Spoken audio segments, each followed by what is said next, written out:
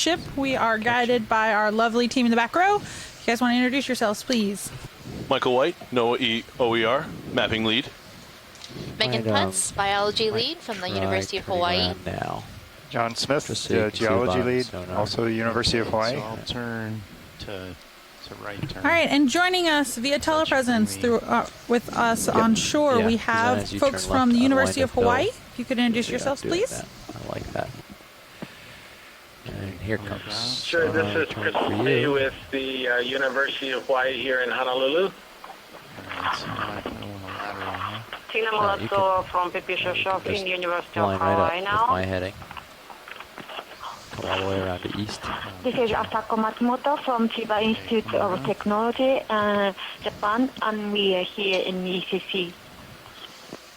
Thank you, guys. What about at the NOAA facility in Hawaii? Oh, there's bottom. This is Bruce Mundy at the NOAA Regional Center. I'm with the Pacific Islands Fisheries Research Center. Here, you'll probably. Thank you, Bruce. And what about NOAA on the west coast at PMEL? Okay, pushing out. This is Thomas Morrow from the University of I'm looking at Idaho. you 101 degrees, so I'll come up with you. Thank you. And joining us from Louisiana. All right. Thank you. Okay, dial in Z-bias. Hello, Casey. This is Scott French from the Department of Biology at the University of Louisiana at Lafayette, and I'm here with. Hello, I'm James Aubrey, and Scott Francis, graduate student, and I'm also here at Louisiana. Pushing out. Thank you very much, guys. And have we had anyone else join us on the line so far? See how it goes. If you get to the sort of 60-degree angle and aren't pretty close to bottom, then we can drop. Okay. With that, thank you everyone for joining us. And we have one more person join us. Hi, who just joined? Hi, this is Tom Harrigan. Good morning, Tom. There's 60 degrees. All right. Good morning. So we are just about to go over our plan for today. So Mike, if you'd take us through what you have pulled up on video feed 3, please. You got it, Casey. Okay, so yesterday we had a wonderful, wonderful dive up here on Muskorski Seamount.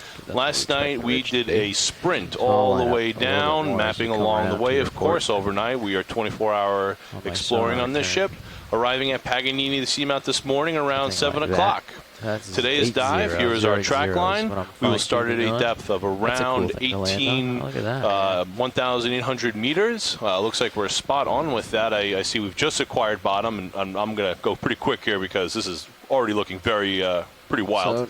And then we will end at a depth of 1,732 meters. Our track line today is about 630 meters, and we'll be transiting along this ridge feature. With that, I'm going to stop and turn it over because we've just acquired bottom, and if there's nothing else immediate, already being rewarded here. Or to the west. I mean, if there's something else immediate to the west, Thanks, we can set it west for a little while. So we are seeing a nice ridge. outcrop of rock, some great geology right here, right, John? Covered with wonderful biology. So we're seeing numerous octocorals and bamboo corals, probably pink coral. Hopefully some black coral and possibly chrysogorgic corals. Go check out the bottom. Some glass sponges. Coming so this is really exciting to start our dive. So many animals to look at. And a big pile of rocks. And a big pile of rocks. And there might even be a fish. I'm seeing something floating in the water. Yeah, it's a little hard to see exactly what the substrate is. It looks like we have a kind of a mix of some in-place outcrops and some talus, broken up rocks, but I'll have to hang out here and get a little better view of our geological setting, a little wider view. Yeah, so right now we're giving our pilots some time to get situated on the bottom, and then once they're ready, we'll start zooming in on things. But until that time, we are at Paganini Seamount in the Musician Seamount. I'm lined up at and a fun fact about the composer Paganini, he actually had a rare genetic disorder called Marfan syndrome, which changes a person's connective tissue and makes them unusually tall with lengthened limbs and long fingers. And so it was said that Paganini was able to play 3 octaves on 4 strings of the violin due to his, stretchable hands. So I would rather investigate a little before of course, we take today off most too far. violinists would consider that feat relatively impossible. So, fun fact for the day, our you have a composer lot of room. Paganini. You can just push out and get some shots on this. Let watch lead know that you're on bottom and ready for zooms and start the dive. Copy so that. Going into So our bathymetry here predicted a depth of 1,809 meters, and looks like we're about spot on there, about 1,810 meters. So that's a good indication that our dive track today will be spot on as we ride up along this ridge here. I'm going to deploy your lower swing arms. Copy that. You don't have watch lead tag, just so you know. And John, these rocks in appearance look a lot more angular than the ones we've been seeing. Yeah, the last couple dives, a lot of the talus seem more rounded. These are, yeah, I noticed that too. They're quite jagged and angular. So I don't have to get a little better look here before I comment further. They actually almost look like columnar basalts, which are from the interior of a lava flow that's cooled slowly. But have that classic kind of almost stepping like feature. Right, kind of that hexagonal crystal structure. Okay. Lowers are out for now. Be careful how close you get with your sides on any of these rocks or boulders. Copy that. I'll leave your uppers stowed until you clear all this cliff face. Copy. If we're not going to put a move in, let's come around and get a look at the other side of this then. Yeah. Oh, that's better. So that's better. Now we can see things, now we John. can see it. We have so many screens to look at, and I was like... Forgot to put the one on closest to us. It's a weird looking sponge too. Yeah, that's a... There is something interesting on that sponge. So on the left side of the screen, we have this Walteria sponge. It's a long glass sponge with these projections all along its framework. And there seems to be some sort of white spots all along it. So I would be interested to see what that is. Okay, watch and try and get a little better view. Thomas, I hope you'd agree that this would probably be a really good place to get a rock from this outcrop. Yeah, those, to me, it looks kind of like a cooling texture you were saying earlier with the columnar basalt. It's very much anything jumping out? Almost an oniony appearance on that big pillow kind of right in front of us. That'd be a great place to get a rock. Yeah, like either a sill or a really large dike or something, but or just a really thick flow. Yeah. So usually, because of this outcrop, there might be something along the edges of this bulge that they'll want to grab one from. So pilots, if you heard that, whenever you're set up, we'd like to grab a rock here. Copy that, watch lead. Do we want to do a little video on the sponge first, or just go right for the rock? Yeah, we can do the video, or no rush to get the rock, as long as we hang out here. Yeah, those rocks won't swim away. Come in video. No. That's the great thing about geology, is it doesn't disappear so quickly. Though I don't think this sponge will go too far. So it looks like we have a number of brittle stars all wrapped up in this Walteria sponge, along with crinoids perched on these projections along the main body of the sponge. Well, that answers our question of what was going on with this sponge. So the great thing about sponges and corals is that they provide habitat for numerous animals, including small invertebrates like these brittle stars and crinoids, and also can provide some habitat for larger animals as well, like fishes and larger crabs.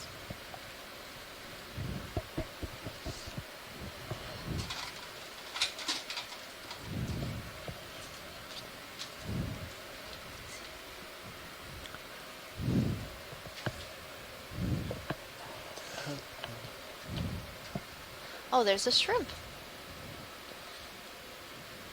It looks like there's another shrimp inside the sponge. and some smaller shrimps outside the sponge.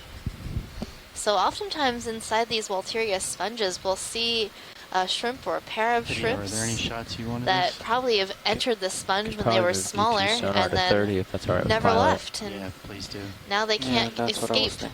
But I don't think they'd want to. They like their home, Copy. it seems. Thanks. 30 on 50.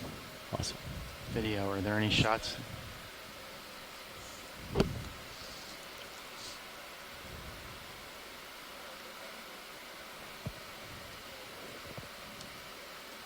Oh yeah. I think some more of those worms maybe.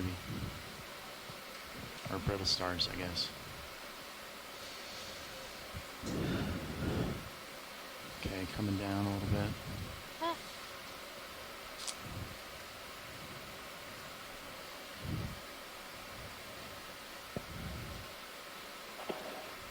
Hi, Megan. This is Chris. Tina Molitsova was noticing the aplicophorin that's on the sponge, which is really rare. I'm not sure we've seen that before. It's on one of these lateral projections a little bit further up off screen.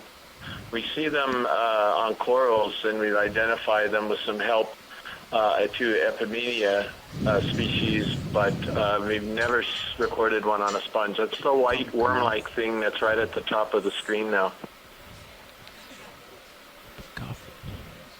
Okay, watch lead. Yeah, we're panning up.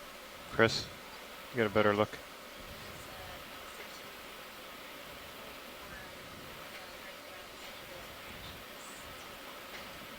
All right.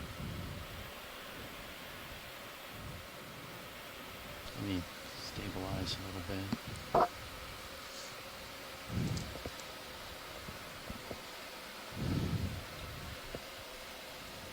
Yeah, so that group of animals that we documented on corals, they apparently are predators, excuse me, predators on the corals.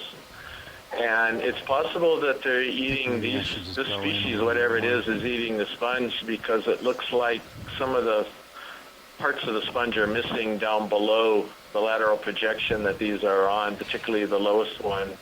It hasn't gotten to the edge of it yet. But certainly, yeah, so it certainly looks like you might be eating a sponge, which is really unusual, at least for us. There's more on the right side, down at the bottom. That's really interesting. I didn't realize that they would eat the sponge, but yesterday we saw a crab eating a piece of sponge as well, so maybe sponges are a little more delicious than I had previously thought. I'm not sure what's making me go up and down that much. I have my hand off the vert. Chris, do you know other animals that might consume sponges?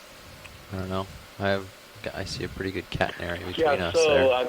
Chris Maas identified, I think, one, if not two species of sea star, the pythonaster that you saw the other day. It's been documented on sponges, and I think we collected a specimen of pythonaster in 2015 that was on a sponge, and I think he had documented the spicules are inside the stomach of the sea star, so they're definitely eating them. I think there's one other sea star as well, but no, not that many things eat sponges, so I guess they're pretty hard to eat with all those spicules.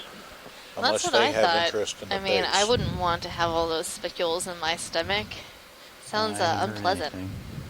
No, neither have I. All right, so are you full wide? All right, well, let's try and find a rock then. Yeah, all right.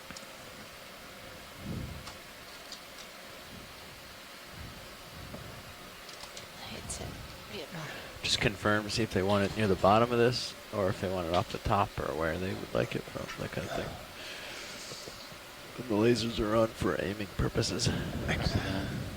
Watch lead, is there any particular area you want to try and get the rock from? The bottom of this feature, or the top, or?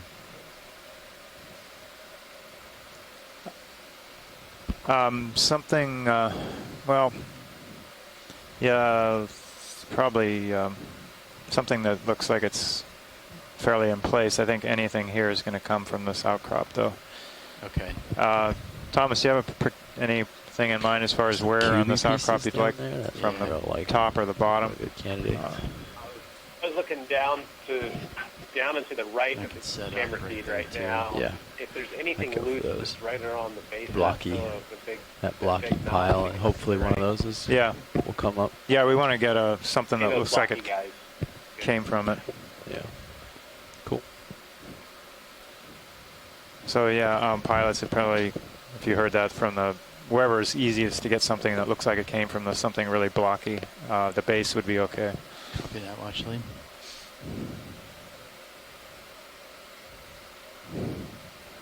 So like that one next to that yellow coral, see that like sort of all by itself looking one? Might be loose.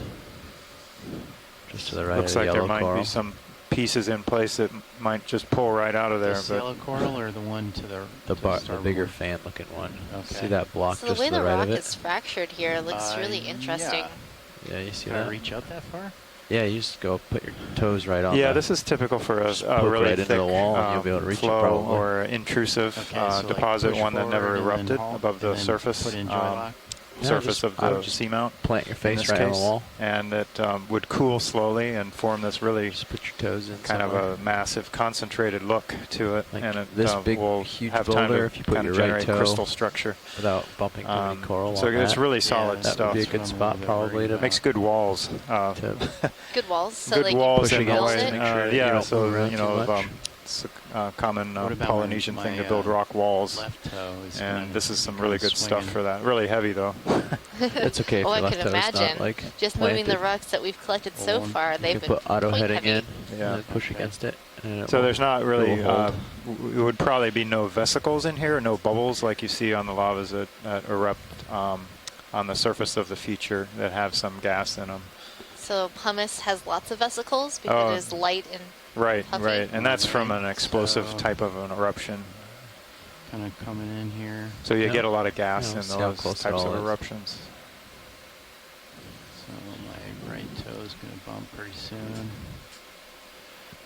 Got like another foot or something. Looks like the left rock box is touching right now. So this gonna yellow coral rotate that you we're a little. looking at looks to be a black There coral. you go. Got a little bit further to go. Okay. until That's you're cut. exciting.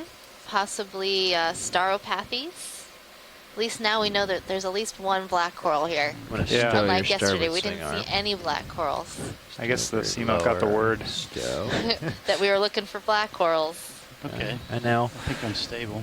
let's just So do we get know anybody get the right now that mini might Zeus be up watching here. who knows black corals? And I'm gonna make sure Oh, that maybe you're, Tina will be able to take your tell us a mini little Zeus bit real more quick. about the black Make sure corals. the arm's not too close to the wall here. I think you've got space. Close up of Yeah. the black Coming up a corals, little but bit. I guess Yeah. it's our Use my Z is bias. here. You're coming up a little. Yeah. I hope Okay. so. It's not really in good position, but I guess it's our part. I didn't do anything. Yeah, I it just kind of meant, looks a did little you damaged, didn't or lock maybe anything just up, did in you? the If you did- process of if you growing did, you can adjust your Z bias a for the little. Stauropathes. But, But it is an odd angle might be an for this upwelling or something here particular that's coral. causing you some headache. Okay. While they're looking for rocks, so just comment on a couple of the biology too. It looks like you've got a Rodana Iridogorgia that's above the Stauropathes, that one that looks like a weird Iridogorgia, but it's got branches coming out on all sides. It kind of looks like a sparse Christmas tree. There you go. Now you can see the toe pretty easily. Okay. So that's that slightly spirally one that we're looking at. And then next to it, we have sort of a long, almost bottle brush-like coral. In view, we have a Stelanifera coral just at the bottom of the screen, just going out. Yeah, I guess it's Stelanifera. So the stoloniferans encrust on the rocks. Yeah. Same as running the craft, you have to look at both your Zeus for height, left-right reference, and then this one just for how close you are. Okay. If it's too tricky, And in the branches of the coral to the very far right, upper right Well, I think we'll part of give your this screen, one more there shot, are some and little squat lobsters hanging out in the branches. We oftentimes see these squat lobsters in the branches of Chrysogorgia corals, like the one that we're seeing on the far right. So, am I too high? You're pretty far to the left, I think, and then... It looks like we have a number of different genuses and species of karst gorgets right in this area. Now it looks like I'm going to smack it. No, you're not going to smack any of that. That's all out of your way. This perspective is just as not well great. as some unbranched bamboo corals, those long whip-like corals that you're seeing spotted along the rocks here. You can come up a smidge, but I think you're okay. You're looking at the long one? Yeah, there you go. Oh. Yeah. Now I'm hooked under. So while we're waiting for our rock sample and trying to get in position, Scott France actually submitted the dive plan for this dive. So Scott, would you be able to tell us a little bit about your plan for this dive and what you were thinking? Push in, and then joy lock. And you can auto heading ahead of time too. It helps. And push into it against the little, like just a smidge of forward against the auto heading, and then lock it in, and that should hold you pretty well. If not, I think I got it right there. Yeah. That looks good to me. All right, great.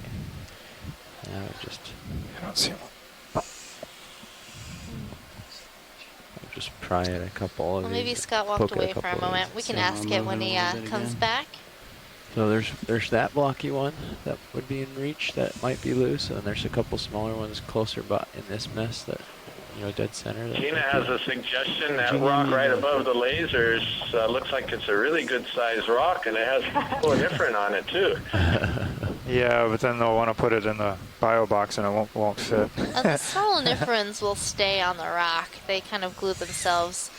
In the past, we've had some trouble with grabbing rocks with some coral on it, and the coral falls off, but the soloniferans will make the journey. So just keep really keen eye on we kind of turned the pilots loose to pick a rock, so we said anything will work. So kind of on the rock face here, and you might end up having to reach the wrist over a little to poke rather than get the all the way over with the arm. All right, and the one that you were kind of thinking would be a good one was just on the edge of the screen, but it could be anything here. Anything here looks perfectly good. There's one at the top there that you could probably reach. That's probably a good piece. That guy right there? Yeah. Science was just talking about one to the left of the lasers in the HD camera with the coral on it, but it looks like it's pretty well cemented. Yeah, they want the twofer. Okay. It's kind of big. But in this area, it looks like we have quite a bit of biology, so almost any rock you pick might have an associate with it. There aren't that many rocks here that you could put in a box, so I think anything that fits extra biology with a rock sample. or anything that moves is I'm the official free rock game inspector. So once we get those rocks in the lab and make sure that they're free of biology before they get washed and put away. Anytime, any amount of sort of pulling towards you rather than pushing away would be less likely to disturb your Are you the rock starer? Rock starer? Yeah. Yeah, I'm moving. That's okay. A little bit of movement's My all right. We'll goodness. see how it Not very stops good, and but what I could settles. come up with. Yeah, it's not, I don't think it's going to settle. Oh, hold on. Well, Pull it's the Talk arm Like in. a Pirate Day for all of you pirates out there. Inwards, maybe arm inwards. Fun fact. Or one There of you the. go. There's no rush or hurry. You're okay. Not going anywhere too fast.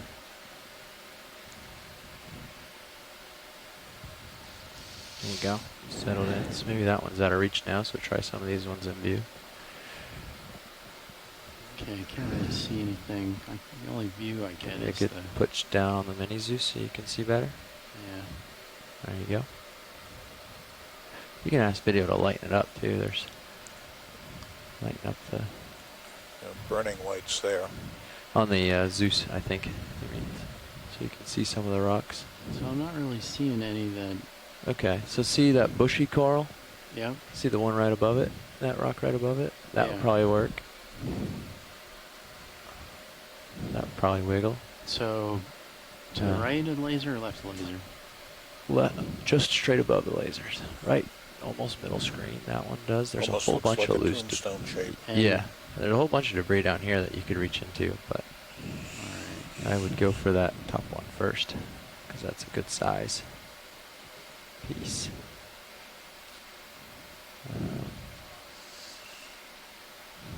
If it looks like it's a loose piece anyways.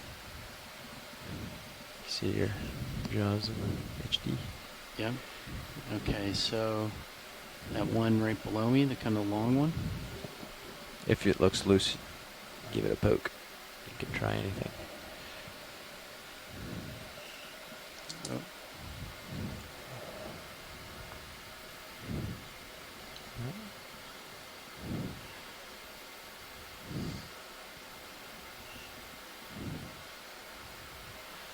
That sort of elongate one below was wiggling a little. Oh, oh. All right. Yeah, that one. That's a big one. That's a rock. Okay, I kind of pushed off. Yep. Here. So bring the arm all the way inboard, because you're gonna your joy lock's gonna push the vehicle back in the wall. So just bring it all the way back in, and wait for it to settle back out. We can go do a different land if you don't like this. Bring the jaw all the way around. Yeah. You're gonna touch the jaw on it right now. So there you go. Okay, settle it. There you go. So make sure fast tap on that. Yeah. Or it will. And if it does do that, you just let it go. Don't hit the index. Let it wind itself up. Relax. Mm-hmm. Let your hand hold it. Sediment is touch just it, sort of and like then it won't smoke necessarily leap off like that. coming out from underneath that rock. Yeah. That is so cool. Not much current here. So Not much at all. any recommendations here for? So that pilot, one might be large. if that rock is too large that think you so just too. moved, there was one that is just below it that has sort of a little line across it of stoloniferans. Yeah, just to the right of the lasers. Oh, okay, the one with the little coral on it. Yeah, it's got like a little The stoloniferans are that marching stripe. line of coral polyps across it. There's a triangle shape. See it? So where is that on Mini Zeus? You'd have to rotate down, right? Yeah, a little bit. You can see it just here in the Mini Zeus now. Yeah, it should be like right down center. If you want to zoom a little on Mini Zeus, I can line it up for you. This guy. I'm not sure if it's loose, but it looks a bit that smaller. I would kind of have to. That looks pretty cemented in. I'd have to kind of grab the big one and kind of drag it out of the way. I think that one's part of the wall. Okay. I don't think that's an option, unfortunately. If this other one's too large, then might have to try a new spot. Or there's a piece there, but that doesn't look like very good. Your original one was just the left one that looked like a tombstone. Yeah, trying to get it from above. See if it really is. So that's this one on the Mini. See it? It may or may not be in place. So that would be above the laser. That's going to be a pretty tricky Yeah. snag. But yeah, it's dead above the laser right there. There's the little ones below the elongated one. Yeah, there might be some down on the floor below this whole thing too, if you wanted to relocate or. Yeah, I think that would probably be better. Okay. All right, and so I'm gonna stow. I'm gonna put the minis over there for you. Just push the wrist down, or the wrist down.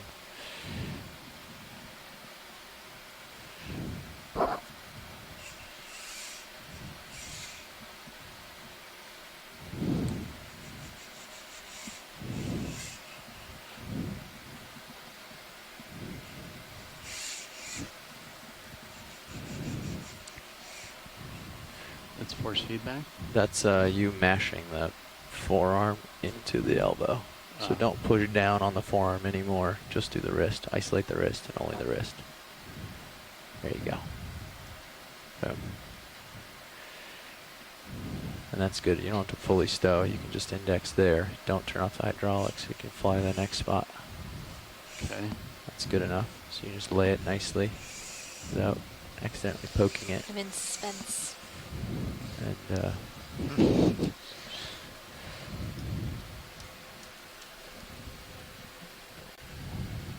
actually, the pilot's having a little trouble with this precarious position, so we're going to try to go down a little lower so we can land on the floor and make a grab. Okay, co-pilot, sounds good. Okay, so I'm going to come off then. Yeah, I'll give you back here.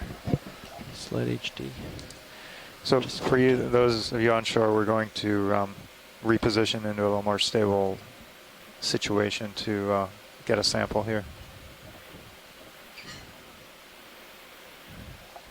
Yeah, it looks like I can just kind of descend right to the bottom here, and there's a bunch that are just sitting there. Yep.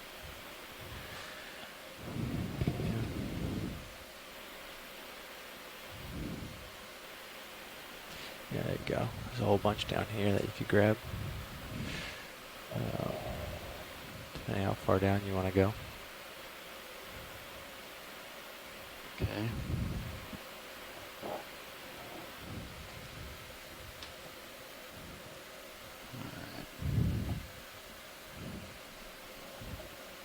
Is this big one just a little bit that's too a little big? too big. I think you want to get closer to less of the debris field on the bottom because you don't know that it came from this, and some of the stuff closer so that you know that it came off of this particular nose here. Okay. That's what they're going for. So maybe towards the right there at the bottom. It'll look like a good one right center. Yeah, what about that guy in the laser? I could set up kind of right along here. Which one? Those are both of those are pretty huge. Further to the right, All it's the a dock rock. It's right on the edge of the screen. We just went past it. It's sitting that on square one. Yeah. Just to the right of that brittle star. Right of the brittle star. Oh, like up in Right up to in the right of the laser. Yeah. Oh, quite a ways to the right. Well, yeah, that one. Any of these will be anything that looks sharp and square rather than bubbly. Watch lead. What about this one? Just kind of off by itself here. A lot of these look a little too far from the outcrop. They look kind of rounded. This is like a really rare opportunity to get something from an outcrop like that. Okay. Yeah. So I'll push in a little bit more.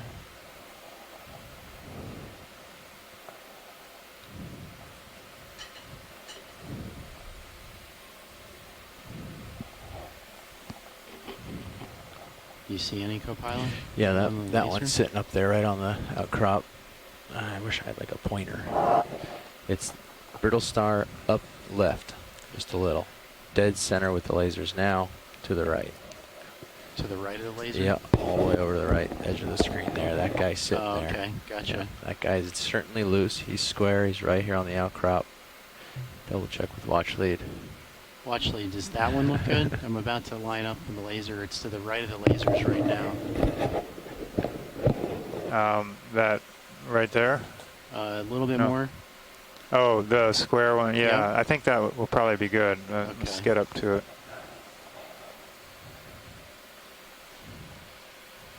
Would you pull in my port lower? Yep.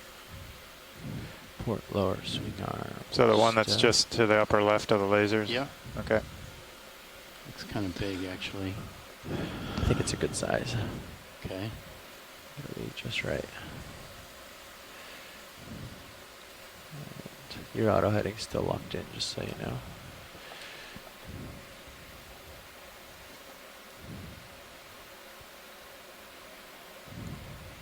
Yeah, this should be a pretty good grab.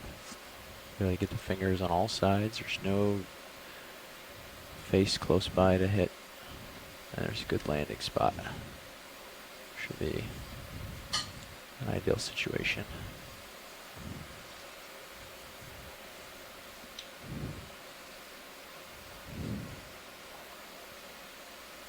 Yep, so we're going to go for this one.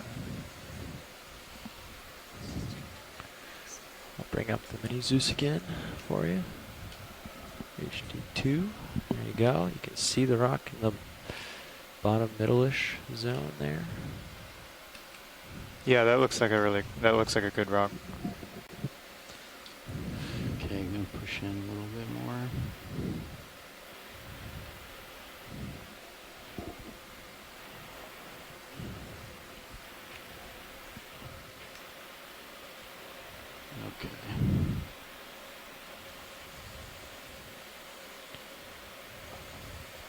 Boom. Okay, you're still spun up. Arm is still live, so all you have to do, right? Or did you kill hydraulics? No, it's still spun up. Okay. And just be careful as you pick it up.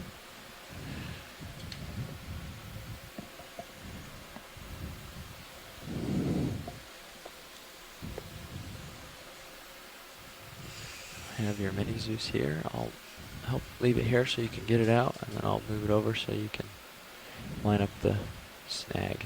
Copy that, indexing out.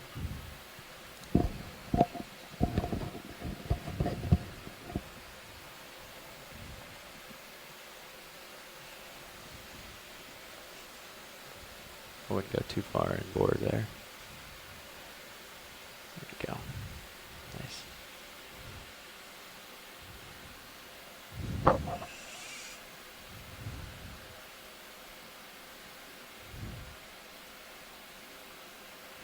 Tilting down a little on your Zeus to help you. There you go.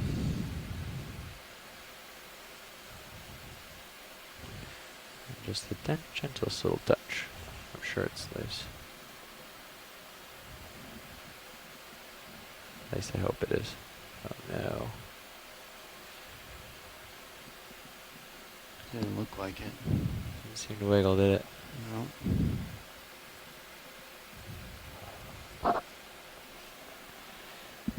Certainly in place. Well, see if any of these blocks over here are loose. As long as you're landed, poke around a little. And yeah, that smaller square one to the left actually is the one I thought you were going for. Oh, great.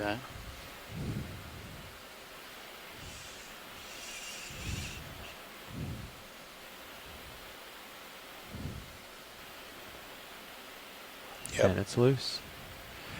There you go.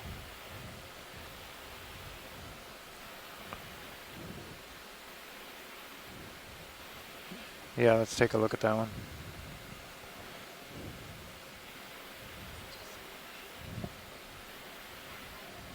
No, you don't have. Okay. It's okay. Yeah.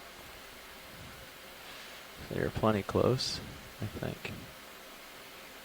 Well, you got it. Grip tight. Oh, so close.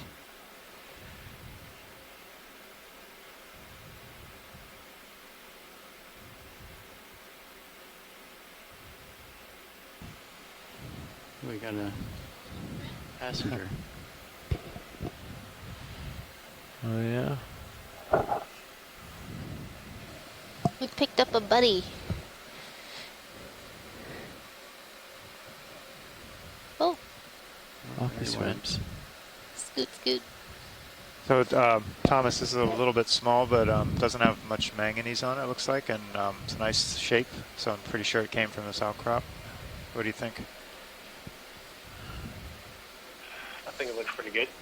All right. What we've tried. Don't want to spend too much time. This is Copy that. So collect it, watch lead. Yeah, let's go ahead and keep this one. Okay. It looks perfectly brick-like. Yeah, it does. I'm pretty sure it came out of this outcrop, so it's a really nice sample. I can see how that could be a good building material. Yeah. All right. Great. It's a keeper. Okay.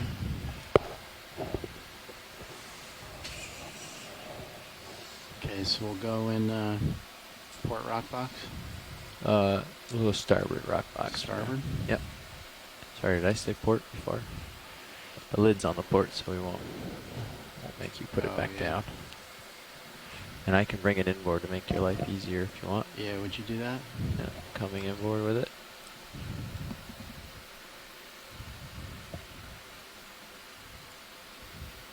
A little more. Just don't want to hit the wall. Okay, I think I can do that. I think I'm pretty clear. Yeah. Okay, there you go. All right.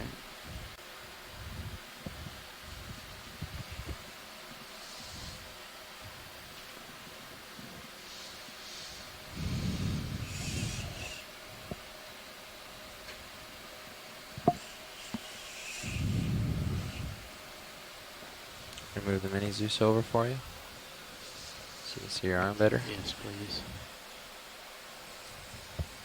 There you are.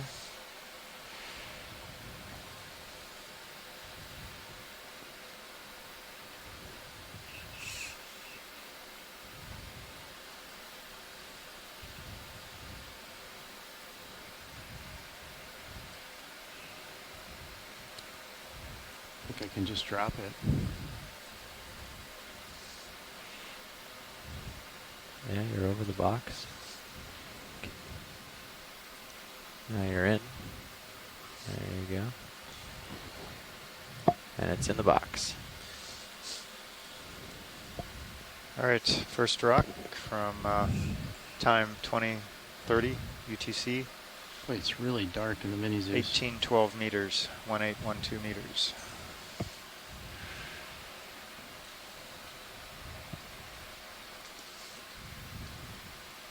Watch it. Don't go any further inboard from there. Copy.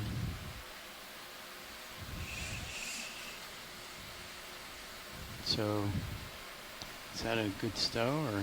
It will relax itself once you turn off the arm. Yeah. Okay. As long as the shoulder is all the way up and the elbow, the forearm's mostly down, the wrist will relax itself. Okay. So it's okay as it is. All right. Do you want to go outboard with the rock box then? Yep. Yeah, and you can kill hydraulics on the All arm. right. Starboard wing outboard. And off we go. All right, now it's time Nice for work. some biology. Been waiting patiently here. Take it away. All right. So I'm going to back off. So right in the upper right-hand corner of your screen, we have a Disable valve Chrysogorgia packs. coral, and in its branches, we're seeing a small little squat Spinning down lobster HPU. perched there. Straightening mini Zeus. And then give out me on this your camera outcrop, I back. saw a very brightly yellow colored coral that might be something different. I have a feeling it could be a plexaurid or a Canthogorgia. But I'm ready to see some great biology. I hope you folks are too. Okay, so we should probably think about putting a move in then. Well, actually, is there anything in this area that you want to get a closer look at, or should we start going? Yes, pilot. There was that first outcrop that we landed right by. Yep. It had a really bright yellow color coral on sort of the right face of it that I wanted to check out. So the face that we're kind of looking at, or just below, or the other face? The face your original collection was coming from. Yeah, the original one that we were looking at. All right. That one. It's the yellowest of all the corals, right smack in the middle of that rock. Okay, video, come in.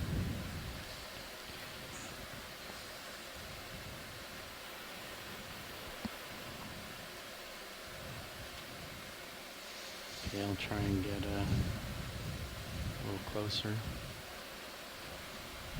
All right, Asako, do you think this might be a plexaurid? Or is it getting a good zoom right now?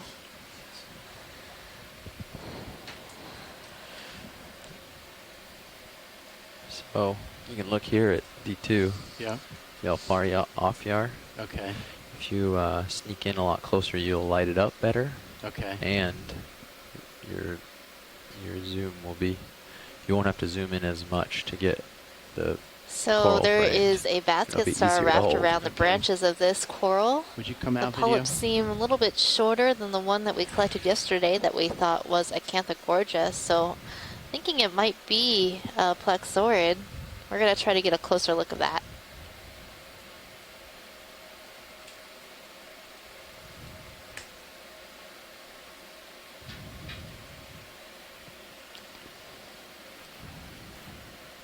Yeah, we're discussing that yellow one. We're really not sure at all what it is. Yeah, it caught my eye as something new and different that we haven't yet looked at this expedition. We're also seeing some really large... That'd be great.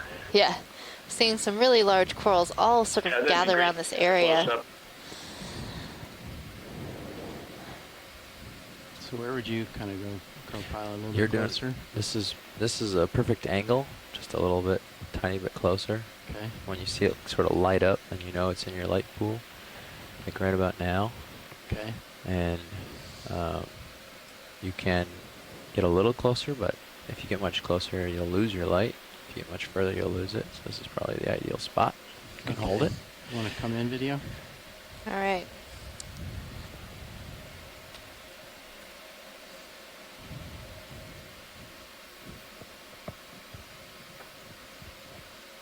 So I'm looking at the polyps, trying to see if there are any closed polyps and if they've retracted pretty far in, or if they're staying sort of out.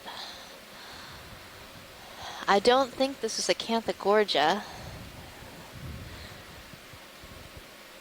Those corals on Okay, on we the right that was a unison. 3 of us know, but then we still don't know what it is. What's the verdict, guys? It's really funny. I should leave the mic open. You would have heard all 3 of us in perfect synchrony. No, not Acanthogorgia. We agree with you. You're backing, just so you know. Yeah.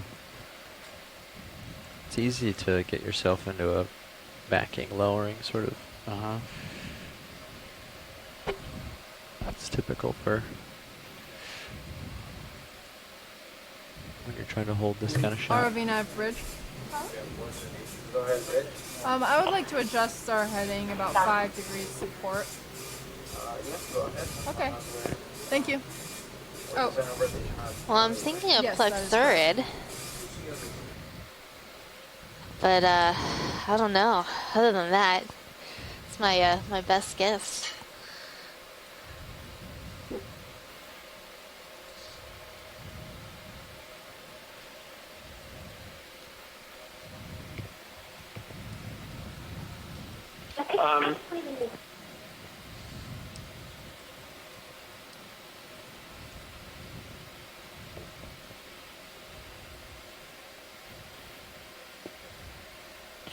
You can reset. There's no reason to. Okay, come out video. Probably some type of Plexurid. Maybe that's about the best we can do. So But that's fine. Thank you very much for spending some time with that. Hopefully we'll see another one in sort of a easier to collect area. That might be a good option for collection. What do you guys think? Maybe not right here, but somewhere along the way? Yeah, let's keep that on the list, Megan, and then later on, as we get up a little further upslope, maybe if we see another one and haven't seen anything better, we could grab that. Okay, sounds good. Possible All right, C-star pilot, a I little think we're higher good just here to the with right. looking at what we've seen on this boulder, and I'd be interested in moving on and seeing what else there is to see. Copy that, watch lead. You want to see if that's a C-star? So just on this outcrop of rock, we're seeing a relatively high density community. Move on. Yeah. Yeah. All right. And luckily we have So- Tom Horrigan on the line from NOAA's Deep Sea Coral Program. You're Tom, lined could you up tell on us a little bit 090. about high density Do you want coral to turn a little bit to communities port, or do you want and this why on we should co-pilot? study deep sea We'll do corals? 080 for the next move.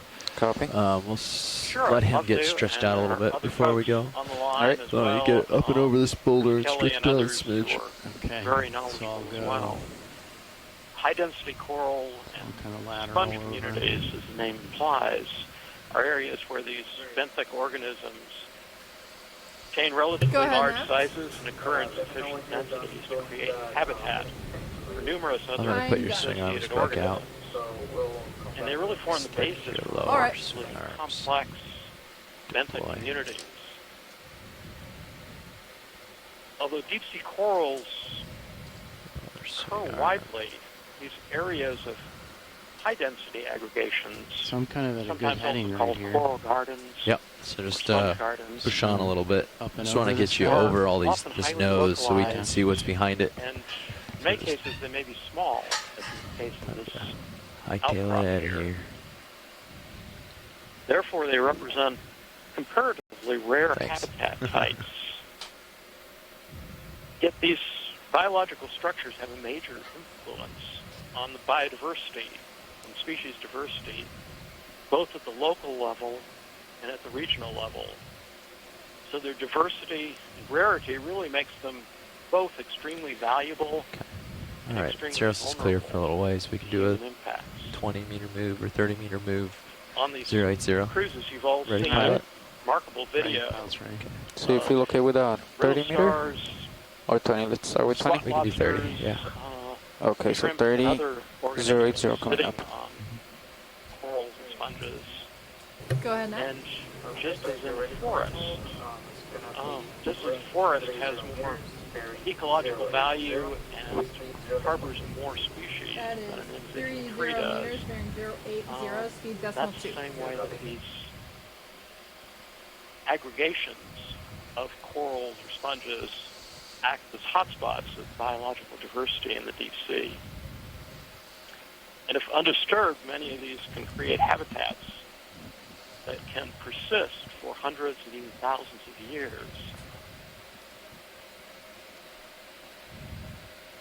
So I got time then.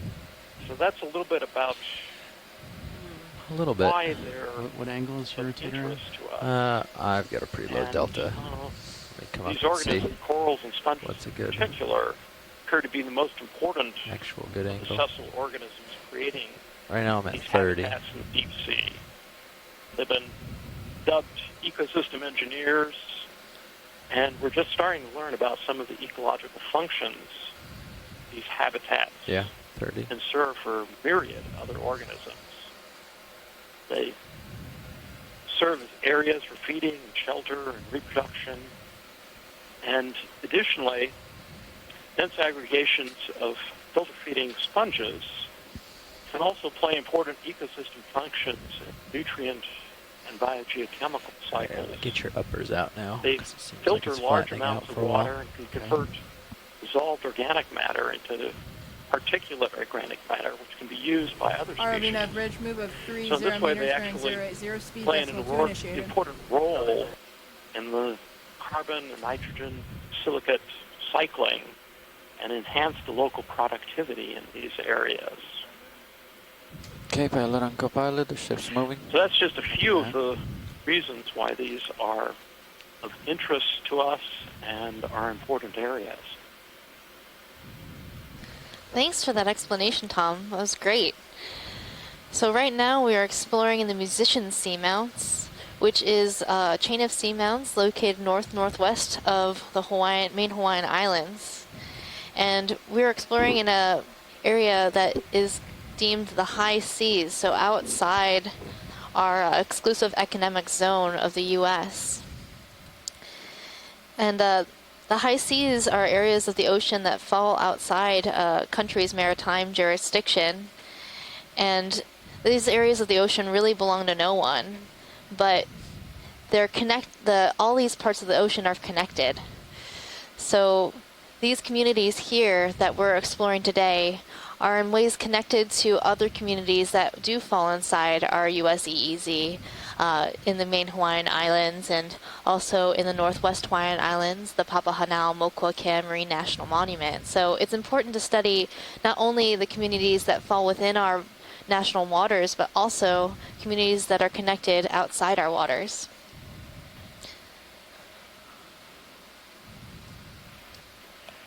That's correct, Megan. And beyond the sheer wonder of these ecosystems, populations of deep-sea organisms in U.S. waters are often connected through larval dispersal to habitats outside the U.S. area. So we need to understand how these resources within our own jurisdiction may be dependent Come in partially. on habitats outside our jurisdiction. And The U.S. was an early leader in protecting deep-sea coral habitats, or deep-sea habitats in our own waters, particularly in the U.S. Pacific Islands.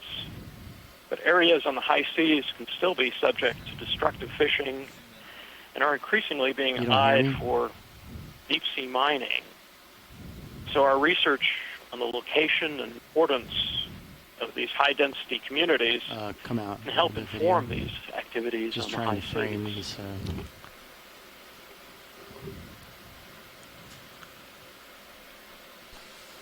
And Tom, you mentioned that these ecosystems provide a number of services. What other services might they provide that are more connected to the general consumer? Okay, well, particularly in some shallower water deep-sea habitats that have been studied, in many cases, these corals and sponges can provide habitat for fish species that are commercially harvested. For example, in Alaska, many of the rockfishes, king crab, and other organisms which are important for the fisheries I was going to start working my way back. Spend a lot of their time in these habitats, and they appear to be very important habitats, particularly for the juveniles. We have about 5 meters left on that move, and then we can head a little bit more north. We haven't been able to make as close a connection between at least fisheries species and some of the coral and sponge habitats. But there's a general expectation that they're probably very important in many cases.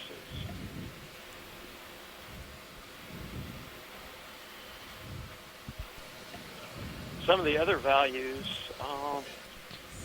because of the diversity which these habitats create, be careful with your starboard lower string arm. Copy. Number of species which may provide other natural products. And corals and sponges in particular have been extremely rich areas for natural product research, looking at potential pharmaceuticals and such. In fact, bridge move is just about complete. Sponges in particular, but also corals, especially octocorals, are the two groups, marine groups, which have been the most important in developing new natural products from the marine environment. There was a recent study that looked at marine natural products produced or discovered between 2001 and 2010. And in that decade, 29% of all of the new products identified came from sponges. And just this year, there was a sponge which was discovered by some of our NOAA colleagues up in Alaska that was found to have some properties that may make them important for looking at cures for pancreatic cancer. And I see we have a fish there, too.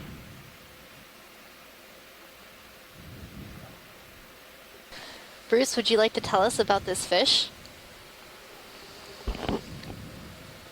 Well, this is a halosaur. These are distant relatives of the true eels. They have the same type of larval stage called the leptocephalus larva, very long, flattened, and transparent. There are two genera of halosaurs that we see in this area, Aldrovandia and Halosaurus. Halosaurus hadn't been found in the region of the Hawaiian Islands or adjacent areas like this one until the Okeanos dives. My suspicion is that this is a Halosaurus, but we can't tell unless we can get a close-up view of the top of the head and the snout to see if the head before the eyes has scales or not. And I don't think this fish is going to cooperate. We often see these up in the water like this, undulating along. We saw one of these from the distance when we first dropped down on this site. But the mouth is on the underside of the snout, so they tend to feed more on animals that are in the sediment. That may be a fright reaction as the fish moves away from the ROV. Swing a little more north, so right? a halosaur in the family Halosauridae. Hill's still mostly east. Copy. Thanks, Bruce. I like those fishes. They're really just super cool looking. And I love the way they swim, that sort of undulating movement.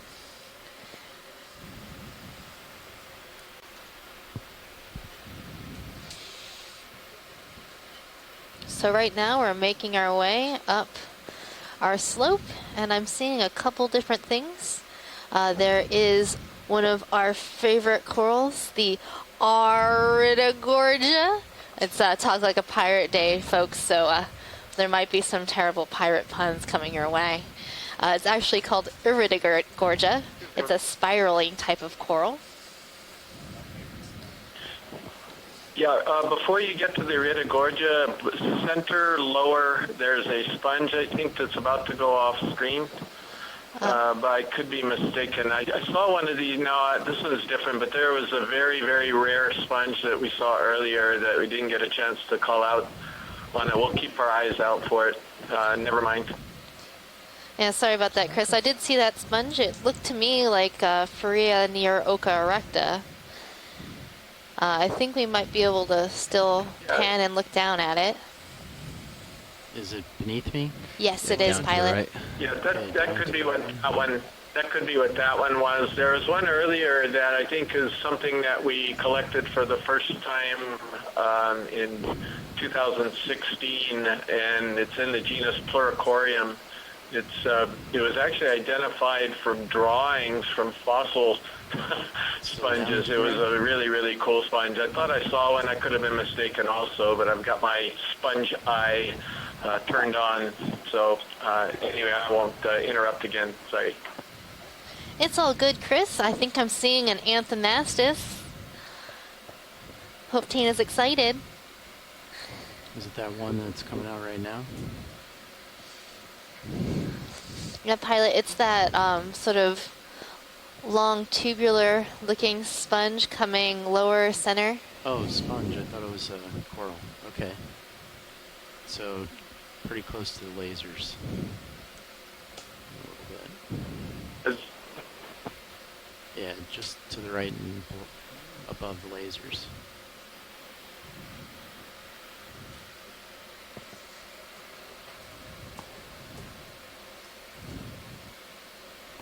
Did you want to get just a better look? Let's do a nice zoom of this to see what it is. That's like the Pharia. I'm going to sit down then.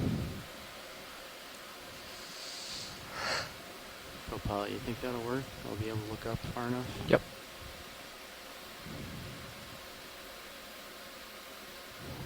If you need help with your camera, just let me know. Okay.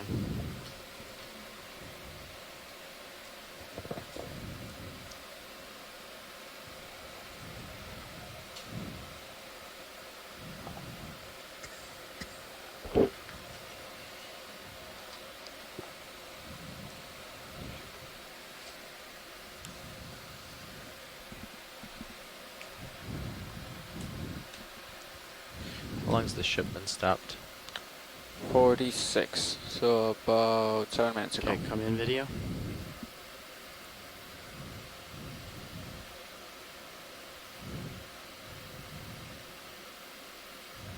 Looks like there might be something living inside this sponge as well, but I don't think we'll be able to see it. I see a little bit of a orange something. Yeah, so now that we have a closer look at it, I don't think it's Pharia, so it's actually good to get a close-up of this one. Superficially it does, but Pharia has a very distinctive framework, and the close-up was so good there, you could see it does not have that framework. So I think this is in another family, and I'm going to have to ponder this a little bit. But thank you very much for the close-up, and actually it was unexpected what it turned out to be. Yeah, that's always a mystery. When we zoom in, you see something that you wouldn't have thought of from far away. I mean, from far away, I was like, oh, that's just another Pharia near Oka erecta. We see them all the time, but that's a little bit different. Any advice here, co-pilot? I think you had it perfect. I was creeping. Oh, you were rotating. Okay. I think your toe is pretty good. You're rotating, and you can still adjust the rotate with the joy lock. Okay. Or you can just leave it as it was. But I think they got the shot they needed, so unless video needs more. Okay, well, one more come in full or frame it video.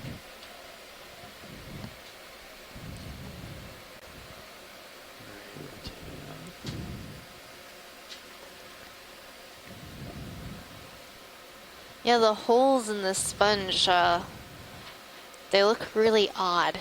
Like it's like this sort of double barrel still sort of projection. I would have thought I was stationary by now, but I still Like you can see through it at that lower branch. Outcrop, so another minute or two and we should get pushed out. Yeah, I just yeah, the ship seems to be it's a very curious one. I suppose it could be just very old. The ship seems to be steady there. Yeah, the ship is very steady. I don't know what it is, but I Pictional framework is a little masked by additional material on it. So right now it's curious. I think probably the best guess is Furia near Oka, direct a question mark for now. Just a very odd one, but thank you very much. Just wanted one with the There's also a single polyp just to the above, and maybe a Walteria sponge to the right. So as we zoom in on these rocks, we often find we see more things. So we'll get going. Yep. Watch lady, does that work for you? Going up. It's okay for them to have only one when they are young. The number of larger polyps is increasing when they are growing. I sure was asking for something. One of the... There's also a nematocarcinus shrimp walking around on the rocks there. Is there something you wanted to get here, Watchley? Did we want to look at the Anthomastus? There was a pink coral, soft coral to the left. To the left of the sponge? Your level of it with it now, I think you just sidle to your left. Okay. We're running for lunch. It's a mushroom coral, Anthomastus. Oh, good. There it is. Chris, your mic's on. Just popped up in the left. Is it the one that's just below center. the lasers? Up center on the left that just popped up. That little That coral little with pink 6 little coral. mushroom coral. I like the sound effect. The really pink one? Oh, okay. That's the new sound effect. Oh. Yeah, we're entertaining you with open mics today too. It's open mic day. I'm looking forward to the poetry slam open mic. Let's do it. I want to hear some good choral. Thank goodness the mic was closed when we go. Darn, John, collecting another rock. Jeez, oh geez. Luckily the mic was closed when we said that. Not yet.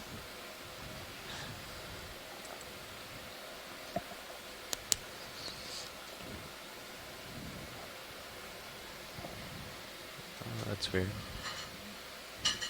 Extra little. So Tina, I'm seeing like this little trail coming out from the base of this Anthomastus. Is that normal, or is that like a way they sort of reproduce, or is it moving along? Okay, come out a little bit, video. It's not really clear from this projection which genus is this, because it's quite possible that it's Pseudantamastus, and in case of Pseudantamastus, they lacerate eagerly. It's quite normal to have just a bump or projection, and another animals at the end of this projection. So by polyps, I would say that it's more Pseudantamastus than Anthomastus. Just watch your swing arms. I can't bring them in because it's the upper. Yeah. All right. So in the lab, we've been identifying or trying to tell the difference between Anthomastus and Pseudantamastus by the color of the base of the coral. Is that a true character, or is that something superficial that we've just sort of noticed a correlation with?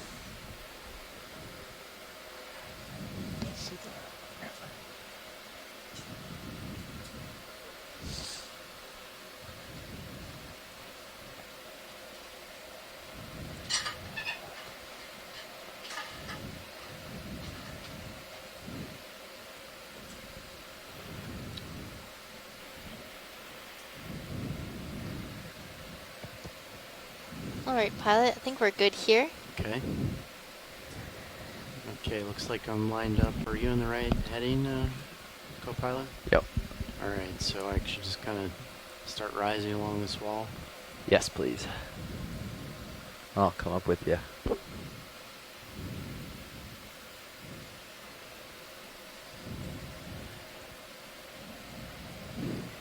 Are you full wide video?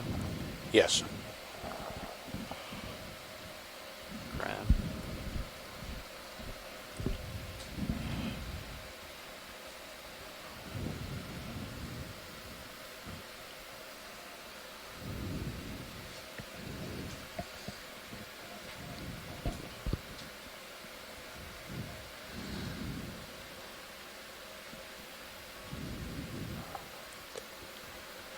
So geologically speaking, this is just a massive wall, as we'd call it, massive outcrop, massive thick lava flow, kind of indiscriminate looking as far as being able to tell a lot of detail.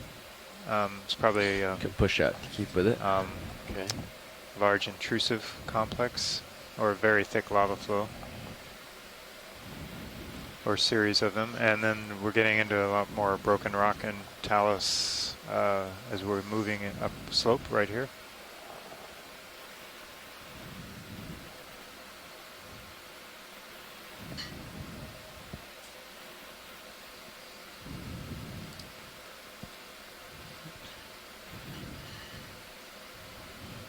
And as we're moving up slope, I'm seeing many of the same things. A lot of these chrysogorgic corals with associated spot lobsters and some long bamboo whip corals, unbranched bamboos.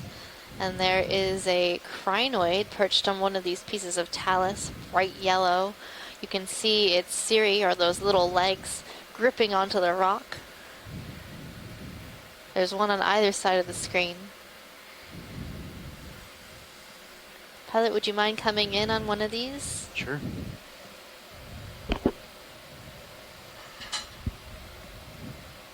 Okay, video, you want to come in?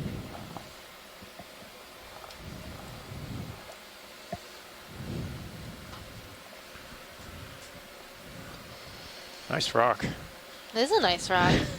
Now, if we tried to collect this rock, this little crinoid would probably swim away. They swim by undulating their arms. It's quite amusing. Yeah, I saw a swimmer yesterday, I think. It was more of a floater. A floater, that's true. It wasn't undulating He was its arms. ambitiously floating, though, I think. So, I don't know, I'm not sure what family this might be in, but my best guess would probably be Chirritometridae or Thalassometridae. The cirri, those little legs, look to be not very prehensile, meaning they're not curling around and a little more robust and gripping onto this rock, so that makes me think Chirritometridae over Thalassometridae.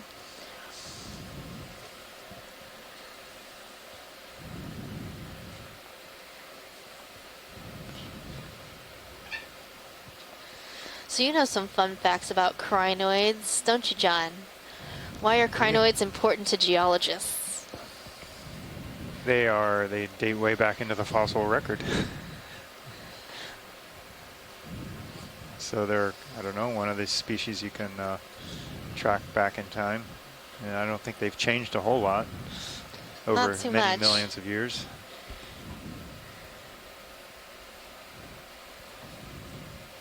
When you find them in the rock record, though, they don't look like that. They usually just look like a little stack of Cheerios. All that's usually fossilized is the crinoid stem. Ah, thanks, Thomas.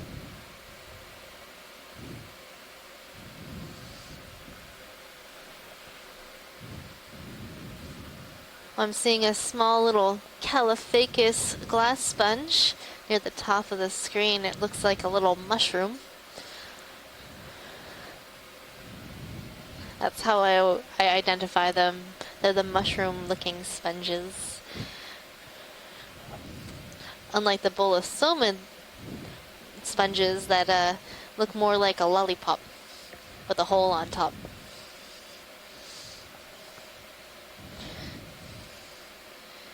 So when you're IDing organisms, you're looking for specific characters to help you distinguish one from another. And so we try to find characters that are unique to that species or unique to that genus or family. And that's how we get our best identification. Coming in partial video.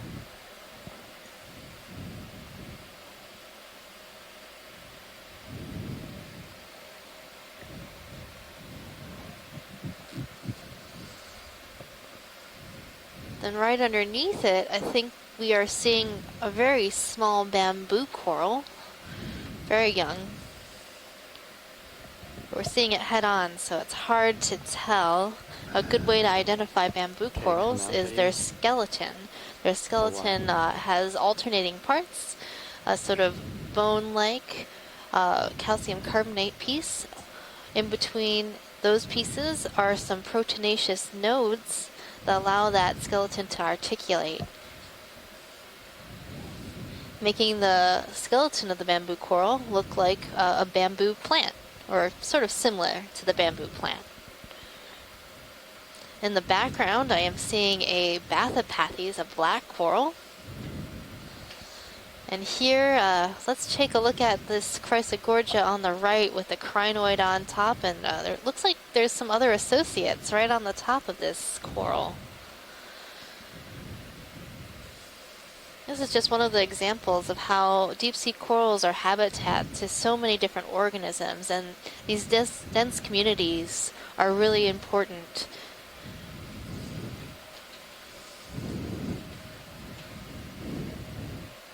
Hey, a floater. Oh, see, there's an example of a floating crinoid.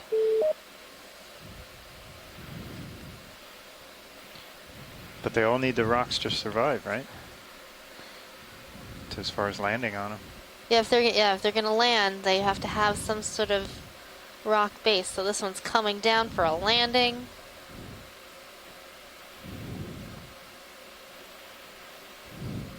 Maybe aiming for this coral. Or not. And a miss. I'm sure he'll be okay. Do they just aim or fall precariously and grab when they land? If they have the ability to... I don't know if they have the ability to aim. Maybe they just sort of float and swim around until they find a good place to land. If you're in an area like this where there's corals all around, you're going to be more likely to find a nice place to hang out. So on this coral, we're seeing a number of associates, some shrimps, it looks like an anemone, as well as a crinoid, a bright yellow crinoid. This one looks more like the thalassometra, and then also gooseneck barnacles, a squat lobster. This is quite the place to live. Whole apartment complex. Co-pilot, after this shot, do you think we would be ready for a move? We'll see. There's a couple other noses around and lots of things to look at. And anything to collect, or shall we move on? I think we should move on for now. Yeah. Copy that. See what else we've got around here. Full wide video. It's a real rock garden, that's for sure. Les says that the shrimp that we just saw on that coral is a Bathypolymonella. That's my best pronunciation. When the scientific names get too long, pick up a little. It gets hard to pronounce them. See what's. Gotta sound them out in your head. If it flattens out, we're gonna move going. But it seems like a pretty good line for now. You're heading right now? No, I just mean the return. Okay. Return doesn't have much for. It's a pretty solid line. But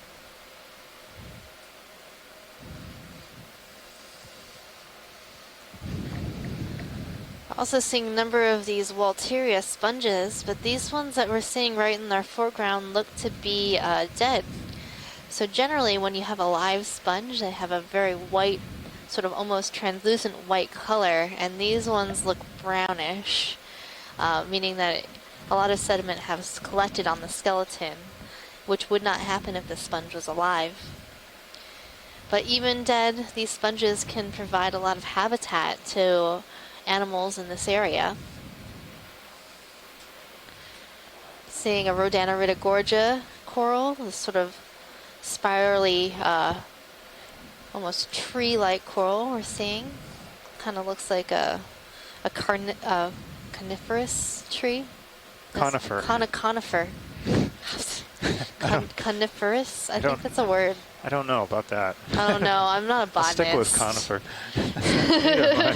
A coniferous tree is definitely a thing. I've been working in the deep sea too I long. know. I'm just like, what about land plants? Blah. I'm more interested in the deep sea.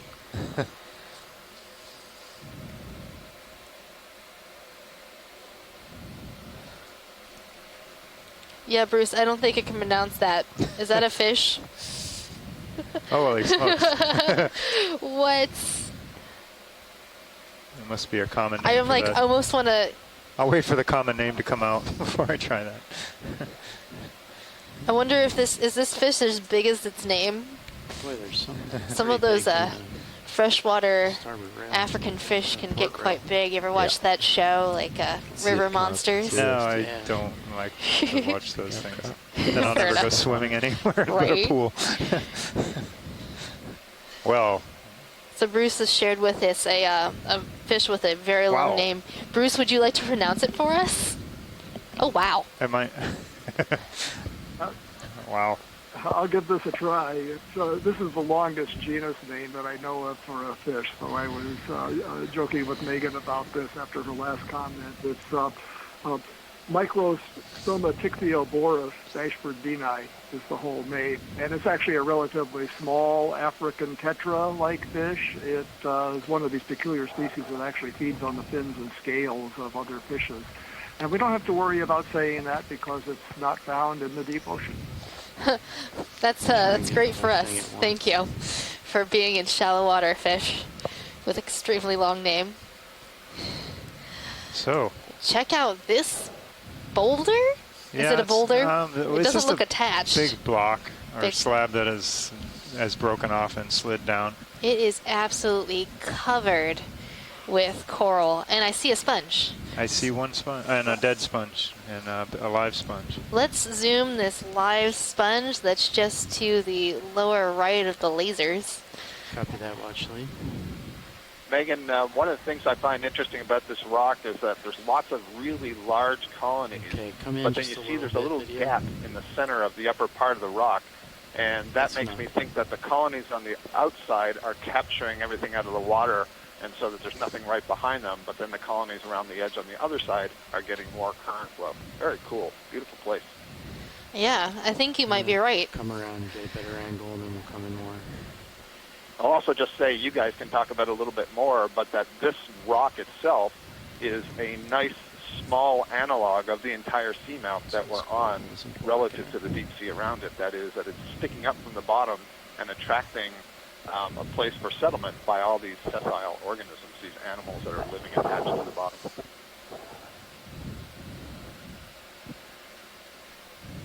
So amongst the things that we are seeing here on this large block is some primnoid corals. Those are those white fans that we're seeing. There is some hemicorallium. Those are the pink fans. Hemicorallium is a type of precious coral.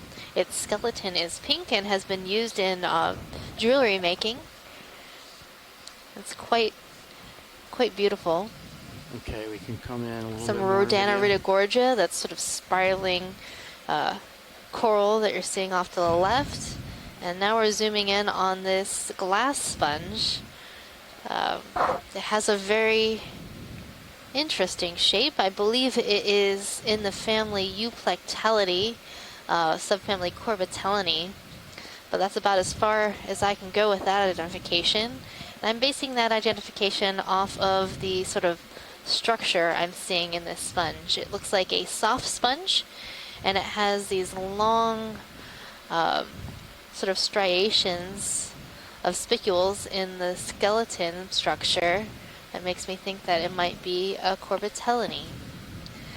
I think Chris and Asako and Tina have gone out for lunch, so that's going to be my best guess for that. It's a beautiful sponge. But let's look at the corals now. I'm a coral fan. Okay, is there one in particular you want to look at? There we go. Bad jokes. Okay, come out to full wide video. Is there a particular coral you want to look at, Watchley? Let's look at these huge fans. Okay. Up on the edges? Yeah, up on the edges. Starboard rail cam. So a lot of these corals that grow in the deep sea grow at extremely slow rates. So obviously this block has been here for quite some time to accumulate such a community. And I don't know that much about the growth rates of primnoid corals and chrysogorgic corals, but that pink coral that you're seeing down low on this block, they grow less than a centimeter per year. So a fan that large is likely 65 to 100 years old. So that just gives you sort of a sense of how old this community might be and how old these animals are. I'm hoping we see some bamboo coral as well on this rock, because if we do, then we will have, you know, the four major families of the fan-like octocorals all represented on this one rock, which are the Cryptoidae that you just mentioned, the Chrysogorgiidae, the Isididae, which are the bamboo corals, and then the Coralliidae, those precious pink corals that you were just referring to. So that would be an interesting bit of diversity on a small scale, in addition to the sheer size of these things, which is telling us that this is a very stable place for a long period of time, and that there's a lot of food available to support the growth of these things.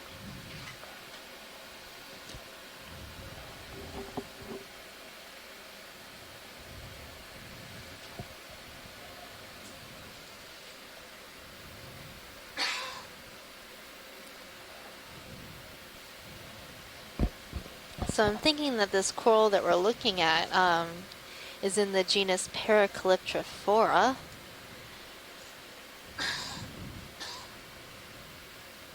It's a type of primnoid coral.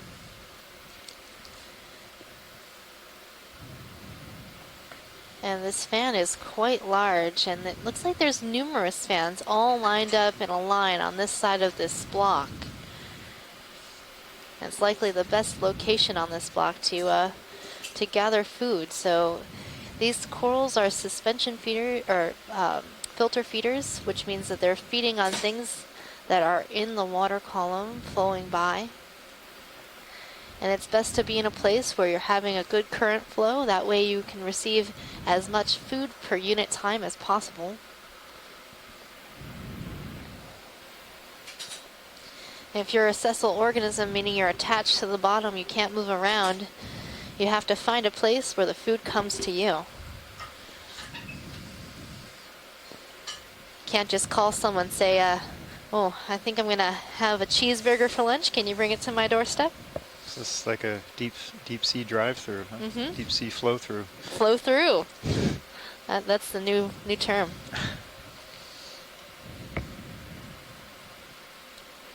So when you talk about coral larvae settling out, I noticed a lot of these on this block are on the very steep sides of the rock and also underneath, like that pink coral. So how does that work? How do they do that? Well, some of the larvae can actively swim, so that might be a way to get to the underside of something. And then also the flow around this block brings those larvae to those locations. So obviously that location has pretty decent flow. Okay. That would be my best. That would be my best guess. Of course, we weren't here to watch it happen, so not sure what actually happened, and we're just making our best, you know, assumptions based on what we know about these animals and about the geology in the area, about the current flow in the area, based on what we're seeing. So should I get closer to get a better view, or?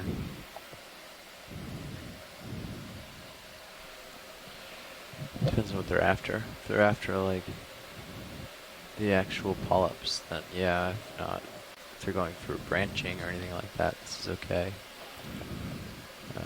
That's a really odd-looking brittle star on this coral.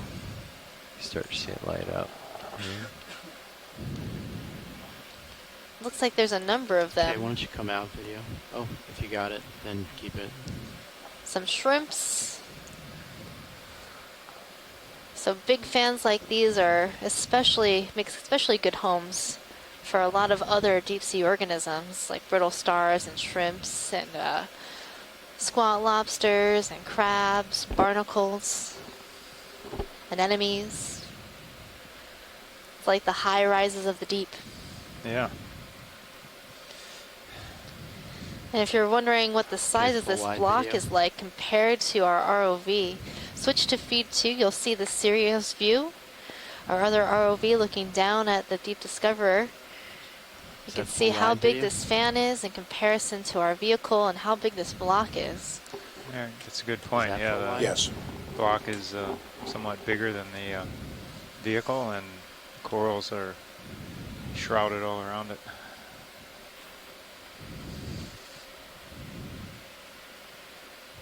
We've got everything on this rock we can. Yeah, is there I'm anything seeing else a you couple want to look at on this bamboo rock? whips, Watch it. perhaps. I'm not sure if this coral. So there's a bunch of white corals on the left side. Could we zoom into those? Left side? Yes. Okay.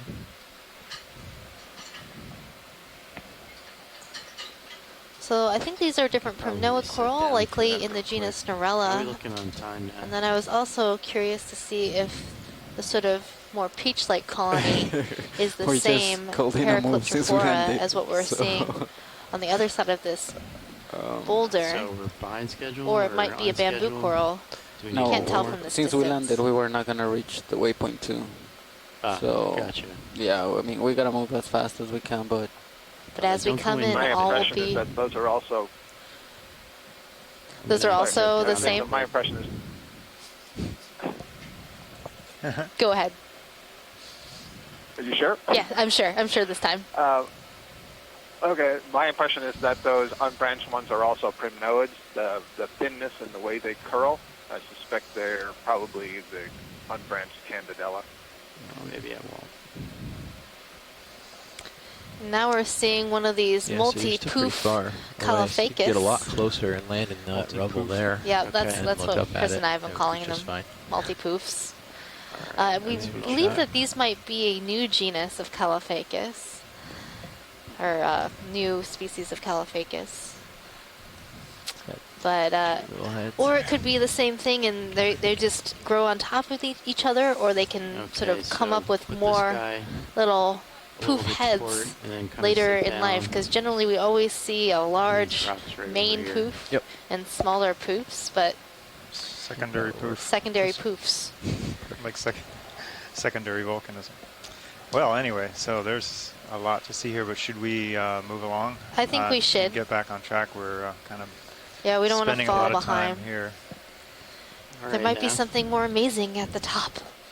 So far, it's been good. I mean, it's been so good, and then you get to the top, and then it's even better. That's how I 075 or feel. 070 maybe 070. I'm almost lined up on that. So. Okay, I can call 07. I have 0. I have 25 meters to the next mark here, but it's been falling back every time I go up, so we could probably do 20. Copy. Yep. 20 meters, 070 coming up.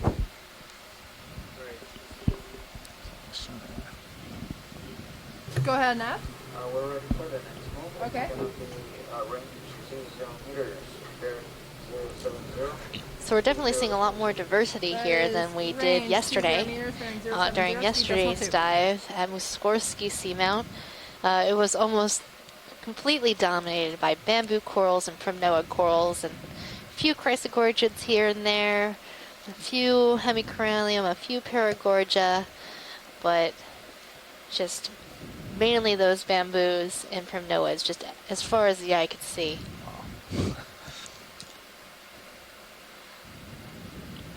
And every surface seems to be carpeted with corals here.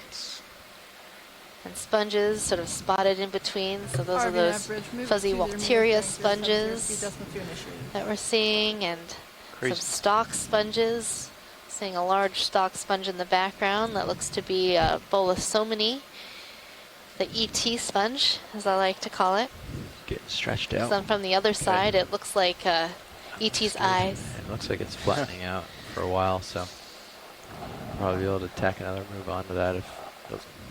But multiple genera of Chrysogorgia corals. These are all smaller ones. This is interesting, huh? Yeah, like in general, these are smaller colonies, Fish and right.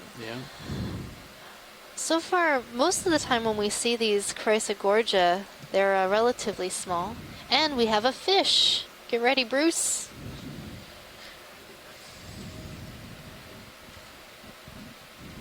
I'm always excited to see fishes. I love learning about the fishes. Okay, come in.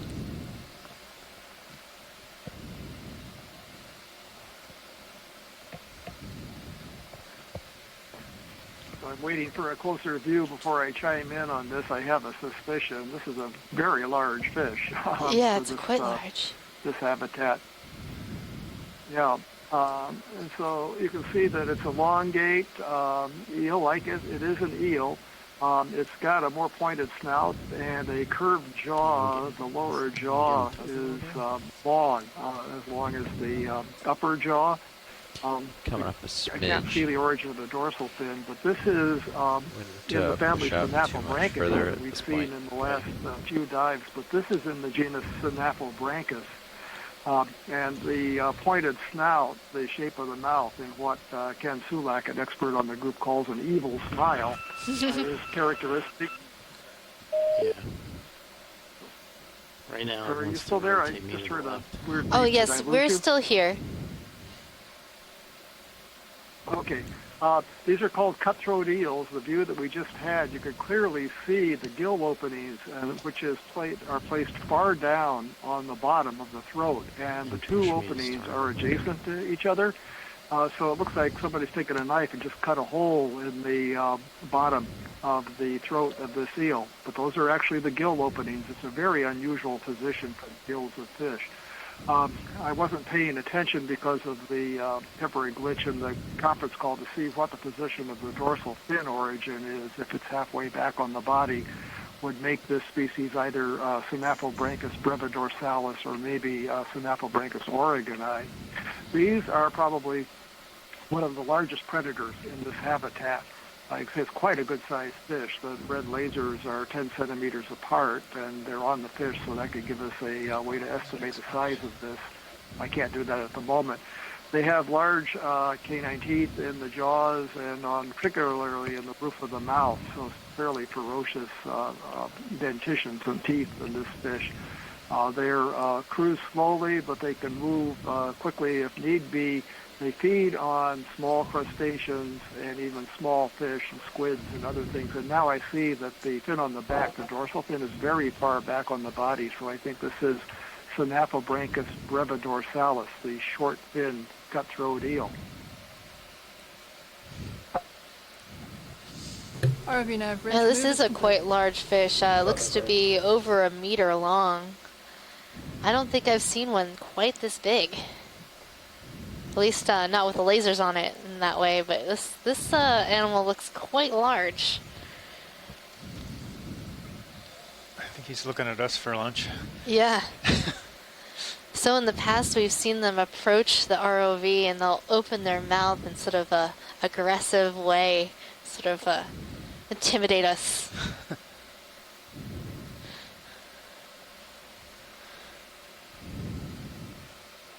And all around us here, we're seeing lots of... Well, you can see it's got a lot of scarring on the body and scrapes on the body. I suspect these are active predators, and those come from its movements in foraging in the rocks for the crustaceans and other things that it feeds on. Yeah, this looks like a great place to be a fish. There's quite a bit of terrain, so good places for small animals to hide and a good place to forage if you're this big fish. I'm also seeing quite a large sponge dead ahead.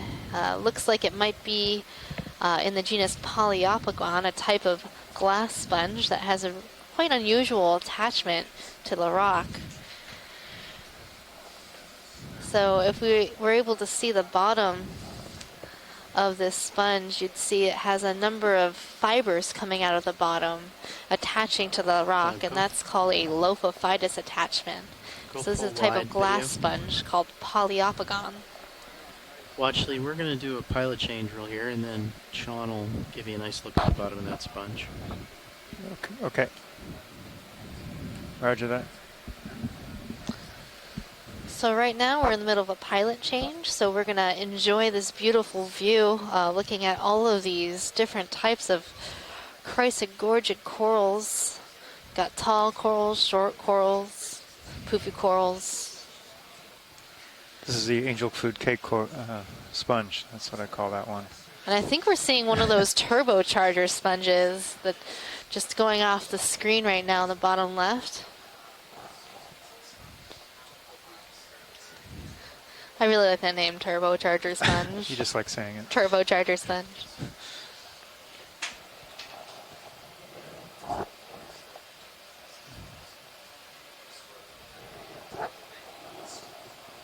So that sponge is in the family Phareidae, I believe. And it was collected on our last expedition. And that's where we got the name turbocharger. The database manager thought it looked like a turbocharger because it had these sort of tube like pipes going through the sponge body. And the sponge uses those tubes to help funnel water into the main body of the sponge, and that's how the sponge feeds. So it's trying to use physics to its advantage and get as much water to flow through the sponge so that the small animals, as the sponge is a colony, can collect food particles.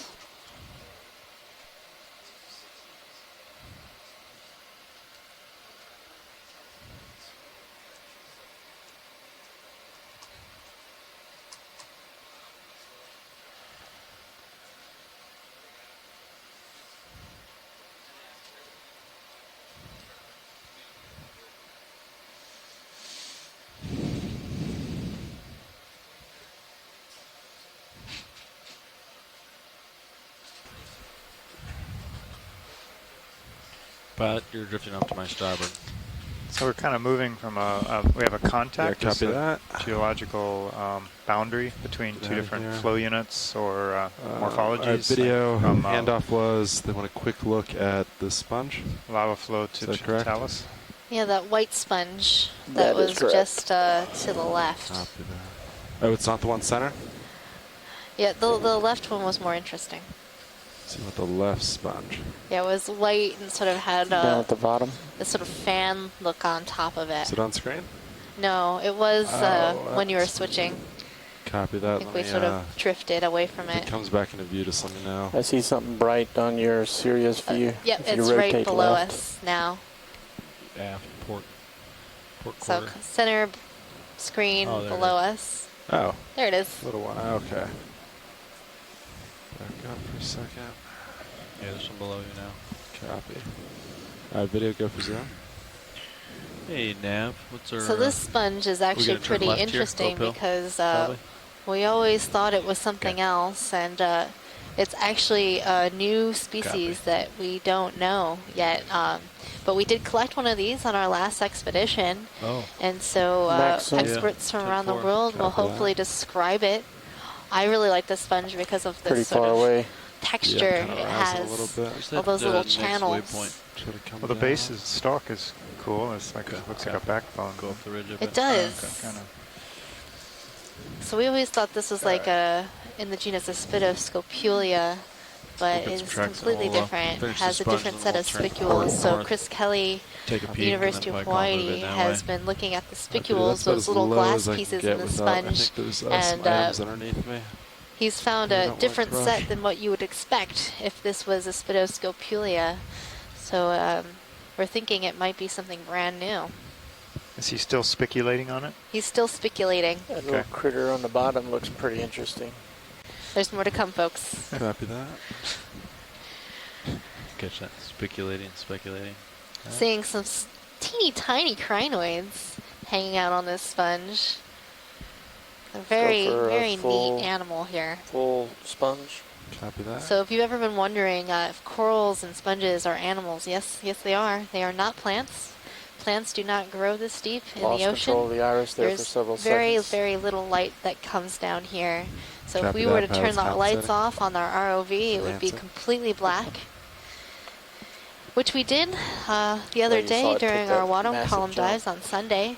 Right when we hit the bottom of our transect, we turned the lights off to see if something might approach us in the dark. Copy that. All right, Science, are you happy with that? It was a little anticlimactic. We are good at this sponge. Thank you, pilot. Thank you. Video, is that airflow? Yeah, it feels a little warm in here to me. Yeah, I it's agree. over 70. So is this a flow feature that we're looking at? Awesome, thanks. A sort of terrace? Yeah, so we had crossed over the edge of a flow. We're going it looked like about a meter or so thick, and then on top was some talus, and then now we're seeing kind of lobate pillowed features that are somewhat broken up, also some intact. The other side we saw transition to a talus field. Kind of lateral. So it's kind of a jumbled mix right here. I've seen some really blocky slabs here too, like right in the foreground where there's the corals are kind of a angular, thinner slabs, thinner and wide slabs. So did we land a little off the ridge? We got on the ridge. Now we're taking a left. Going. Copy that. And kind of up to the upper right, you can see this flow edge, straight, less than a meter right thick, here, probably, and a sediment channel in between. Right there. How's that look for you? Yeah, it's pretty close, hey? Copy. Maybe just... It's kind of a narrow ridge, huh? Yeah. So we want to stay on it. So maybe 010? What do you think? I'm looking 010. I'm looking due north. You're looking... 010. 010? Yeah, I'd say do that. Okay.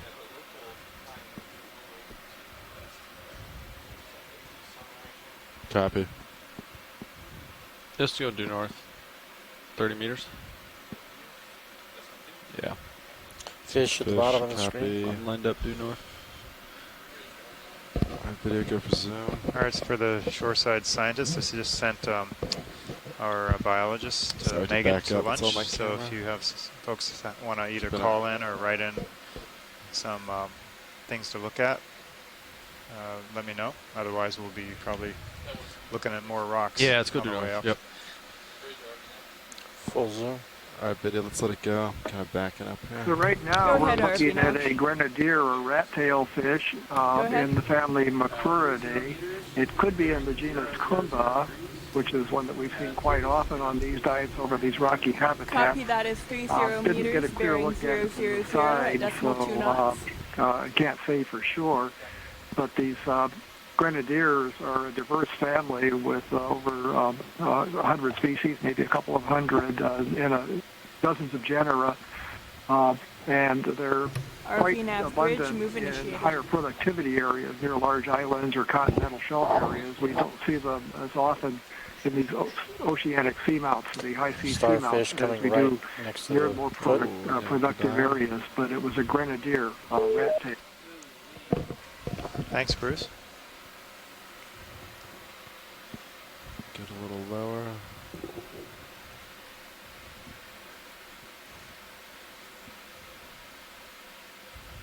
There's also a crab on the far right. Copy that. Probably go for fish first, or starfish first?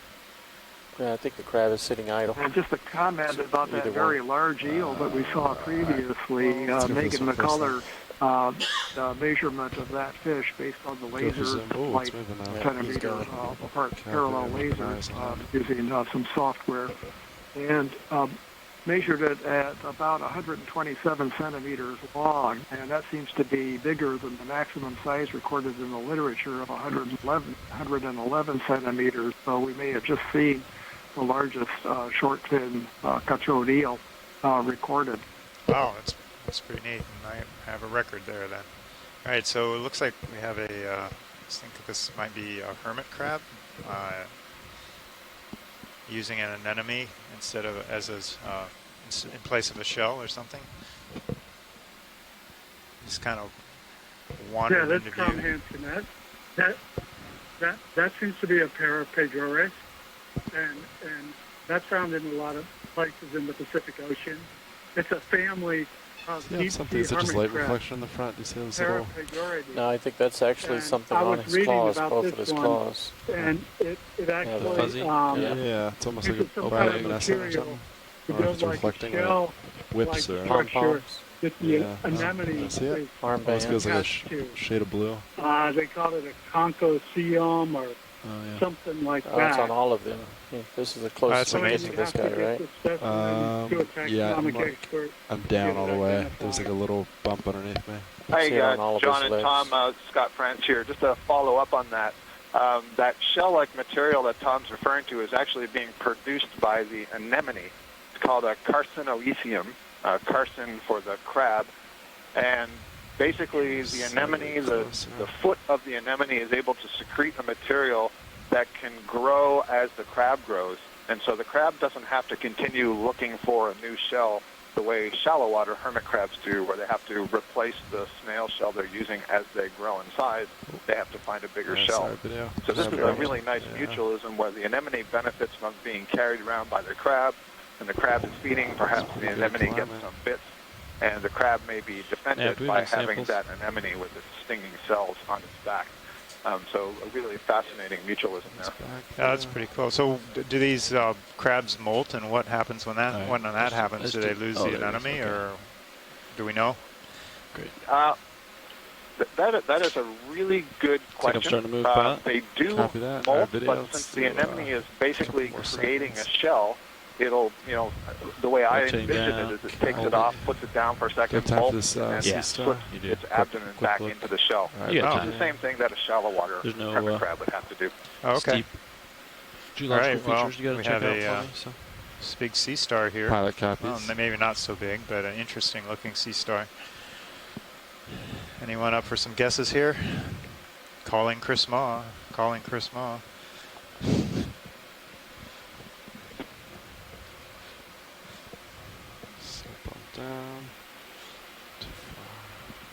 I believe that is Hipposteria miscipula. Oh, okay. Thanks, Nolan. Nolan's our sample data manager and knows a lot about these deep sea organisms. It's quite a name, huh? What was the name? Hippo something. Video's clear. Copy that. Our video come wide when you're happy. All right. I think we can move on, pilot. Copy that, watch lead. Looking down at you. 76. Hey, this is Chris Maw. Ah. How you doing, Chris? No worries. I just listened to Nolan give the correct name. Yeah. I was just summoning you. Something in the water column? Oh, no, they're perfectly fine. Yes, it's Hipposteria, and these are coral predators. So it's surprising. It's not surprising to see. Seeing a crinoid swimming. Yeah, that one's. It's not surprising to see them here, but it's not. It is surprising not to see them feeding on something. Yeah, that's interesting. Yeah, right. So So what you're seeing here is a swimming feather star or crinoid. These do so usually in reaction to some kind of stress, like lasers off, like an ROV, possibly from closer to it? The ROV approaching. I'm not sure where it might have taken off from. Though never heard of a pelagic crinoid before, but we've seen them swimming in the middle of the water column near the bottom before. It's weird. Yeah, we have been moving along some pretty steep terrain, though. Right now, it's not like it was at the beginning of the dive. Good. But, yeah, I got you at 85. Probably quite a few launch points you could have taken off from. Yeah, the feather stars can be fairly close to your it depends. now. Not all of them have the so you want less close now? joint arrangements on the arms that permit them to to have the motion to swim. So this is really, that's very graceful. But watching them is always just a minimum delight focus. because you're so strained. Yeah, it's a good job video and capturing that. It's a nice shot. I thought that this was an adaptation to escaping from relatively slow predators like sea urchins. And there's possibly one explanation that is tied into the change between the stocked forms and these got you at 91. sort of unstocked forms. Something else out in the water. Yeah, I got to push ahead. All right, thanks, pilot. We can move on. Also, a quick notation for Nolan and to the others. Side of the ridge? I think that crab you guys just saw before the starfish, I think that's actually a carry crab, like a hamalid or something, with a sea anemone on the hind legs and not a proper hermit crab. I was counting the number of legs from the way that they were arranged and so forth. So, and I think that's a little different from the hermit crabs per se. Okay. If you look on some of the other dives, it is coming from seeing a lot of these sea anemones being carried around on the hind legs of these hamalid crabs. Fish up ahead. So anyway, my 2 cents. Thanks for the sea star. Yeah. We were talking about the difference between the carrier crabs and the hermit crabs yesterday when we saw one. I think Megan had thought it was a hermit crab at that point, the one yesterday. So it's really out of the light right now. Copy. It's about. Well, the one that Thank you, Chris Ma. I think is a hamalid rather than a proper hermit crab. You can push out a little further if you needed. Yeah, that's a good call, Chris. And if it is a we seem to be a lot less light today than we normally have. I was describing, instead, the crab would simply carry it around turbidity or molt and then pick it back up again, and I'll get off so you can describe the fish. Me too. I'll like you guys later. Swimming away. There's lasers there for measurement. But yeah, he's out there. He's a little bit of an angle too. Yeah, he's going away. We'll leave him. So this is Synaphobranchus. I'm not sure this might be the same individual. There's another fish straight below lasers. Sometimes these big eels will just circle around the ROV. We did a fairly quick move there, but the eels don't move that quickly unless they're going for prey. There's another fish to keep you in view. I don't have time left to not move, so I'm comfortable. We've seen before. This one's a little unusual. Boy, it sure would be nice to get a view. I know it's some distance away from the ROV. This is a cusk eel in the order Ophidiiformes. Nice job, Sean. I haven't been able to lock in on it to see if it's because of its angle. What the lateral line looks like. I don't see a flap over the gill cover, which would indicate one genus that has that head morphology. I'm not sure what we're looking at. It's a cusk eel either in the family get closer? He really wants to describe this one. Or in the Ophidiidae. The shape of the belly and the bed at the end of the belly look kind of like a bathyton, a wide-bearing cusk eel.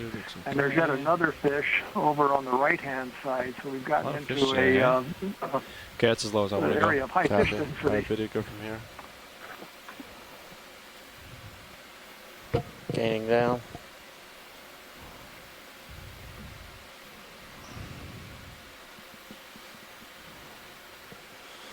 Back up. I think this is probably a live-bearing cusk eel in the family Bathytidae, even though I can't see the lateral line. The color's a little different than the ones we usually see. There are 2 species known from the Hawaiian Islands that differ in the morphology of the sensory pore line along the side of the body. The fish is disoriented by the bright lights and all the vibrations and everything. We've seen darker individuals of these in the genus Cateatix. And this one may be different than the Cateatix hawaiiensis that we've seen before. There's another species, Cateatix lineatus, originally described in the genus Volcanus because it was found from a specimen floating at the sea surface just off of a lava flow on the big island of Hawaii that was going into the ocean, and a number of deep sea fish floated to the surface. So that's my guess. Is a live-bearing cusk eel, live-bearing bracula in the family due north is a good move. Maybe like Cateatix. find a starboard, maybe 010. Okay, thank you, Bruce. Yeah. What do you think? Now you have another I'm worried if I go too much to port, into I'll view slide here. off it. Yeah, no, I agree. So videos, this is the next one. Let's do 010. And this is probably the one we saw before. This is another one of these grenadiers or rat tails that I would guess would be in the genus Kumba, K-U-M-B-A. That's an anagram for the initials the upper of swing arms the in a Marine little bit? Biological Association of the United Kingdom. Several species in the genus that are found around the world. And this seems to be the type of grenadier that we see most often on these dives in these very steep rocky habitats of the seamounts. The genus is only known in the Hawaiian Islands from one captured specimen. Specimens are usually caught by trawling, but this type of habitat is so rugged that if you try trawling here, you just lose the net. May explain why we see so many of these, and they've been so poorly known before now. Yeah, that's a good point, Bruce. It would be difficult to trawl and get your trawl back clear. and topography like this. Video yesterday we actually saw a piece of I'll have to take a trawl look at net it a little snagged bit. on a coral, though I think it was probably decided that had originated from somewhere else, and it just floated through here in the gyre. The port one's actually just a little bit more than straight. We'll see how that looks. So we're as we pan across this flow front, we got all kinds of a jumbled They're assortment sitting where they normally sit.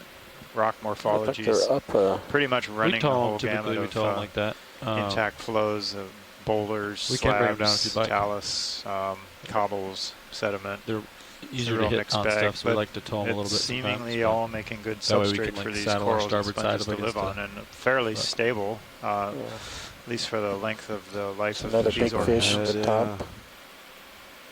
Oh yeah.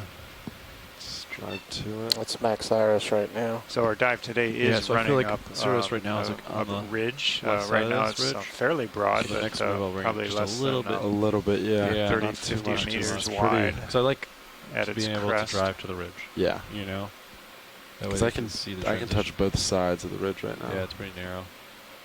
All right, video go for zoom. This might be our same. What do we have for bailout right now, Nav? Seen? Same one wash lead? Maybe. Westbound. Great. I guess we ought to take some markings here. We see that one pattern on the backside. I think your lasers are. He's getting a lot of airplay today if it is. Yeah, we should have them on for it. All right, they're on. Should at least mark it once.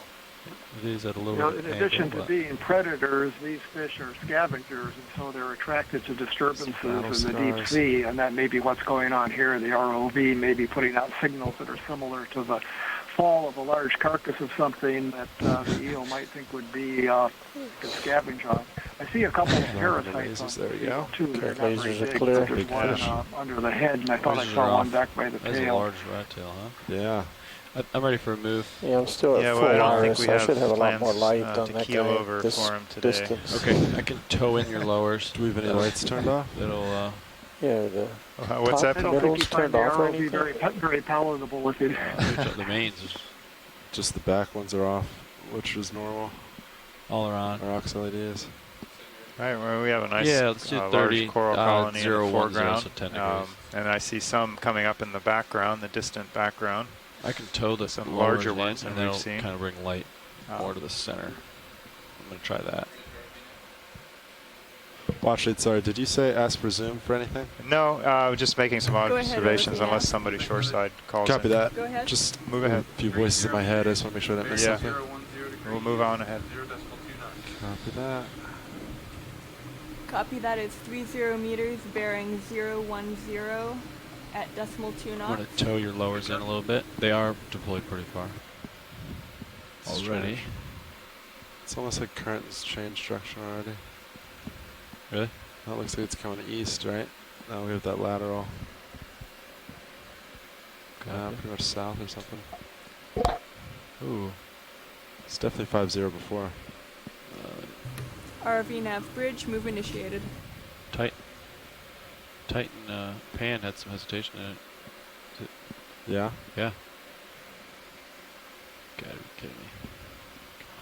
Were you soft touch or quick touch? Start off soft. So like. So you kind of ramped up or? Yeah. Huh. Seems to be working right now. Okay. All right. Another swimming crinoid coming lower lasers. Below layer? Oh, I see it. Sorry. Yeah, go for zoom. So for you, those of you just joining us, we are coming to you live from NOAA ship Okeanos Explorer from you musician Roland, Seamount. I brought some more lights. We are kind of towed them in. North of the main islands of Hawaii, better. about probably around 500 miles north-northwest of the island of Oahu.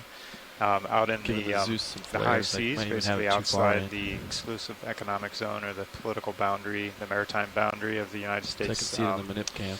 You got a coral on your ownership, left side. And we are also next to the northwestern Hawaiian Islands, Papahanaumokuakea Marine National Monument. So we're kind of in between the two, exploring a series of seamounts, about 25 seamounts in the musicians group. And that these was are better ancient lighting. Seamounts. You got like a little better. I think because of this, they are these in the corals range of are 65 to 95 million higher years up the ground old, than normal. Along a so we got to like hot tow spot some of our trace, lights much in, like just the to bring additional lighting. islands of Hawaii. Only this one is an extinct our hot spot subjects are a trace. little bit further away. So we're about halfway up in the northwestern. In the musician Seamounts. We've been farther north, and are coming back on a loop course on the way back. It looks diving similar. Basically, I don't know if it's in the same direction, but it's kind of far. But if you want to zoom from here, we might be able to get an idea. This is the first time there's been any kind of diving activity, to our knowledge, on these seamounts. So you are seeing the seafloor in those areas for the first time with us, with only a slight delay. Tail. Yeah. Looks like the ship's moving, so in a couple minutes we'll get moving. Got a little bit of tether left, not much. Yeah, just kind of lateral. Yeah. My heading is kind of blowing around. So today we're on Seamount blown out a little bit. Paganini Seamount. Seamounts are named as you would expect for I don't think it's being musicians. They're named for famous composers throughout the last several hundred years. So what direction are we moving? And we are diving on a ridge feature that heads up to the summit of this seamount. So we are currently at a depth of about 1,770 meters. Keep it where I want it. Copy that. And we're seeing deep sea coral communities, these fan-shaped colonies of various color and size, and also area. I'd like to cap the ROV camera and check the blacks. It fish that live in seems like either we got a lot of smoke in the water, or the blacks are just running really high. Copy that. Is it because we're high altitude? No. No. Go ahead and cap it if you want video. Okay. Well, actually, video is going to cap main HD for a moment, just to check color balance. Roger that. For those on shore, we're doing a little video check here to check the color balance, so you have not been turned off. You haven't lost the feed. Just stand by. All right, now if we can find a shark. Don't panic. So it comes back up. Yeah. Well, the lights are still on.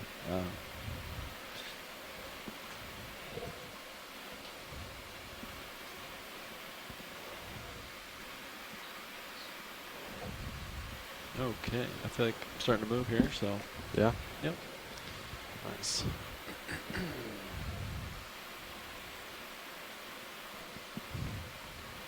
Tether looks good, daisy chain looks good.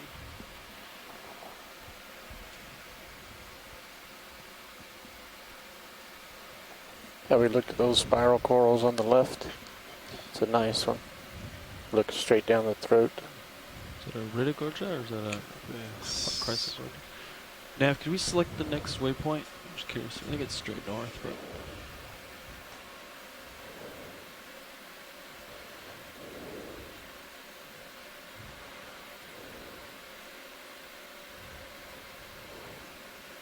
Alright, video, you want to go for some? Copilot, you want to get lasers?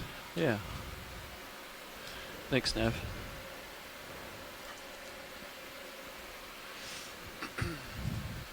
Not a lot of tether left. Copy, I'm just going to hang out here for a second. Great.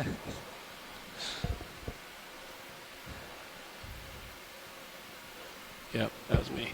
That's all right. Here we have one of these spiral corals and a Riddigorgia. Big heave there, I might get you again.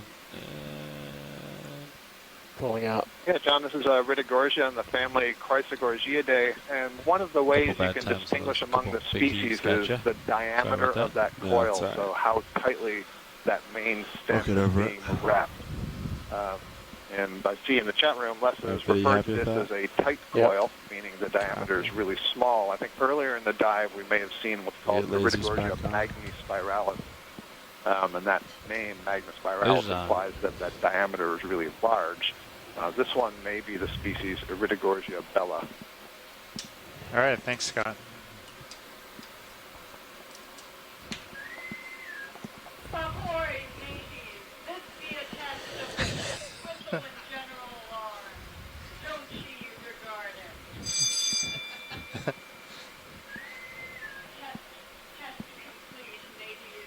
That's not us this time, John. Yeah, I thought I'd leave that one on just because just in case you thought we were making up Talk Like a Pirate Day. That was the bridge testing the alarm, and that was the official pirate voice of one of our NOAA watch officers.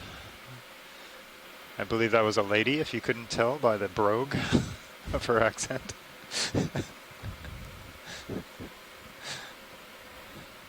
It's all equal opportunity pirating here. Something weird on that white coral on top, and that is a beautiful coral fan straight ahead. It's a little bit off our track. Oosh. I can turn. Are you moving? Yeah. It looks like this is a very popular neighborhood for the Chrysogorgia colonies. There are all these sort of yeah. What would you like? golden colored bottle brush coral. Forms I'm sorry, that the big fan coral. That may be another Rittigorgia that's growing off almost laterally to the right, just went off the bottom of the screen. Get a little very closer, large Prenoid fan. I think we were looking at this earlier. Perhaps the genus Parasleptophora. I've turned 45 degrees. I'm at 45, so I turned 35 but if you degrees. pull back a little bit, Off the move. you'll see just on the lower side of the rock in the foreground, there's I think an Rittigorgia, and then all around it are Chrysogorgia, and they're just interesting to compare because they're all in the same taxonomic family, the Chrysogorgiidae. It's a fish way out there. And maybe a Metallogorgia as well. That would be the first. Go ahead, Chris. Okay, yeah. Yeah, so Scott, looks like almost a Rodana Rittigorgia. Here it comes right now. Doesn't that maybe to you too, or not? Yeah. So Rodana Rittigorgia is a very closely related genus, and the axis kind of waves back and forth instead of spiraling. It's almost like I think they're talking about the one below the big fan. And Les Watling, who's straight below, who's normally at the University of Hawaii, right. yeah, it's growing sideways. That one. Maine. I think so. He is the one who described that genus. He's the what you call the authority of the genus. We'll see what he has to say because he's in the chat room watching along here too. So he should be very familiar with it. But that genus was originally described from the North Atlantic on the New England Seamount. Nice. All right, thank you, Scott. Chris?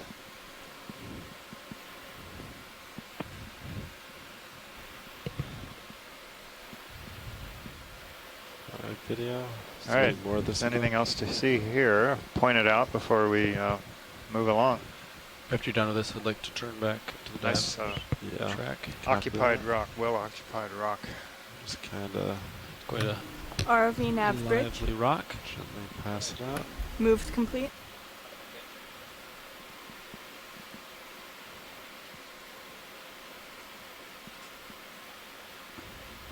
Okay.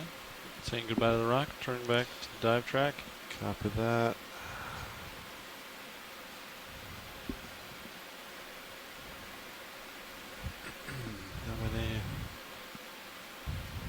Okay, I'm pretty much lined back up on 1-0 there, almost. Copy. So let's see. So that looks. That's 6-7. So, that looks up Thomas, slow. if you're still on the line, I imagine you've been watching all these rocks. I assume that you're probably wanting to wait to collect the second rock of two toward the end of the dive. But just that's probably this on my sonar, Sean. Mentioning that if you see anything anything you want or you want to take a look at, so just call it in or write it in. Right there, that's probably what you saw. Yeah. I think we want to continue Thanks, straight I'm here north. and sticking around. If we can. Okay. Hopefully that still looks like a ridge or uphill. No, I missed. What was What kind of rock are we looking for, wash lead? I was just checking with our onshore to see if they wanted anything. Copy that. So not at this time. Copy. Probably later on. Understood. Think we're settled out from that move, Nav, or think we're still moving?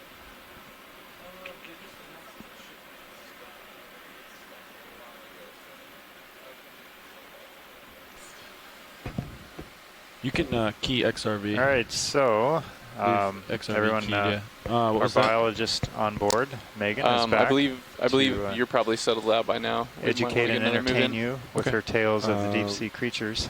This is one. And if you had any requests, I know for Zooms or things that while she was away at lunch, you might want to repeat those because there's quite a bit in the chat room and the Sea Scribe. So Bridge RV nav. You might follow up with her there if there's something you wanted.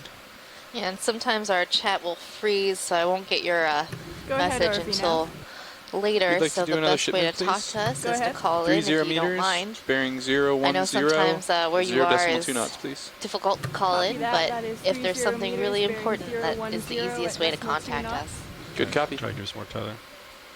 Copy. I won't go too far down. Just kind of peeking. Yeah. It's kind of cool. Something off Jetport. Might not be able to reach it, but you might be able to see it. It's like two big cool things. RV nav bridge move initiated. Copy, thanks. So what did I miss? Right out of your reach. Anything amazing? It's been pretty amazing the whole way, with mostly smaller colonies, but some bigger ones. Look at that. Video, you want to zoom from here? I think you came back at the right time. So we're just transiting up the ridge here slowly. We looking at a lot of stuff. And, lasers. Haven't collected anything since you've been gone. Lasers are on now. Good to know. Yeah. That way, if I collect something while you're gone, I will know which sample you're on. Steady on video? That's Max I think Iris. this is a sack of calyx.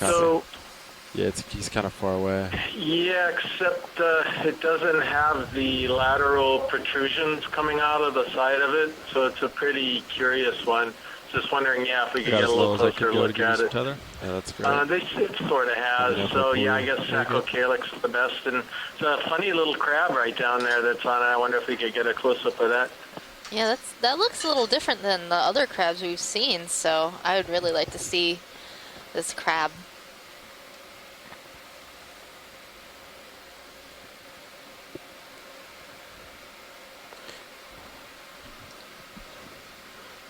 Pull back out. You want to try to get closer for crab? That's as close as I can get right now, video. Okay, it's kind of off track. Could see if there's some other targets. So and then it we could might come back to be, it like 4 minutes. I don't know. I would say just get A type of spider crab or king crab. This guy has a rear leg. Is he missing one of his antennae? Yeah. Missing a rear leg? So battle worn. Pulling out.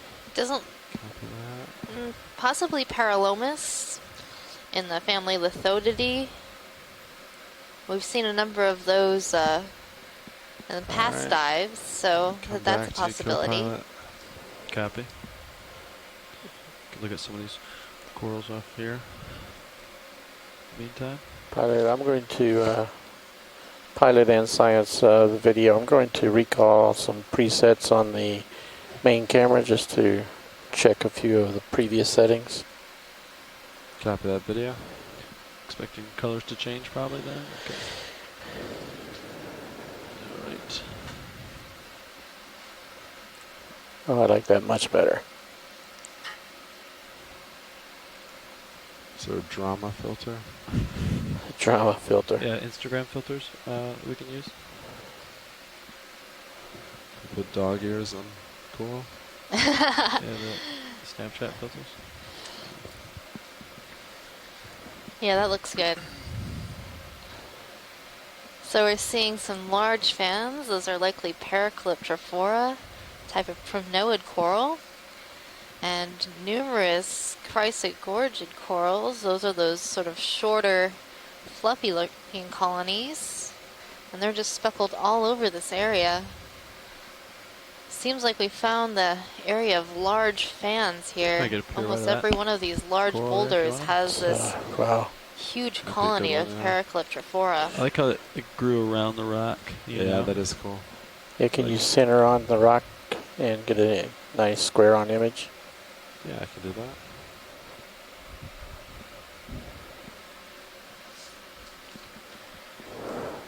Cool picture from Sirius too. Gives you a scale of how large it is. And permission to zoom in on Sirius? Yeah, go ahead. Yeah. There you go. Not too many heaves right now, so get a cool shot.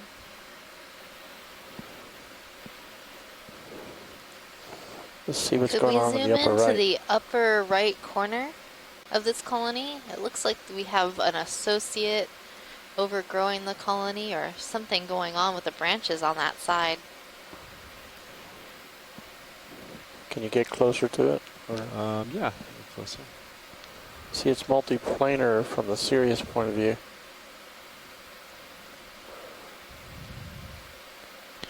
Video engineer Roland Bryan working 2 cameras at once here.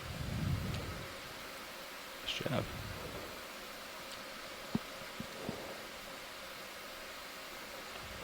Can't stay this low for very long. I'm going to have to pull up. Thanks, Roland. So I'm trying to see if these might be anemones or zoanthids. You may be starting to feel on the ship full move. wide on Sirius. Paracalyptrophora Thanks, colony. They look more anemone-like to me. Scott, what do you think? I think anemone would be my ROV. first gut reaction. And one of the there's a couple of things that we can try to use. Ultimately, we need them in our hand to separate them. But the first thing what we can see here in the video is that these different polyps are not connected to one another. So we're talking about these larger ones, the ones that are larger than the coral polyps. And that's the way anemones would grow. They can asexually reproduce, so they can bud off a new individual, but they wouldn't remain connected to one another by Do you tissue. want to keep distance? And the No, zoanthids that we continue to get closer. You're doing good. 99% Lighting of look the okay, time, Roland? they are Yeah. connected to Yes. one It another looks by good. a continuous Didn't know layer if it was of going to be tissue. too hot in the middle. So just based on that, I think anemone is a They good got the guess. lowers towed in pretty far. Another thing, if you can see them close enough, anemones tend to have, on average, a more transparent body wall than zoanthids. And one of the reasons for that is zoanthids can embed foreign particles into their wall. So, for example, grains of sand or maybe spicules, pull out and let you pirouette around the right side. Coral, they can start to pirouette as I pull. incorporate it into the body wall, so it looks very, very rough. Gonna kill lasers, co-pilot.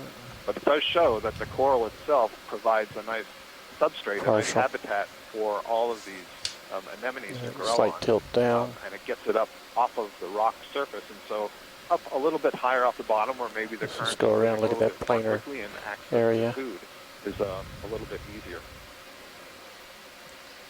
So it looked like the body wall of those anemones had a really interesting sort of texture to it. Is that typical of anemones?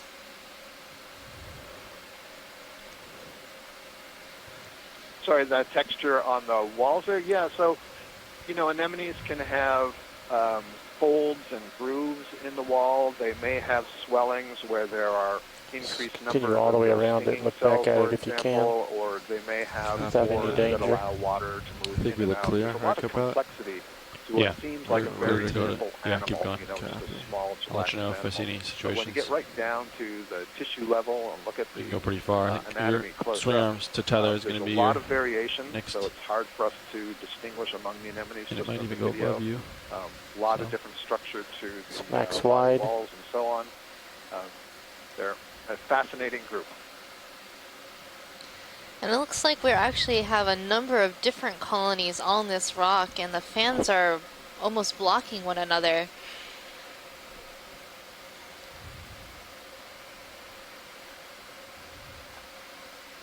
That's really interesting. So perhaps Can we I'm not sure see pink how these corals thrive when we have fans all Center, lined up one lower. against one another. lower, Do you think, copy. is there any theories of why this might be advantageous or how these corals are doing so well?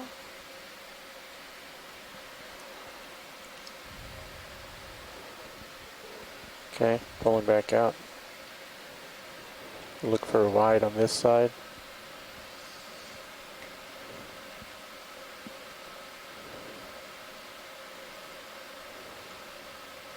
you just slowly back up and give us full screen.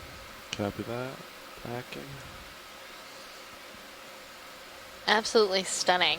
That's all I have to say about this particular grouping of colonies. Just so beautiful.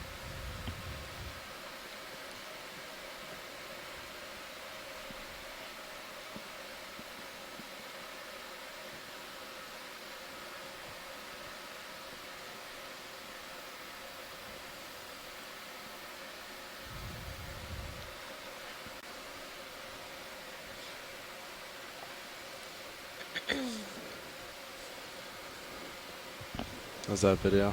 That's good. If you could just drop down to finish the bottom, and then we'll get lasers on and we'll go. Copy that.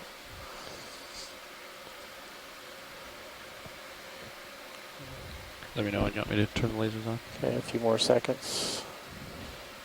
Okay, we're clear. You can just run lasers across each one. Alright, let's see. Yeah, big bases.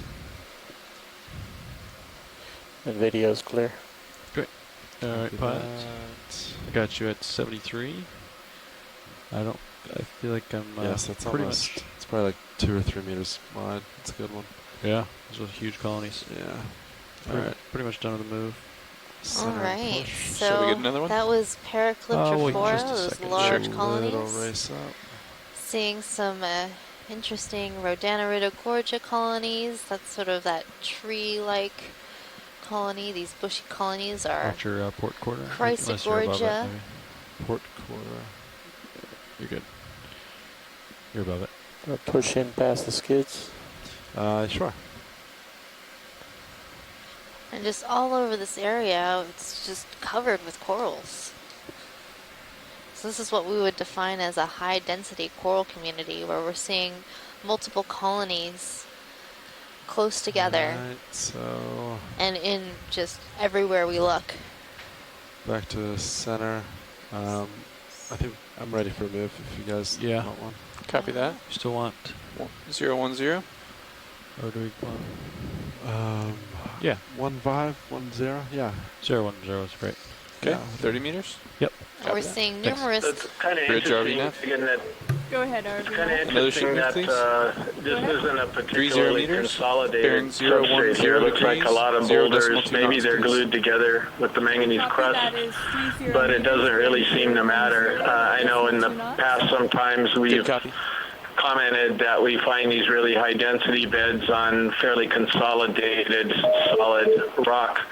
And in this case, it's a very bouldery environment, and the actual water flow over this environment is going to be all mixed up because of the water's got to get around all these boulders, yet it doesn't seem to matter. It's almost as though the corals really, really like the water flow in this area. As you can see, there's dozens of corals right now in view, but really interesting dive. Better pace, pilots. Thanks, Keep up the good Chris. work. Yeah, I noticed it's all thanks quite to you, rubbly Nav. looking, but it does look like I'm it just might have been coordinating. consolidated by the manganese crust in some areas. Just a heads up for the transects, at least from the previous Yeah, navigator's it's probably plan. pretty stable for them. They're going to be coming You know, up at off the bottom Makapu, about an hour after coral we're off beds, which shift. I'm sure you're So quite familiar with.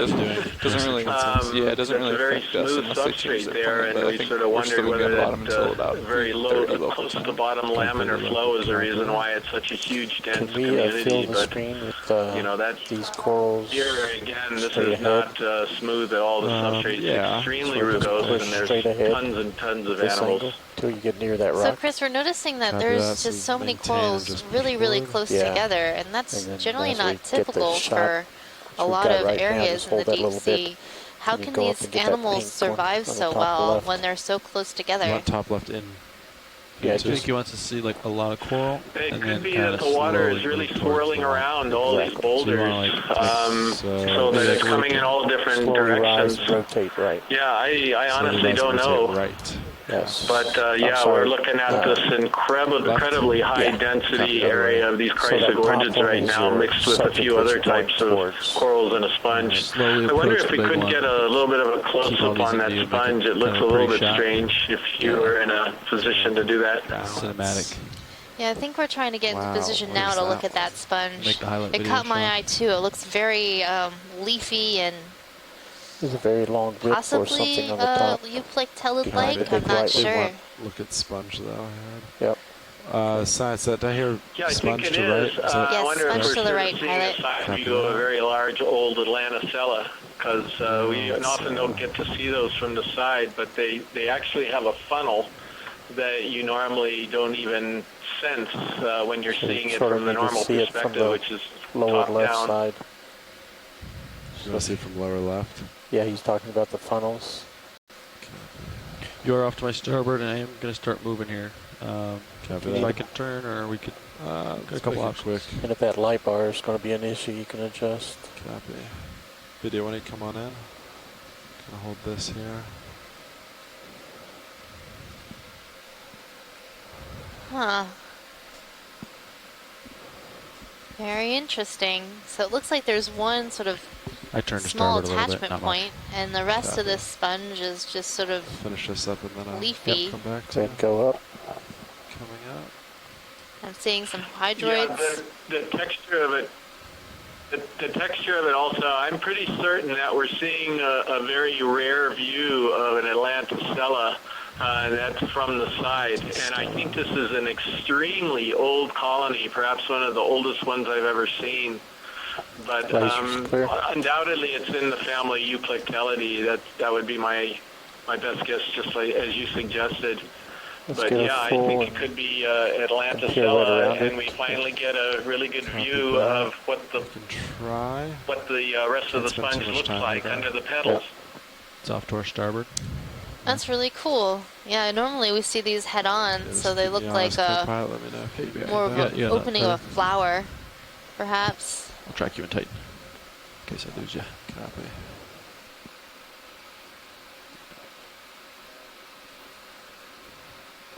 Yeah, I see that. Copy. I'm seeing a crab off to the right, and above that crab there seems to be a line of perhaps stolonifera corals. Alright, I'm going to come off sponge.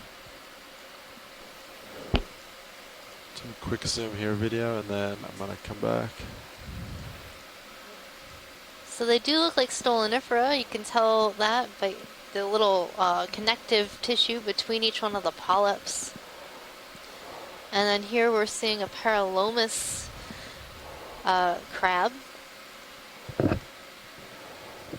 Got you in tight, just off screen on Zeus. Copy that. Video's clear. Alright, video come wide, and I'm going to recenter with my co-pilot. Alright.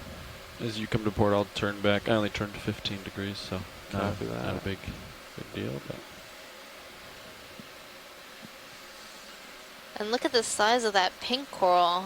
That fan is massive, and it has quite the steady base.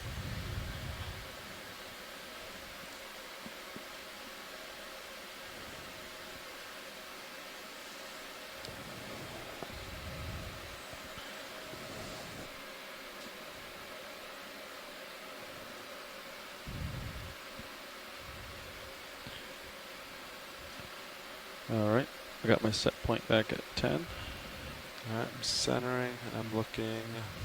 Oh, Chris, I'm seeing those multi-poof caliphacus.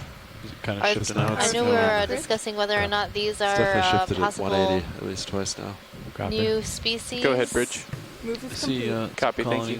over here. If you're looking for something.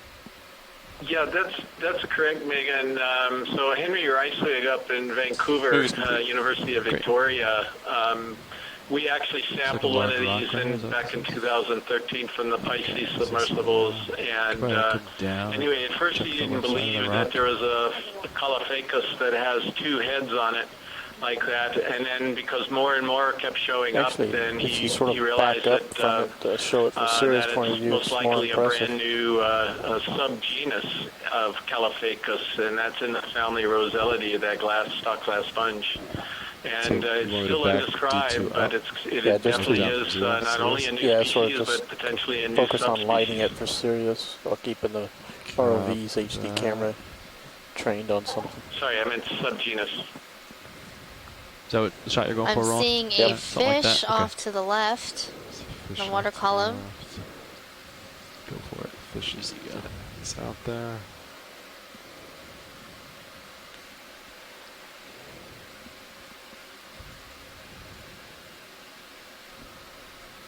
Is that a I think it's an eel in the family Synaptobranchidae, just given by that behavior we just saw with the head shaking.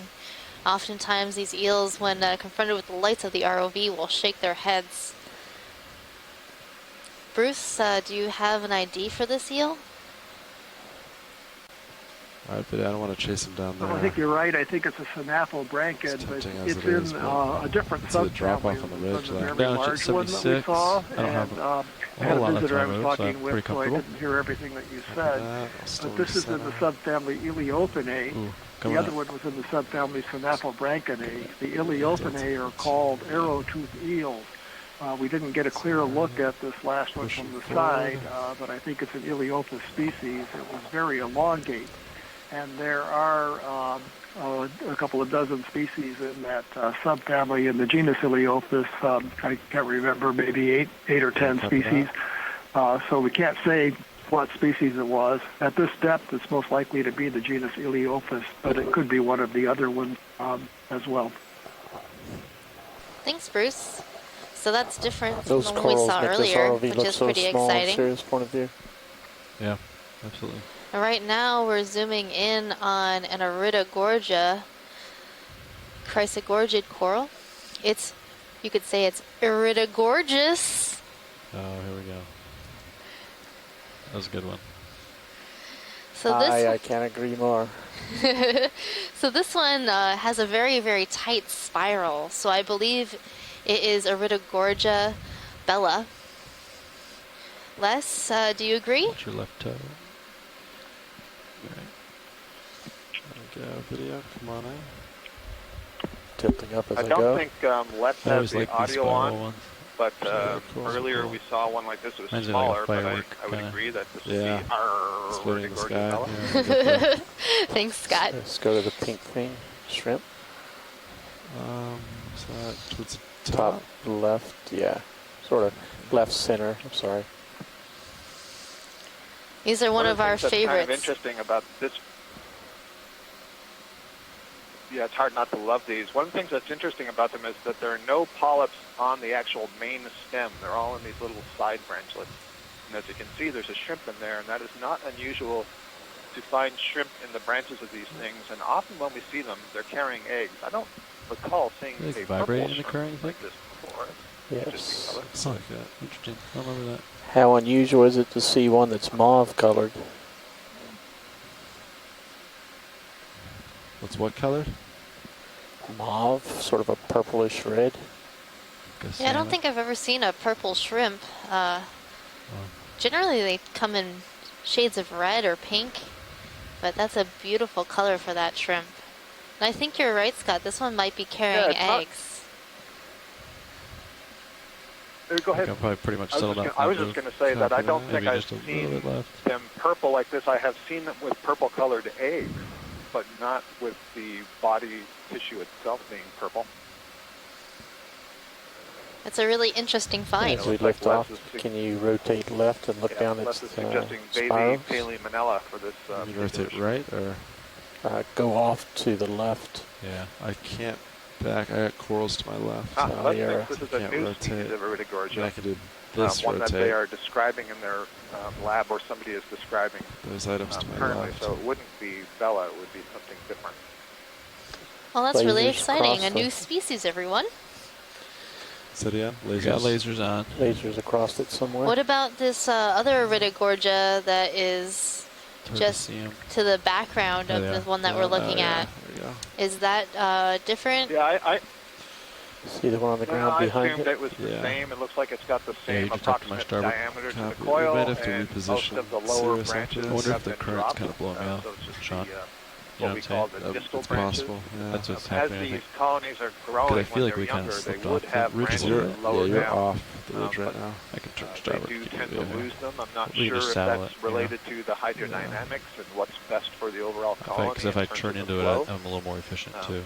Yeah, right. It's one of the many questions about deep sea corals that have not yet been answered. So, if we have any budding scientists out there who are watching, I can tell you that there's. Want me to still that lower or leave it there? Remain to be addressed. It's kind of far out. Studied. So, get your degrees and get out there on the ship. How low you're going to try to get this guy? I totally agree. Every time I learn something new, I have more and more questions. So for every new fun fact I learn, just 10 more questions crop up. Tear everything down. And that's the great thing about science. That's why I love what I do. How bit you want to zoom from here? There's so much to learn.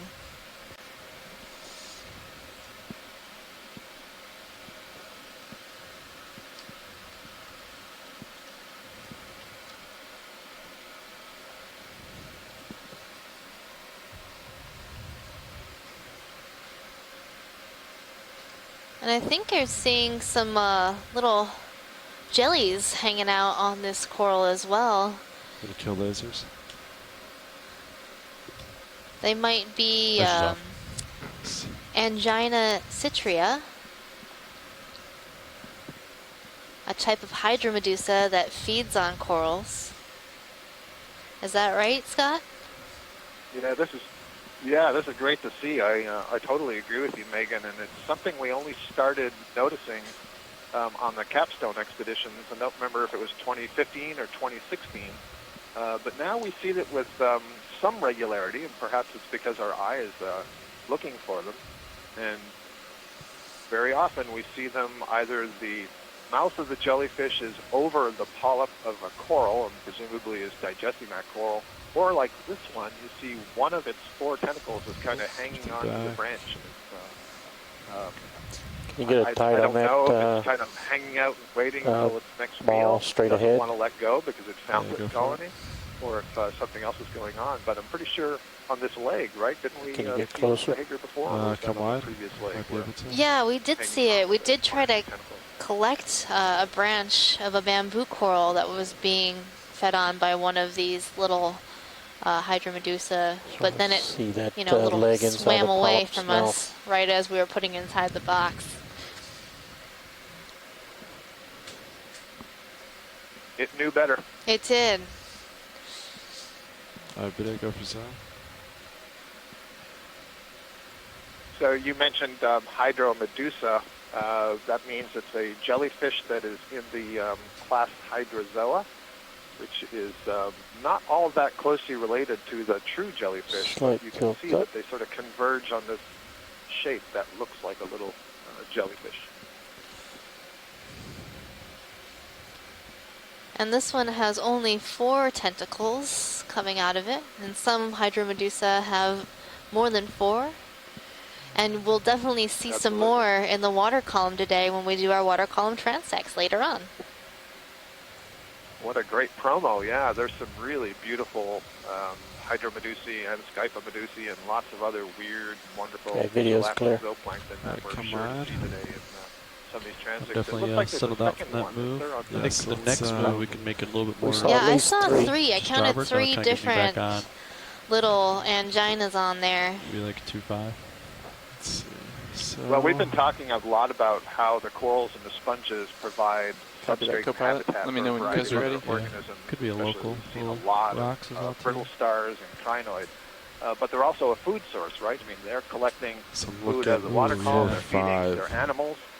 So there's some nice tissue there, some nice energy that other organisms can take north advantage is definitely downslope. Mostly what we've seen is predatory starfish that are feeding on corals. We'll chase them. Which there might be something.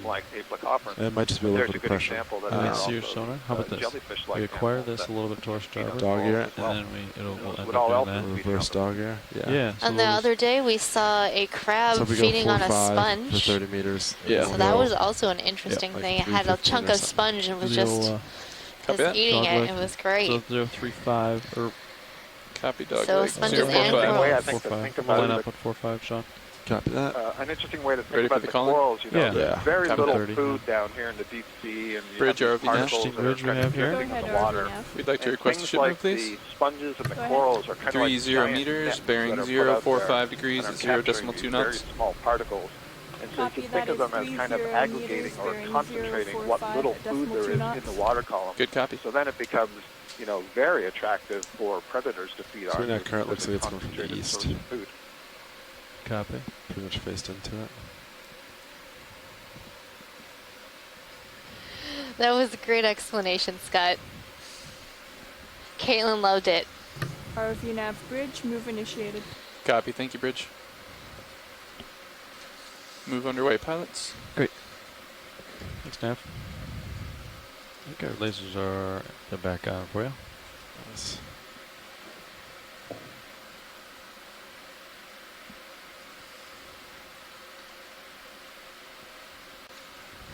Well, yesterday we had a community of mainly primnoids and bamboo corals, and right now we're seeing mainly chrysogorgia corals with the occasional showing of these large Paracalyptrophora fans, a few other primnoid whips, along with other colonies. But I'm gonna say those chrysogorgids, they really have it today.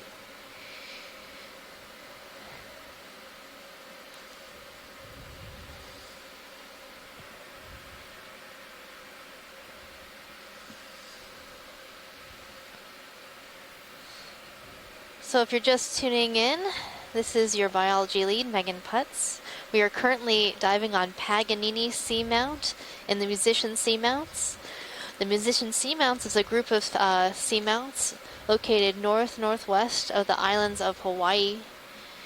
And so we are currently exploring the open ocean or high seas. And we are exploring the high seas here in the Musician Seamounts because they are areas that fall outside. That's okay. Yeah, but because it's been that's okay. Cute. Well, yeah, sorry. Tina's going to try to break in there and to point out something she wanted to look at, but I think we passed it already. Oh, did we? Oh, I'm sorry. Right, going off screen in the white sand. I know, I'm just like almost overwhelmed by how much stuff we're seeing. I'm like, what do I want to look at? I can't even decide. So do please interject if you see something interesting that we want to look at. To see if it's anything live. Yeah, go for zone. Maybe. Seems like something dead that fell. Yeah. Okay, I'm gonna let her describe where it is. I didn't see which one exactly she was looking I think for. you're looking at something we just passed. It was kind of Triceratops, right, it's in upper left, right, yeah. Upper so right? Now we are looking at the yellow thing that was believed to be plexaurid, and alright, it used to be a this sort of white colony that looked like Triceratops for me, but it was from so just to the right of the lasers? I guess we already passed it. Sorry for it. I think it's still off Is somewhere. this the one you're looking at? No. No. Might be more right, more back.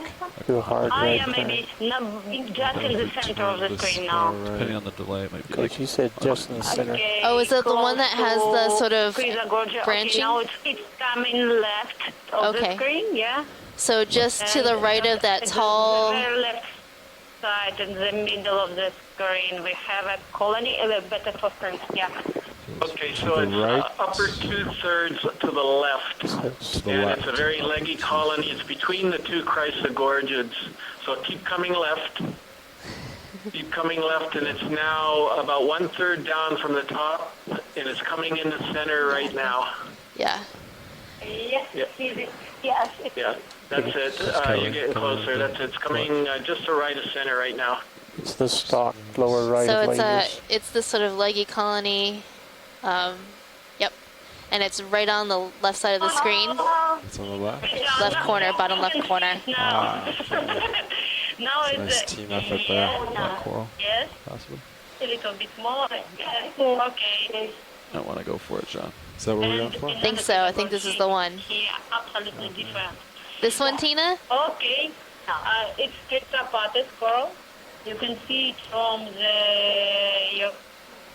because of the branching pattern, the bigger pinnacles and shorter pinnacles, and they look like a little bit whitish part in the middle of each branch. So it's a Trissa pattern. Thank you. Thank you. So Trissa we're going to get a closer view with pilots just setting up.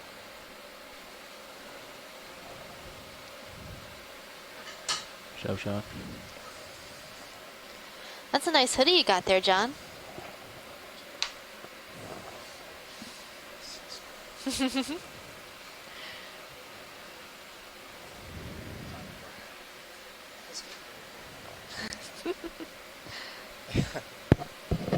Alright, video, you want to come on in? We're going to get some good imagery of this coral. If you want me to kill lasers, let me know. Lasers are Looks like it has a couple squat lobster associates. They're off. Max soon. Trissopathes. Black coral in it. I turned to starboard a little bit. Copy. Oh yeah, you're looking almost east. We'll reset after this. Copy. I think we're good on this zoom for science. Go for full screen. Slight tilt up. So with the chrysogorgids, we've seen a number of planar colonies, more poopy, rounder colonies, bottle brush shaped colonies, and these are all Chrysogorgia, or in the genus Chrysogorgia, but all different species. Move is complete. Copy, thank you. And I'm seeing tons of squat lobsters. This must be squat lobster heaven. You've probably just reached the... Copy. You know, quite the area you can go visit your family members, you know, in the coral next over. Yeah. So do you think any of these Line back eels, up on do they 4-5 try to pilot. grab the squat lobsters out of these corals? Or I know they probably... They might. I mean, that if I was move an level the eel, train I out think for that you would guys make a a little bit? pretty That's what I would decent be meal. doing. I think so. Coming up a little bit. As you come underneath me. Rotator coming up. Now, of course, we don't know what stinging capabilities these corals have. I don't know, maybe some of the people on the talking here that have handled them have something to say about that, but there may also be something, you know, crazy sponge about the corals that protects the squat lobsters, and that's the idea behind why, one of the reasons why they may associate so strongly. So there's a little bit of a mystery there. Ready to grab anything that yeah, that's a good point, Bruce. And one of the things I'll note is that all of these corals, the anemones, the hydromedusa, they all belong to the phylum Cnidaria. It's a good angle because there's stuff on the left-hand side, fuzziness of it, and the right-hand side. We said earlier it's probably a reason why the crab is carrying around. No, I said this is a good angle. It's got lots of these stinging cells. The interesting thing about the octocorals is that they don't seem to have really well-developed stinging cells. They do have them, but I certainly have never felt stung by them. And when we look for them in the tissue, we have a very hard time seeing them. Relative to other cnidarians, and I will pass on to the sponges. And speaking of cnidarians, it looks like there's a whole bunch of, I'm not sure if this is a black coral or hydrozoan, getting a zoom in. Probably black coral, yeah, it's black coral, and I think maybe Megan, you or Chris can talk about this, because I believe this is a well-known association from the Northwest Hawaiian Islands Ridge. Well, it's not that well known because there's a hydroid and black corals according to Tina, but we're still learning how many different types of sponges that we're seeing association with. So we first recognized it with Faria and the genus Faria, and it was actually Henry Reiswig who spotted it for the first time, and then Daniel Wagner got involved working on this. And then since then we saw a sponge, different species of sponge last year. I think we collected one this year, and then I'm trying to figure out what the sponge is as well that this black coral is in. This could be a very different sponge. It's not Lephroyella. It's a hard sponge, I think, but I think we have just now a different association. Chris, you were definitely right to correct me there. When I said well-known association, I merely meant that we had seen it several times over the last 3 years of Capstone, but I don't think we've got you're lasers right. with this It's actually not we get the well clear known when view. we get right down to it, and only a few collections have been made. Lasers on. Yet another interesting discovery that we've made and been given the opportunity to make with these series of dives. Let's look down at the very bottom. There's a tube sponge. So would this be a good candidate for collection before we move on from this area? Well, I wasn't going to say that, but I'm kind of happy that you said it. You get 2 for 1 if you go for this one. If you don't, you don't have one yet, because you not only get that black coral, but you get the sponge as well, and possibly some hydrozoans. I know we've got so many things going on. From shipment status? Yeah. Probably look inside this sponge before we We're on station. Small crustacean. Great. Maybe even Ready for another ship move? So I had a lot of voices in my ear. Copy. Look inside. Are there any more views of this before you want to collect signs? Yeah, and then do you have an idea of what part or you'd like of this? Copy. All right, well, I think we should go ahead and grab this while it's here. This seems like a awesome sponge with many associates. We even saw some anemones, and we have this black coral. We have some hydroids. We've got some shrimps and squat lobsters. There's a lot going on here. Just finishing this. Probably some polychaetes hanging out inside the sponge as well. Maybe some snails as well. Ship's been stopped for a while. I saw some sort of crazy lump on the left side. Come wide, and I'll try to. I'm wondering if that might have been one of those aplacophorans that we collected with our one sponge. It's pretty neat. The crabs, if they can move away, it's a different game. Squat lobsters commonly jump off. We had a request maybe to take from the left side if that's possible. I know the manipulator's coming in from the right. But in any case, try to get the white part of the sponge and not the brown part, because that's the dead part. So, yeah, wherever is easiest to get that you can get a nice, good sample of both the black coral and the sponge will be terrific. Up after this to put it in. So, Chris, do you think this is going to be soft or hard? Sponge. I think this is going to be hard. I think it could be a little, I think it could be a little brittle as well.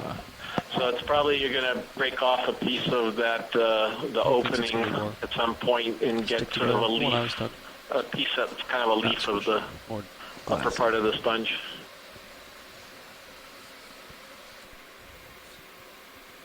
Ooh, those aren't comforting words.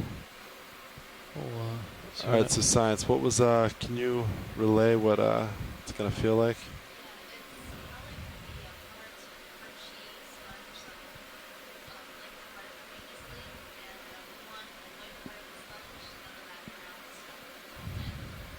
Copy that. Maybe if you nip that top left edge. Yeah, that's what I'm thinking about doing. All right, Nav, keep an eye on my... With the black coral, from this distance, it looks like those crabs are just floating mid-water. Yeah, it does. All right, joy lock is in. Or like magic crabs. Taking your Zeus. Or squat lobsters.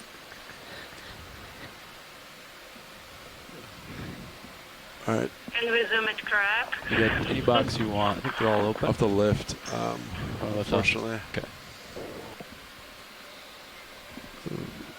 Zoom for crab, which one? Copy, just want to go for it. I don't want to rotate because I just got in joy lock, but if you want to go from there. Do you want a partial zoom on Mini Zeus? Or? Mini Zeus could do it, yeah. Try that.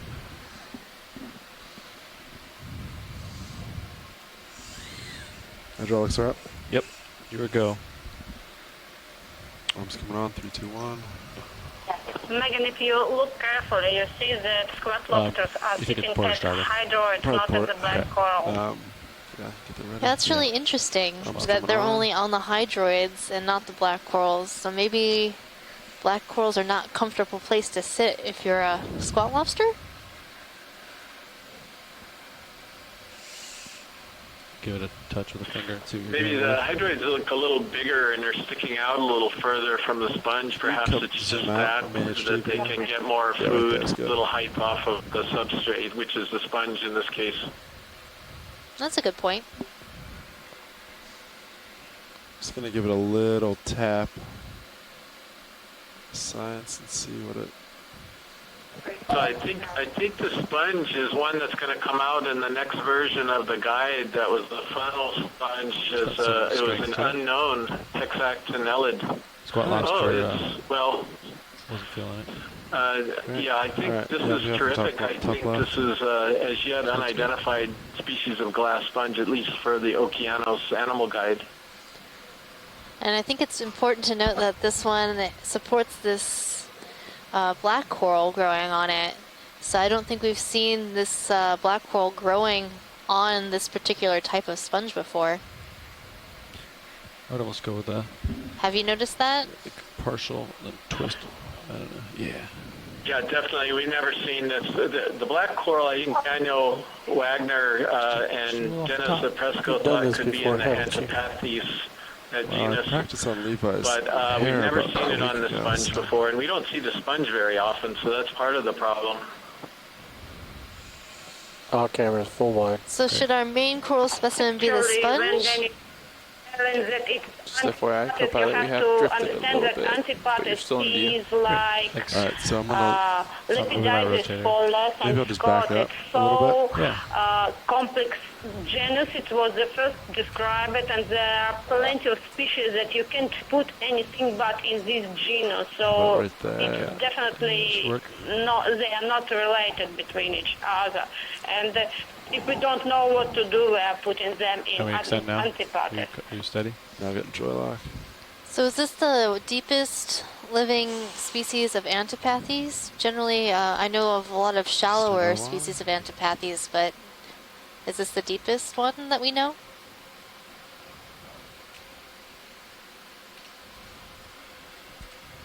Try that, see if it happens. You want heading in or not? I thought it wasn't actually. So what you're suggesting is that this, you were asking Tina whether this is possibly the deepest member of the Antipathes genus. Is that correct? That's correct, Chris.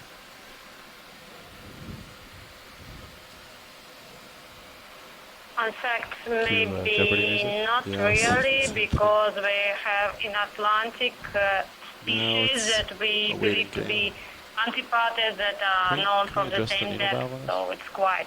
But Antipathes, the problem is that Antipathes dicatoma, that is the type species for the genus. It's known from 300, 500 meters deep. And most of them are known from the upper battle zone, that means we'll say less than 1,000 meters. So it's a little bit deeper than normal Antipathes, I would say.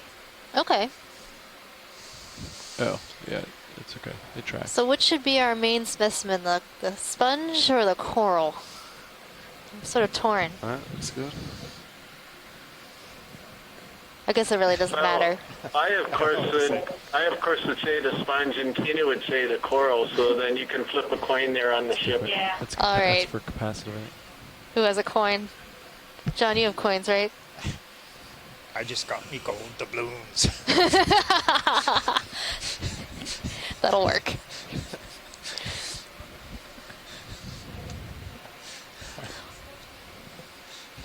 Well, I'll flip my pen instead. How about the hydroids? I don't know if we got any hydroids. All right. We'll have to see. Okay. I think I'm going to put it as the coral. The coral wins. A neutral animal, at least. Nice. Nice sample shot. All right, go ahead and close. Coming in. Nice. Now, have you got a target for that one there? It's a great specimen. Great, thank you guys. Just got done writing it down. Great. That's pretty exciting. All right, arm is coming off. Arms off.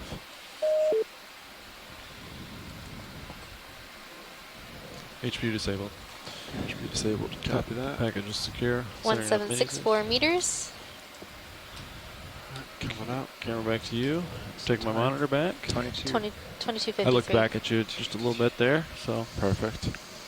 All right, so that's our first biologic collection. We have one rock collection, so plenty of time for collecting. Now, maybe note that that sample is kind of, I don't think it'll flow it out. They might want to go starboard first for the rest of the bio samples. Thanks, Pilot. Copy that, yeah, Pilot. I think so too. It might be a little bit floaty. Yeah, it was a little light, just to give the next pilot a heads up. Okay.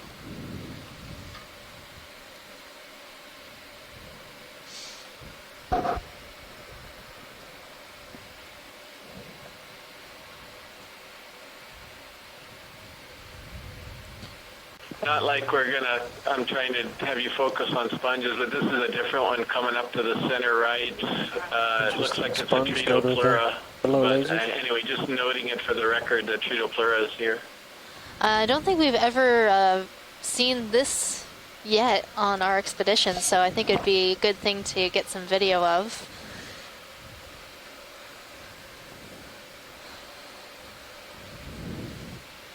Right in the middle of our dive track. Perfect. We also see this Tritopleura in the Northwest Hawaiian Islands and main Hawaiian Islands. Is that correct? Flying zoom pirouette. Flying zoom pirouette, copy. Yeah, that's correct. That's actually where we first documented Tritopleura it was in the Hurl Pisces submersibles. We collected a couple specimens, both on a cruise with Amy Bacco Taylor and then later on. Yeah, anyway, right now, all of the members of Tritopleura are undescribed, as usual, at least in Hawaiian waters, and this is pretty close to Hawaii. And so that's as far as we can go to this genus.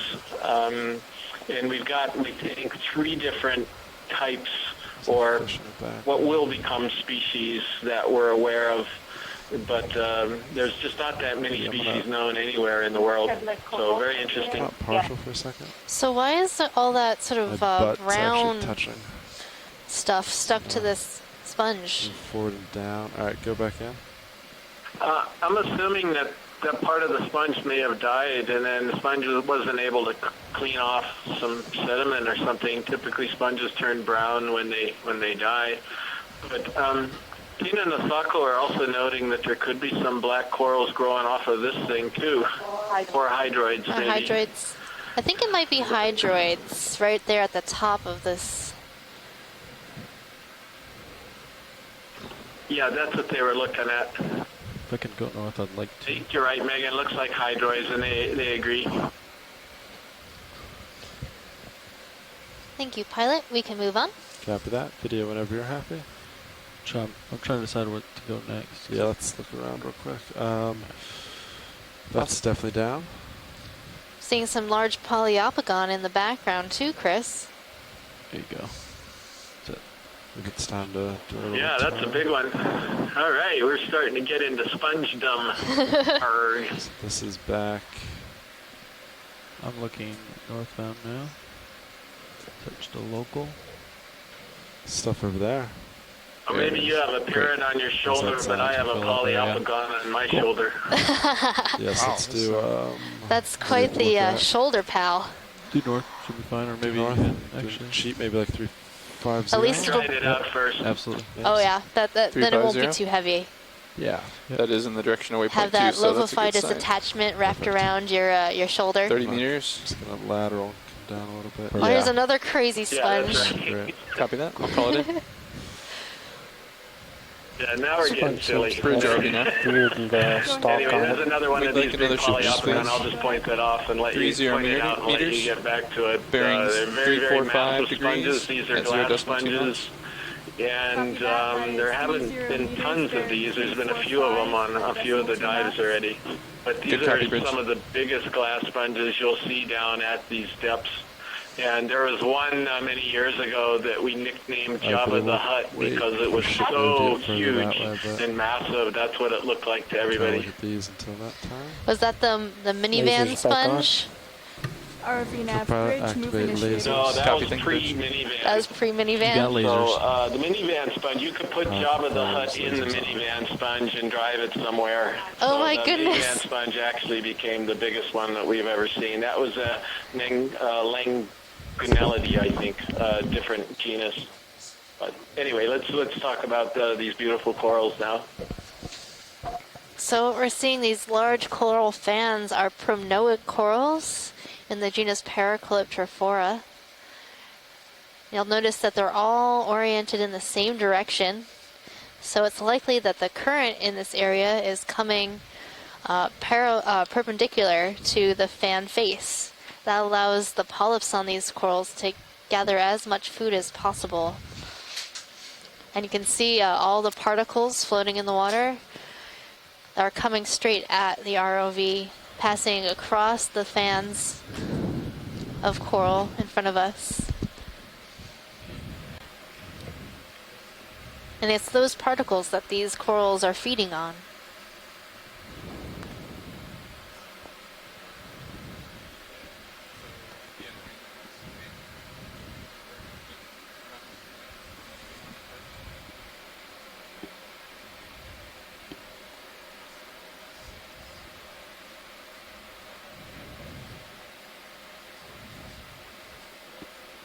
Yeah, current's pushing tether way Hello, Megan. Could you zoom that yellow west, colony northwest. left? Looking for the yellow. Pilot, can we zoom that yellow colony to the left? Lower left, yellow, copy.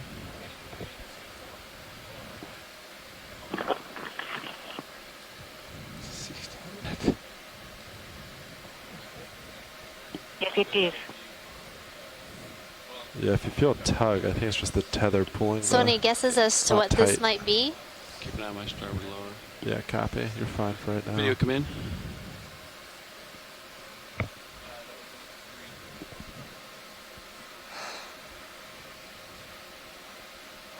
think it might be a plexaurid, and there's a little crinoid on it. What do you guys think?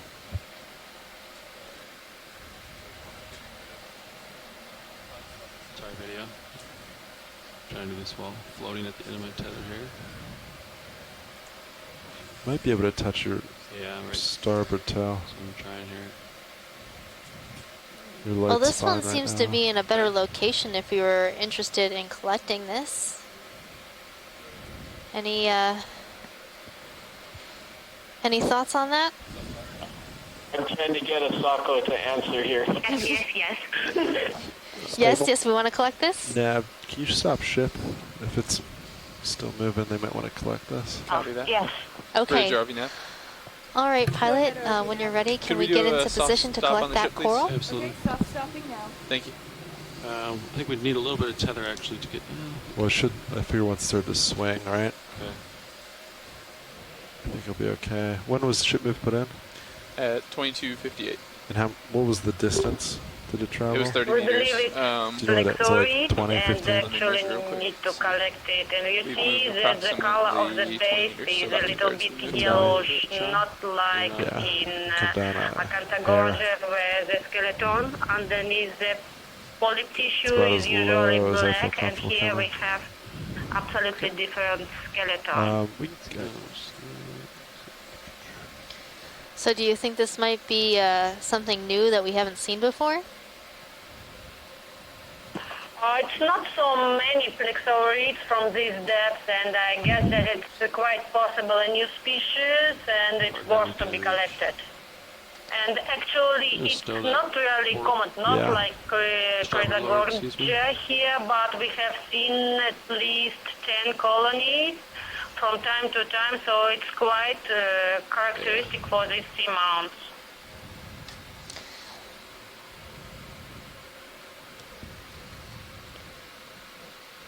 There you go. Spotted around the rocks here, I'm also seeing a number of bases of old corals that have thus moved on, shuffled off their mortal coral, per se. Go for it.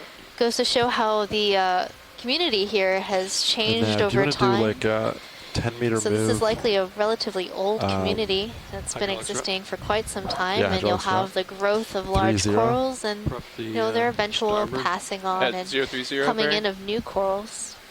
Yeah, 2.5. 10 meters 2.5. 10 meters 2.5. Help me give pilot a little more tether. Copy that. Mini Zeus and center up on it. Bridge RVNAV. Go ahead, RVNAV. Could we do a ship move, please? Go ahead. I can do grab 10 meters. Lift up, stow. Bearing 015. Starboard side. 0.2 knots, please. Copy that. 10 meters. Bearing 015 at 0.2 knots. Track drawer, and you're going starboard. Extend starboard. All right, drawer is ready. Did you say 015 or 025? 2.5, 1.5 is fine too. Whichever. Okay. Just the general direction. Looks good. You can try opening drawer here. RVNAV bridge, confirm bearing 015. Yeah, you'll probably hit that. Let's do 025 if we can. Copy that, 025. Copy, thank you. You know if you see my position. Changing. Yeah, I think you'll have to lift up for this. Just be aware. Oh, okay. I had a hunch. Or you could just set it in a flat spot. RVNAV bridge, move initiated, 10 Flex meters, lead pilot. bearing 025. Go ahead, pilot. I want to try to cut it pretty close to the base. Is that what you would like? Yes, please. Great. Video, let's come in partial on my Zeus here. Main HD. Yeah, hold there. You can come in partial on Mini Zeus as well. Should get an accurate cut here.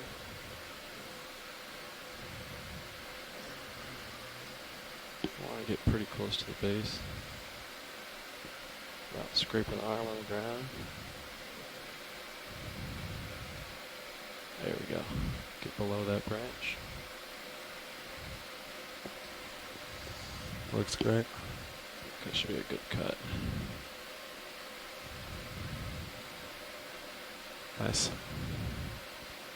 You said you want to definitely take off for this? I could try to open it, but you're kind of resting on the toe, and it's just gonna hit. Think you could wing in and then do it, or not? And we have bonus let's try it. Yay! Starboard wing coming inboard.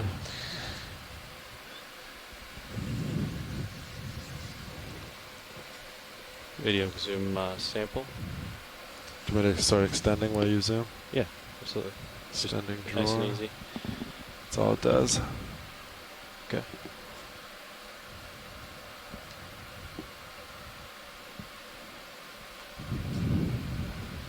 I do. That manip cam kind of gives you a decent view. Video's clear. Okay.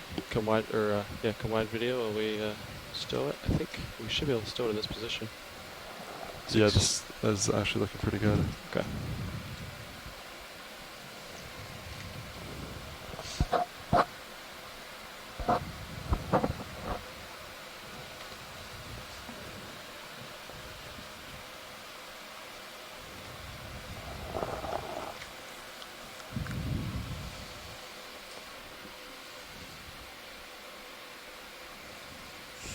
I'm sorry, it looks like a Cantagorgia now.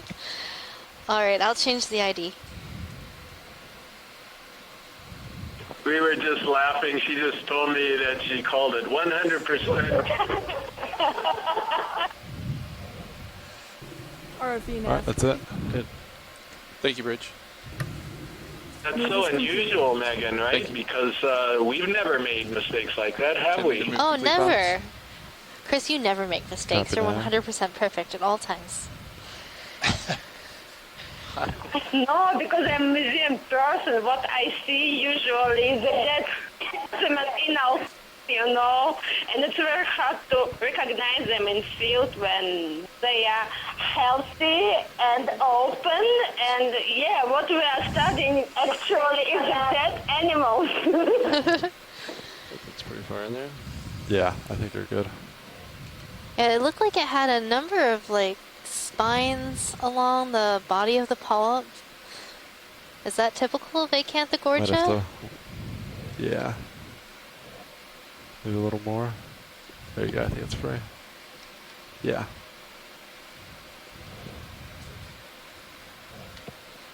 You want to zoom on HD too? Yes. Center up. Center. I think you're You got free. it now. Yeah. Yep, there you go. Yep. All right. Closing drawer. Nicely done.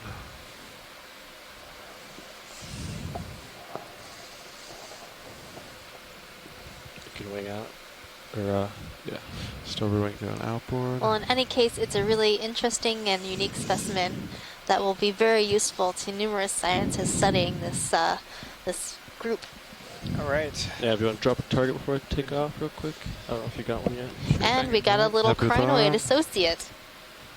Valve pack coming off.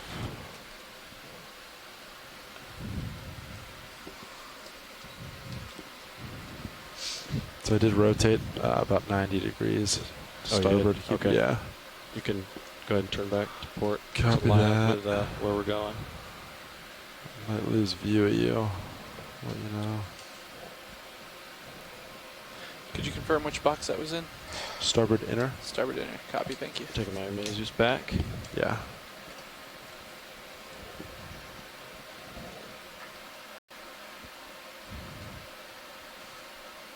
Okay.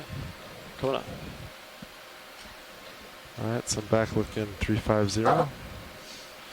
And yeah, you're right underneath me. Camera's at 8.5. Could bring that starboard lower back to its out position, to its normal partial deployed. All right. Back on track here. I'm wondering if those long whips are bamboo corals or unbranched Primnoid corals. So you can come down with me, I bet. Copy. I don't think we've seen very many bamboos today, if at all. A little more inboard. No, I haven't heard anybody call them out. There we go.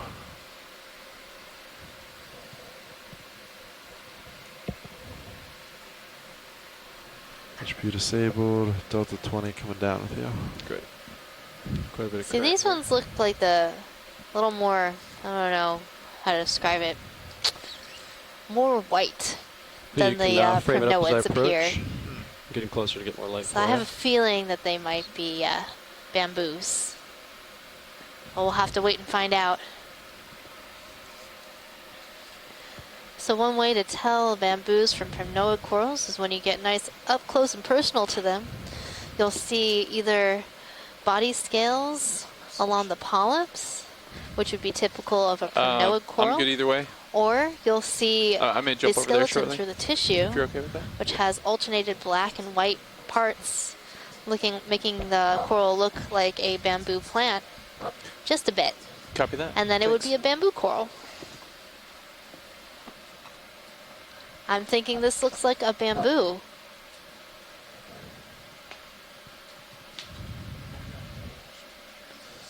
So we have a dense polyps along this bamboo whip. It's an unbranched bamboo coral, and there you can see, as we're zooming in, that sort of black node. And along the polyp body, we're seeing these spines or hairs. Slight tilt up to Any show guesses the node. as to which clade this might belong to? My main Zeus rotator. And then let's tilt up and follow this guy up. My main Zeus.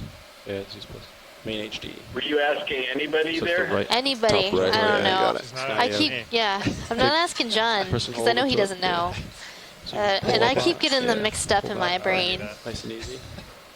I'll just admit it. Okay, video. Was there a subject on this you wanted to see, or? That node that you're looking at Okay, right the now. black node right here. Okay, great. Keep it. Go full screen. Okay, come full screen. Well, at least now we can write down that we definitely saw some bamboo corals here. We did?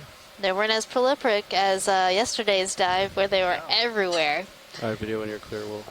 But we do have these beautiful bamboo whips. Okay. Full wide.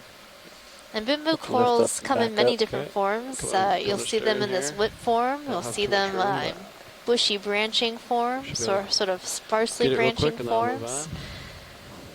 There you go. There's a lot of variability. What are the skeletons of these bamboos made of? All right. I need So the main part of the skeleton is back made up. out of calcium carbonate, which is the white portion. So it's calcium carbonate, not aragonite. It's not aragonite. Copy. Well, I mean, aragonite is a type of calcium carbonate. Yeah. I think it's calcite, That but I has might be manganese, wrong. The magnesium. Chris, do you know whether these deep sea corals use calcite or aragonite? I know that I learned this at one point, but I can't dredge it out of my memory. Sorry, Megan, what was the question again? So do deep sea corals that calcify, like the bamboo corals, do they use aragonite or calcite? Lasers are clear. Calcite, according to Tina and Asako. Got it. Mine's not lit up. Just gotta know which one. Yeah, I'll let you do it next time. I just wanted to see if it worked. I'm seeing another turbocharger sponge. Yeah, video can frame up the turbs. Get a quick snap of this. Do you need a closer look at this watch lead, or is this? Yeah, so this is that funny one we saw earlier on. I guess it's Faria near Oka erecta. The Faria, the two sort of more common members of that genus out here in the Hawaiian archipelago, we're close to it, are Faria oka, which is sort of a bushy, tubular type of glass sponge. And then we have another thing that's called Faria near Oka erecta, which is very similar to Faria oka, except it grows into a much taller, erect form. And that's what we think we're looking at here. Still has the tubules. And right now, it's unclear whether this should get a different species designation or subspecies, because we don't really understand very well. And this is a beautiful image of one of the characteristics of the Fariids is that they have this perfectly square lattice work right up at the top edge of it, a framework called a dictyonal framework that's it's so thin, it's almost transparent.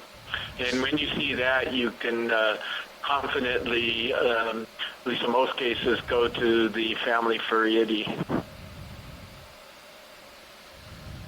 And when we zoom out in the background, I'm seeing a different Fariid. Look like our friend, the turbocharger sponge, right there.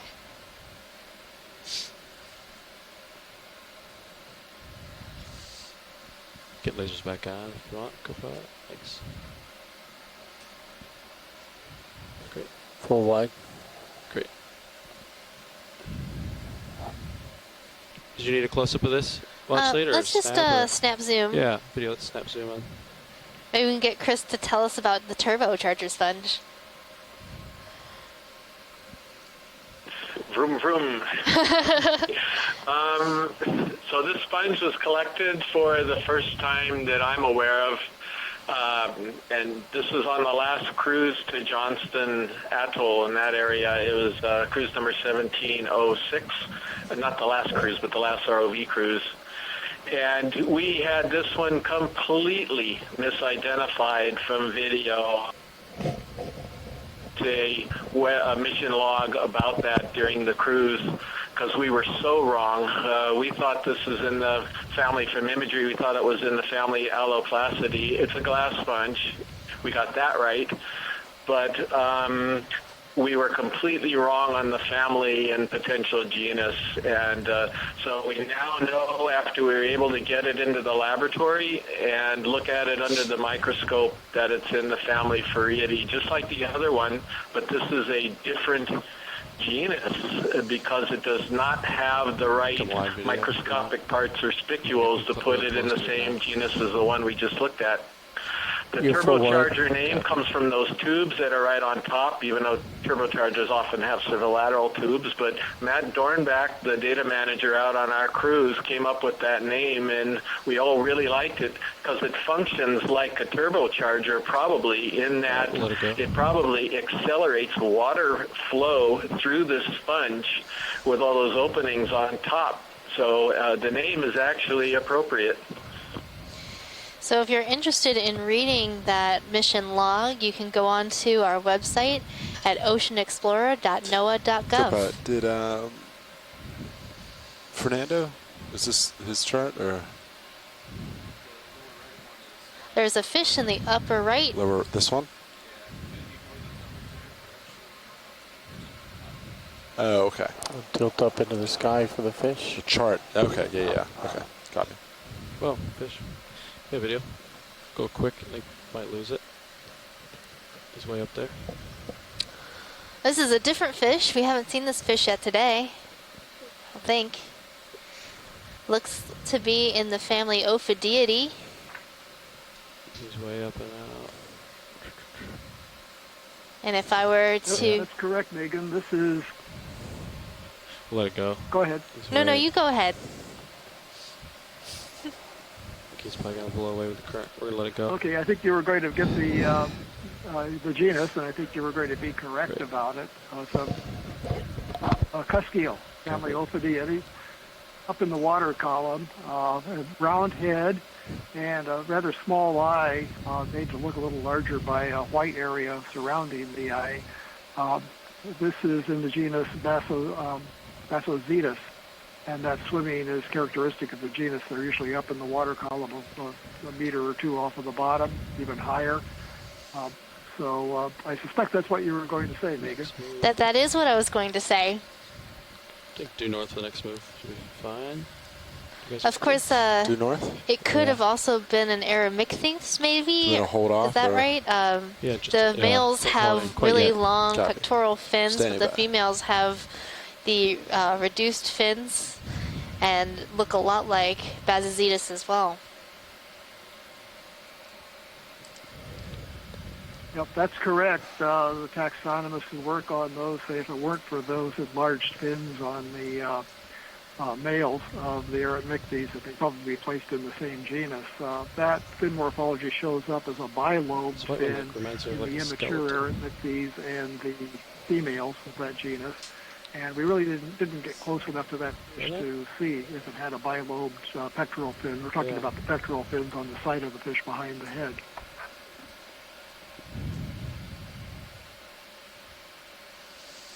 So that's one of the examples of how identifying things for video can be challenging, but also one of the things that is so great about the imagery that we have here is that many times if we can if the fish will cooperate, we'll be able to get imagery that'll allow us to identify these different organisms.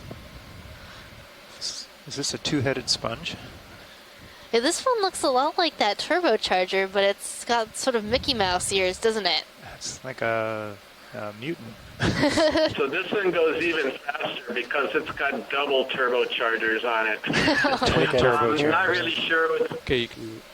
One possibility is it could have gotten damaged and caused sort of a regrowth where you get two heads on it like that. And the other possibility is you had another member, a larvae of the same species, settle on an already existing colony and start growing from there. But finally, it could be just the way this grows, that there's just a natural hole right in the center of it when it gets big. But yeah, I don't know what's going on. Bottom left. It's pretty neat. It looks like there might be some associates on the inside of this sponge. We can see a little bit of a pink spot. Possibly a shrimp or a crab has crawled into these little holes. Look around. Looks like the perfect home for a crustacean. I guess so. It's safe. Let's go full screen. Lose lasers. Wouldn't say it's warm, but it's safe. Definitely not warm down there. No. What's the temperature down here, John? Well, we're Video's just over 2 All degrees right. centigrade. Wow, it's clear. So slightly above freezing. It's a good thing we have our hoodies. It's a good thing.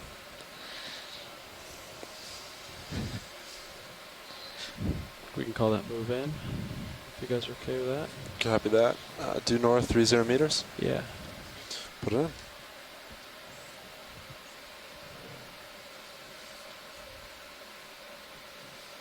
As far as the geology, the same type of features have been appearing kind of throughout this dive. These kind of a mix of a lot of types of morphologies of lava. So we have these big blocks like you're seeing, and massive outcrops in place. Some kind of lobe pillow flows and a lot of broken rock talus. And I think we're seeing some like isolated pillow cones or pinnacles. They're very steep-sided and relatively small, but I think we've been kind of going up and around some of these. It's a little hard to say with the close-in view. ROV nav bridge, move initiated. I've seen some really steep slopes. This sponge on the right looks like it has two Corals heads definitely like it. on one Sponges stalk. like it. Looks pretty stable for a long time, actually, on this ridge crest. Approaching. They certainly do seem to like it. I mean, if I were a coral, it's definitely the community I would move into. Are you looking at the multi-poofed Caliphacus? Yeah, I thought I didn't.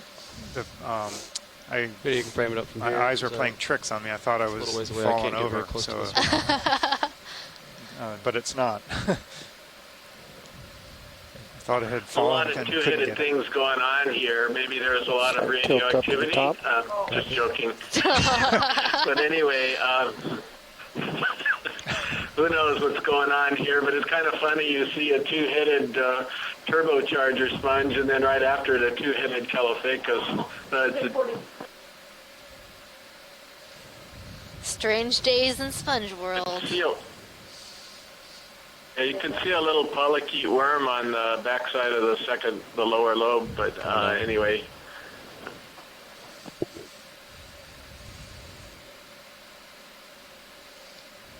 Video's clear. Okay. All right. Pilot's clear. Yellow thing top left, top center. There's another one of those conspicuous yellow corals. Looks like it's waving at us. It does.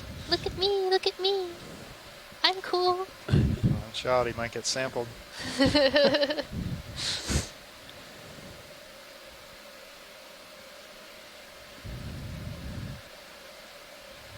kind of like a big foam hand. Oh, they got the yeah, it's sporting games. events. The like pointy finger. Yeah. Can frame it up video.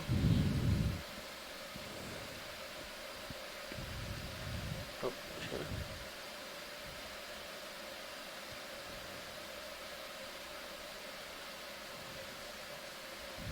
Current's kind of blowing me back. Okay. There we go. So this looks very Acanthogorgia-like. So like the sample we collected, but a lot more yellow. Yeah.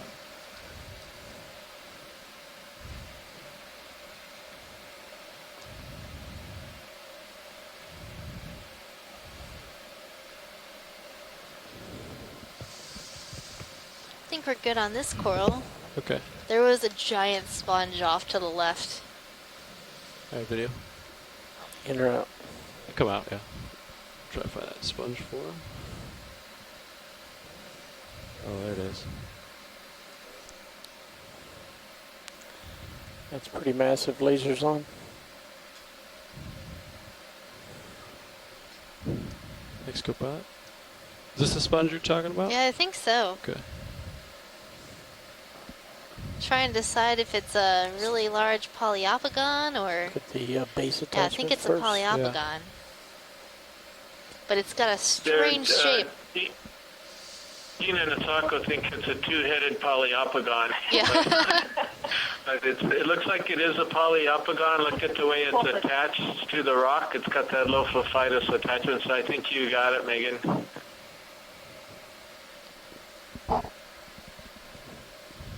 We've just been seeing a lot of big stuff up here. We'll go for the attachment on this Seamount today.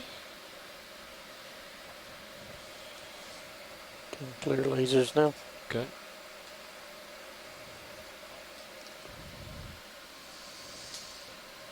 We often see a lot of associates on these large polyopogon sponges. Go ahead and go to the top. So many good homes for animals. I think we're good on this sponge. It just sort of caught my eye in the corner. Copy that. All right, video. Just get a full screen. Get a full screen, and then we'll take off.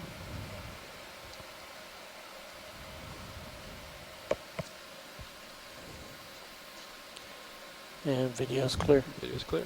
All right. Lasers can come back on. Copy that. Co-pilot can get lasers back on. So I've been seeing a number of these multi-poof caliphacus all around, spotted here and there. And a number of those turbocharger sponges, Polyopogon, as well as our that poofy major one stars here, the corals. Stalks.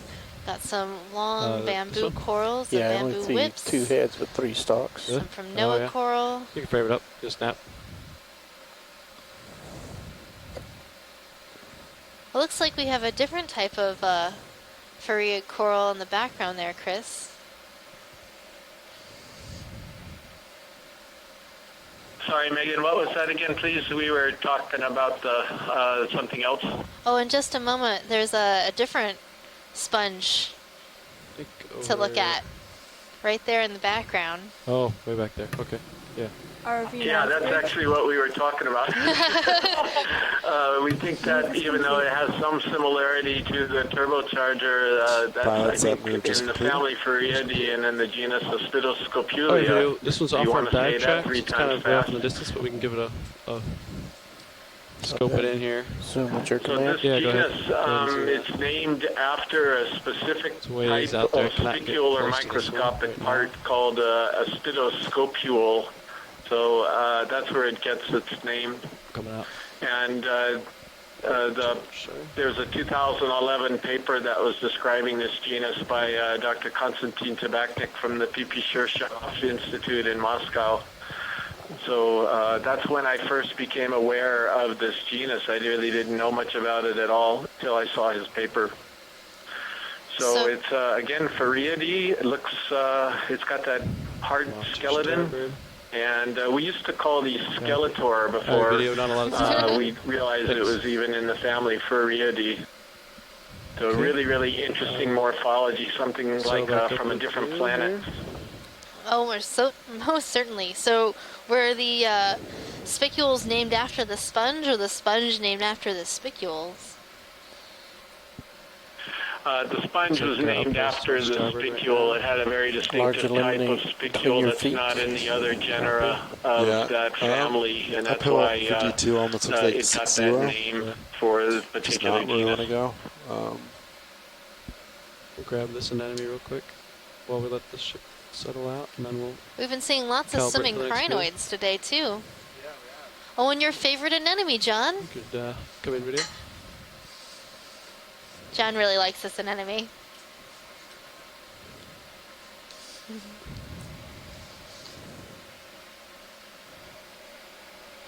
Talk about biggest charismatic species.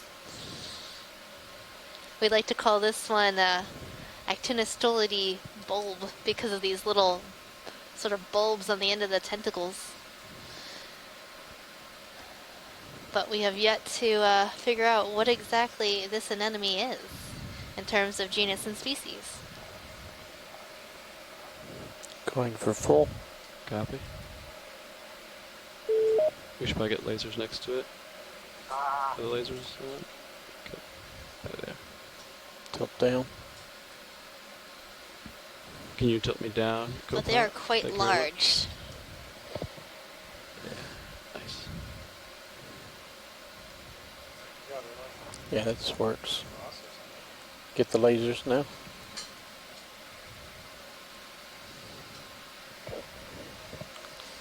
And video's clear. Let's get the all right. lasers on over 4 inches, so this one's about 8 inches or so across. Give it just a couple more That's seconds. pretty big an enemy. Yeah. Yep. Copy. And what a beautiful color, too. All right. Oh, sorry. I grabbed my rotator, so I rotated your rotator up a little bit. Sorry about that. That's my bad.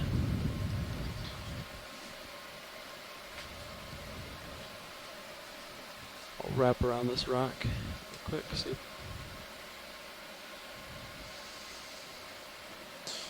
Stand by. Check out these corals just sort of sticking straight out from the side of this rock.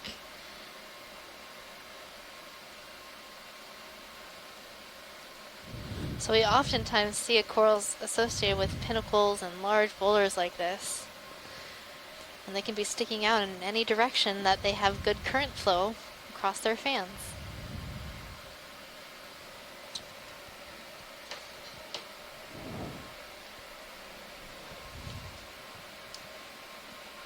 Yeah, we'd have to move, I think, a little quicker than possible to fully make it to waypoint 2. I think we kind of knew that when we sat down. And on top of these large corals that you're seeing, we're also seeing lots of associates. Yes, it's been about 5 minutes since the ship stopped. Okay. So Some navigator brittle stars, agrees. some shrimps. What direction? Yeah, I mean, a scope. So we want to look north, and eventually it should start to Can we rotate. zoom on the sort of more yellow-looking colonies in between the white? Yeah. Video come in. I think they're talking about these ones. Actually, I'll pick one that's more perpendicular to me. Maybe that one. Go in. Zoanthids.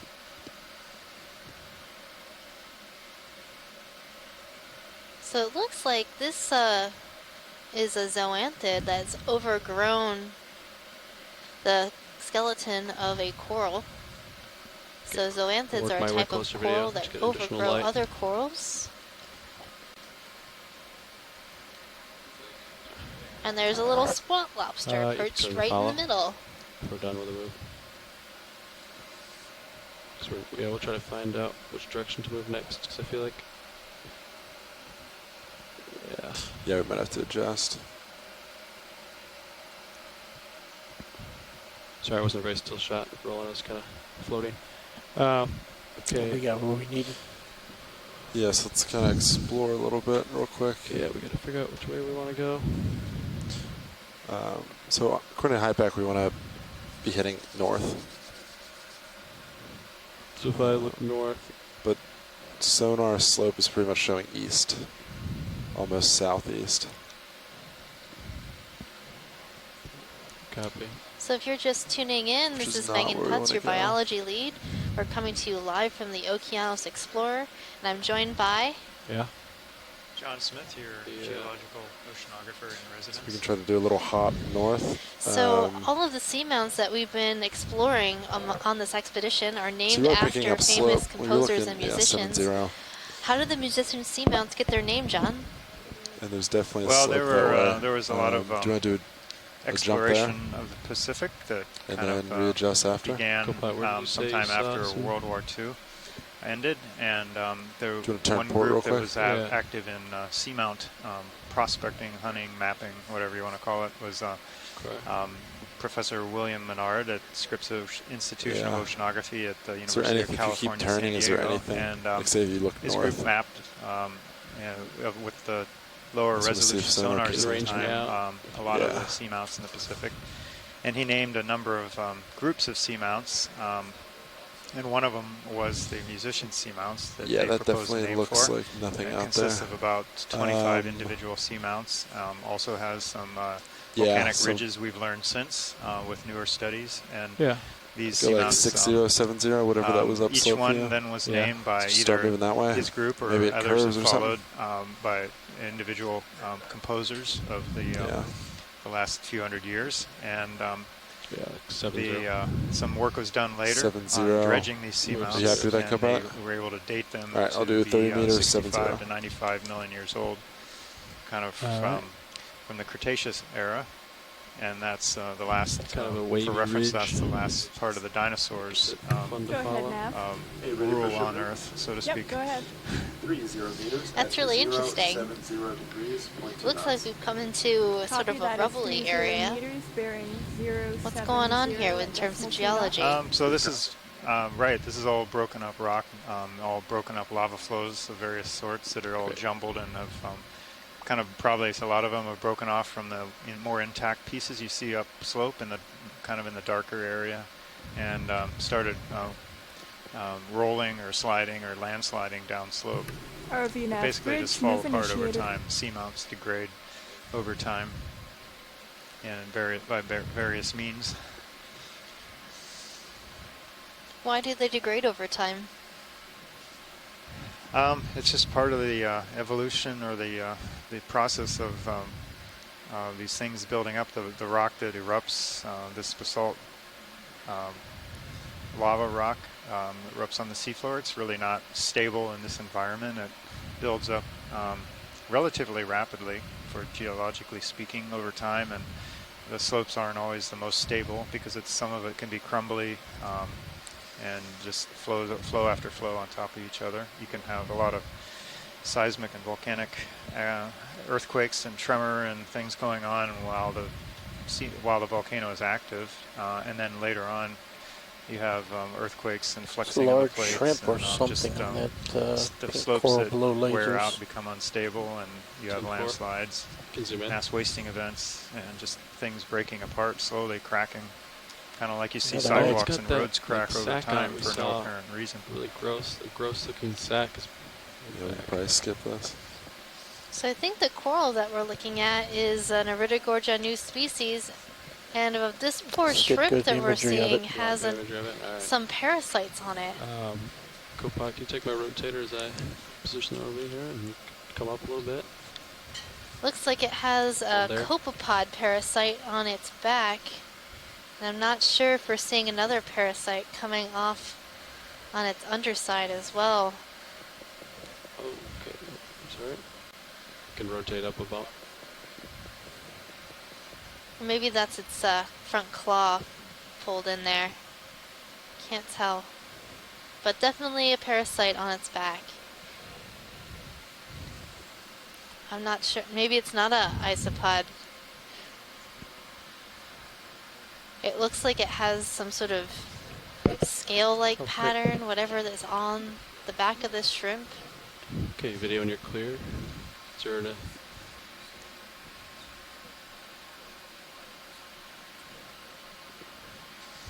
Okay. And perhaps it's similar to the parasite we saw on the Nematocarcinus shrimp the other day.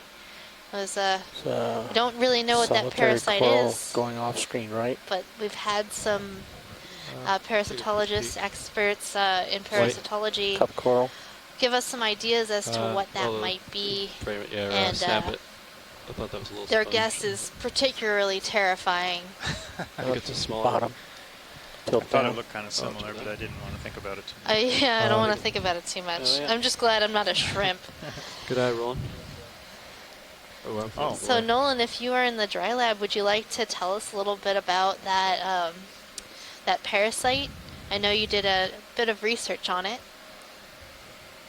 All right, Roland, I gotta go. So wish I could have got a better shot of that one, but he can't bring himself to talk about it. Oh man.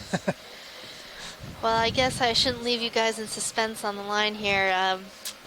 It's a type of parasite. The type of parasite we think it might be is called a rhizocephalon. It's a particularly terrifying parasite because it lands on a shrimp and it starts to grow inside the shrimp's tissue. And the thing that you're seeing outside the shrimp's body is actually the reproductive organ of that rhizocephalon, which is actually a type of barnacle, believe it or not. I the thought more it was you know. fish, but it's not. It's blowing in the current. And it gets itself all sort of woven into the shrimp's tissues and controls the shrimp, sort of makes it a zombie shrimp, and makes the shrimp think that this particular parasite is its own eggs. And so the shrimp takes care of this parasite and then dies later on once those eggs are then released. That's going to be the plot for Sharknado 6. I just know it. So if you want to see a little bit more of this type of parasite, or what we think it is, we do have a highlight video located on our website at oceanexplorer.noaa.gov. Yeah. Please do check it out. Actually, the ear. It's kind of...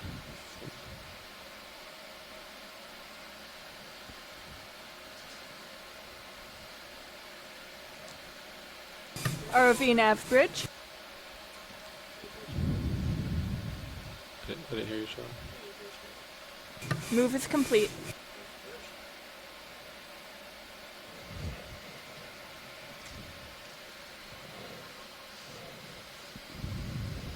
Crab, bottom left. So there's a lot we don't know about parasites in the deep possible red sea. starfish. Saddling for star. We've got some sort of orange on the rock here. Maybe a sea star.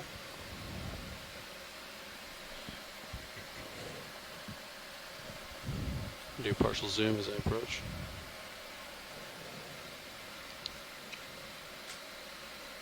So it looks like a type of sea star that feeds on corals. You can zoom out to keep One of Chris Maugh's favorite. Chris Maugh is an expert in sea star identification and taxonomy.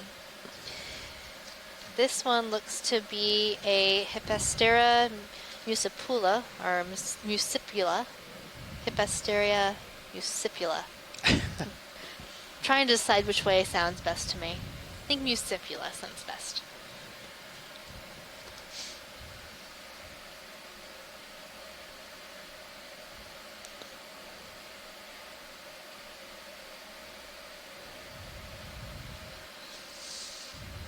It's a sea star in the family Goniasteridae, which we like to commonly call cookie stars because they kind of look like they've been cut out from a cookie cutter mold. You can identify Hippasteria by those unique spines sticking out all over the body of the sea star.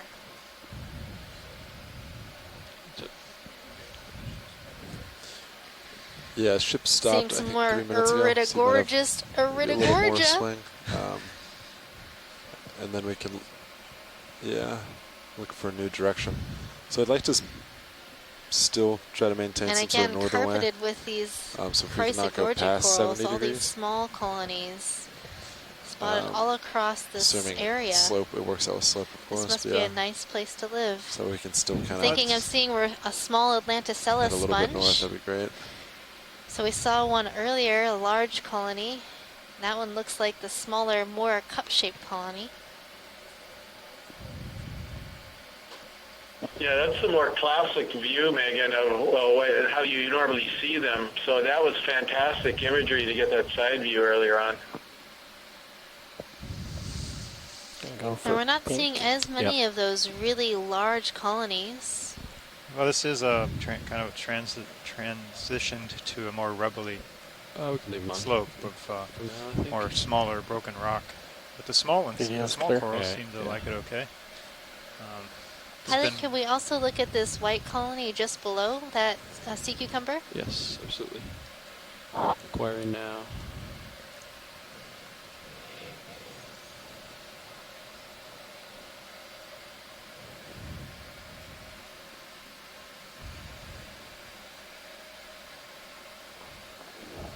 Okay, video come in.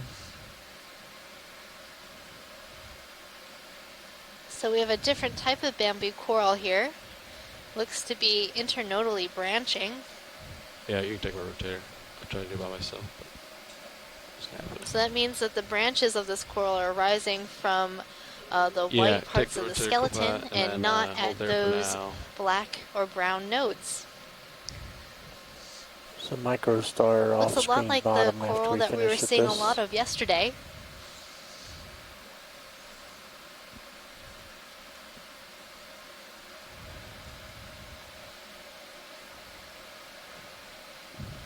Yeah, let's go full screen.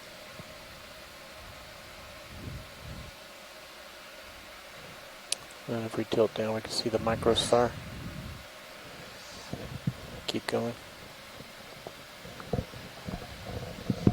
On the right-hand corner.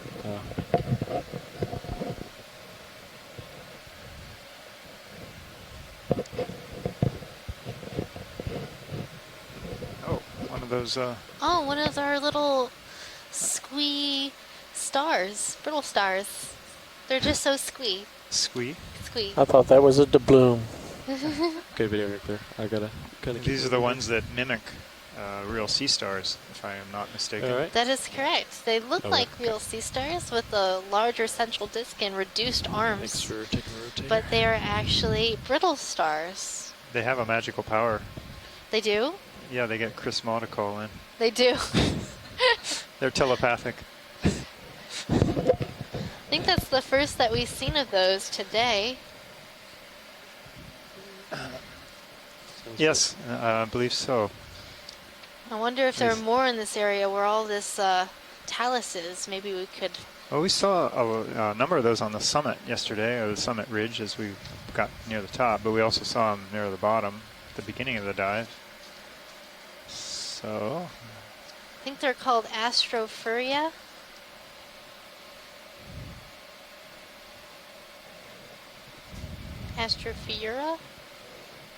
Look like I don't remember. More of those giant corals. It's one of those that little rock pronunciations. I think it's probably in our, somebody's probably written in here. Is this one? No, not that one. Nope. It's a little behind. These two just lower left and center seem like they're it's okay, two though. separate ones. We should just be thankful we have internet. Yeah. Yes, to see. Looks different. And this looks like either that new Iridogorgia, undescribed species, possibly a Rodaniridogorgia. I have a hard time telling those two apart. They have a similar sort of spirally look to them.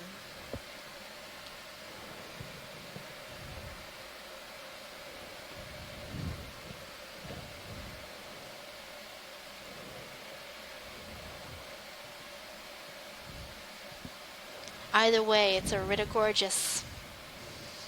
I'm going to keep using that one. It's our favorite.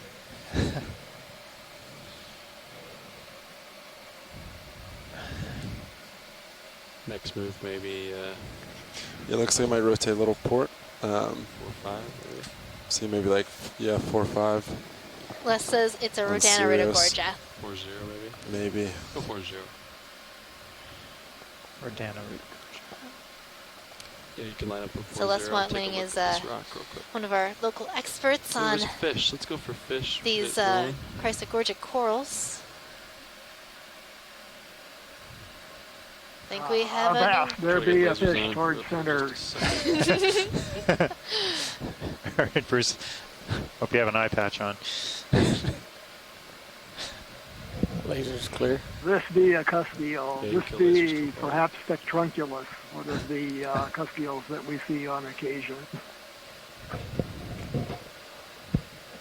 He's got quite the eye. Yeah.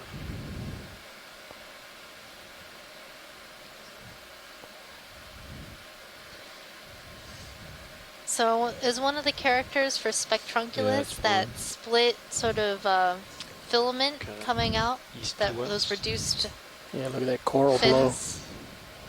Underneath the chin? Look how that coral on the rock on the top glows. Well, I was really impressed with it. Rays on each one of the pelvic fins, and then kind of very robust body, very more massive type of cuskeel than some that we see. Slightly rounded snout, a fairly large eye. A little bit of mystery. We're calling these Spectrunculus. There are 2 species, and reading about them, they're variable in color. They can be light or dark. The deeper living species, and I forget what the name is right now, tends to often be lighter in color. The shallower one, Spectrunculus crassa, is often darker in color. There's regional variability, so it may be that we're seeing get a chance to look at one of those sulfuroids on the pink. As opposed to the pale, deeper living one that people see as disc facing us. Also, there's maybe an actual star on the upper right, or maybe it's just a different topheroid.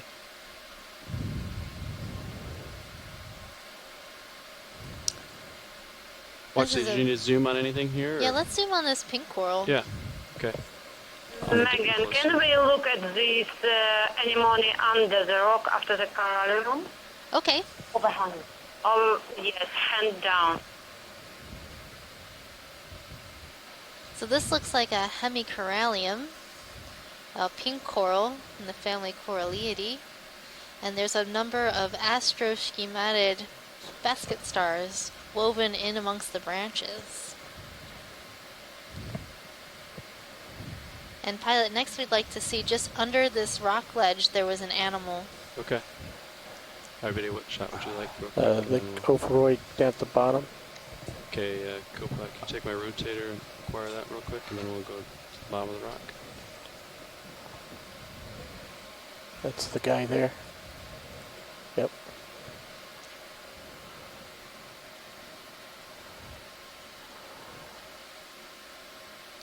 So it looks like at one point the coral got broken off, but it has thus repaired itself and grown.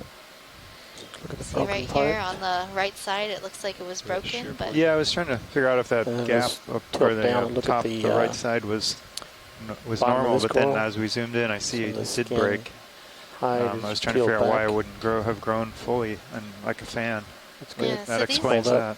Go back up. These corals are really fragile, so if we were to collect something like this, it would sort of break and crumble when we go to grab it. And oftentimes a fish or another animal could swim by and break off a branch. Okay, video's clear. All right, come on. Let's go see if I can find that thing below the rock, and then we'll make it a move in. So yeah, right underneath this ledge, there was an enemy or something we wanted to look at. It was just underneath the coral that we were just looking at. Oh, like under the big rock, or under just? Like there was like a ledge on the rock. Oh, ledge on the rock. Okay, video come in. I think it's right in here. In here? This little guy? Yeah. Purple so top, an enemy. Up top. Yeah, copy. I think that was it. I think it might be a tube anemone. Oh, there's a bigger one. But this one is better light, I think. Coming in rolling. I can take my rotator co-pilot, rotate down to acquire him. We're getting nice and close to him, get some light on him. Ooh, hold on. Yeah, I got some current. I'm trying to cup. Yeah. Okay. Go for it, video. Still got to center it. I'm working on it. Okay.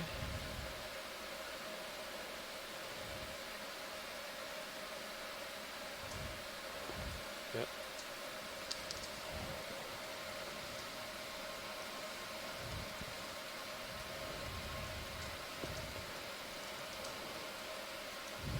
Try to get you a still shot video as best I can.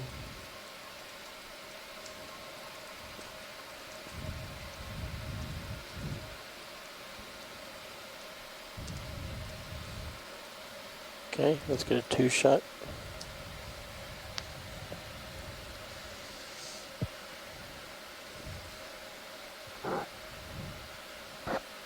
That one's kind of hung under. We'll probably keep moving, rolling. Make some tracks. All right.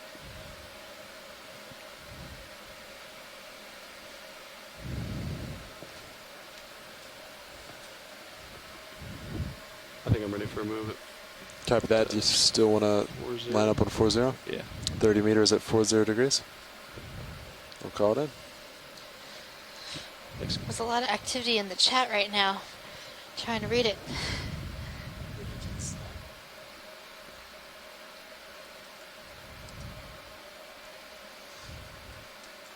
Go ahead, Nav. Sure, go ahead. So, that was pretty cool. We saw some cereanthids or tube anemones underneath that rock. Right now, we are looking at our field of chrysogorgic corals. Hard to tell if it's cereanthid because we can see the second ring of the tentacles around the mouth, and I would not tell you for sure because maybe there are some actiniarians that also have a kind of appearance to have a tube in their base, but without tentacles it's very hard to tell. Okay, so maybe not a... quite anti-drug, but I can't be sure. Yeah, I'll let you take it. Works quite a bit better. So co-pilots are full, right? Well, maybe we could have seen them at a different angle, but it was sort of underneath the ledge, so I guess we'll just have to put it at a question mark on those two anemones that we saw. Now we're seeing a number of amphipods hanging on to some hydrozoans in the current on this dead Valteria sponge. Here. Okay. Sorry about this. Megan, they are not amphipods, they are hermit crabs. Are they hermit crabs? Or at least the one I was looking at was a amphipod. Yeah. Oh, they are little hermit crabs. And there was one amphipod. Go figure.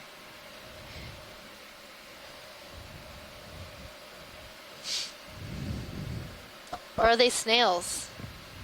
Actually, I think they might be snails. I'm seeing 2 antennae, but no legs.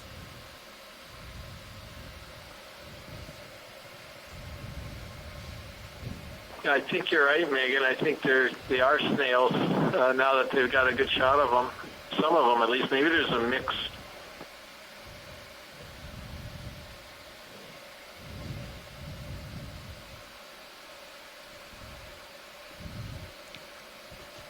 Video's clear. Okay. Pilot's clear.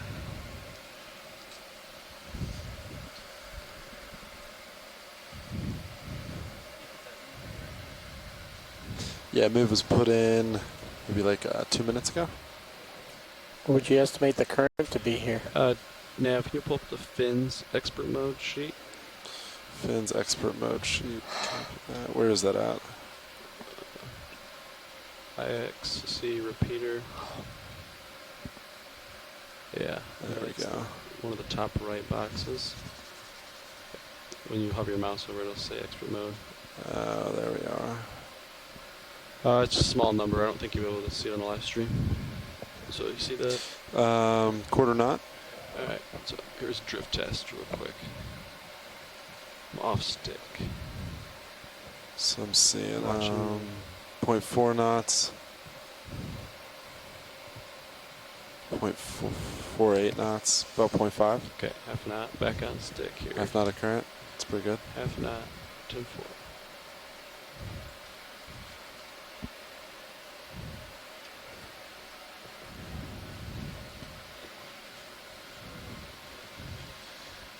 Copy that, co-pilot.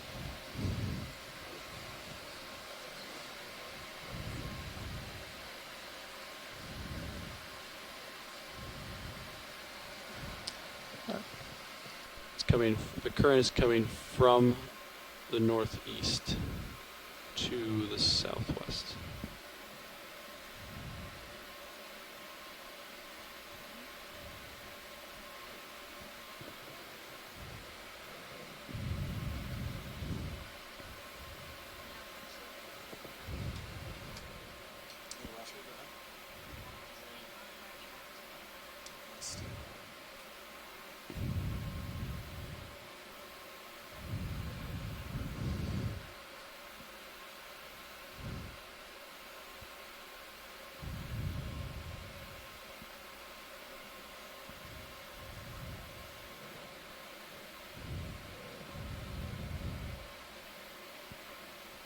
If you really get into a lot of current, if you put your head into it, you're more efficient versus like laterally.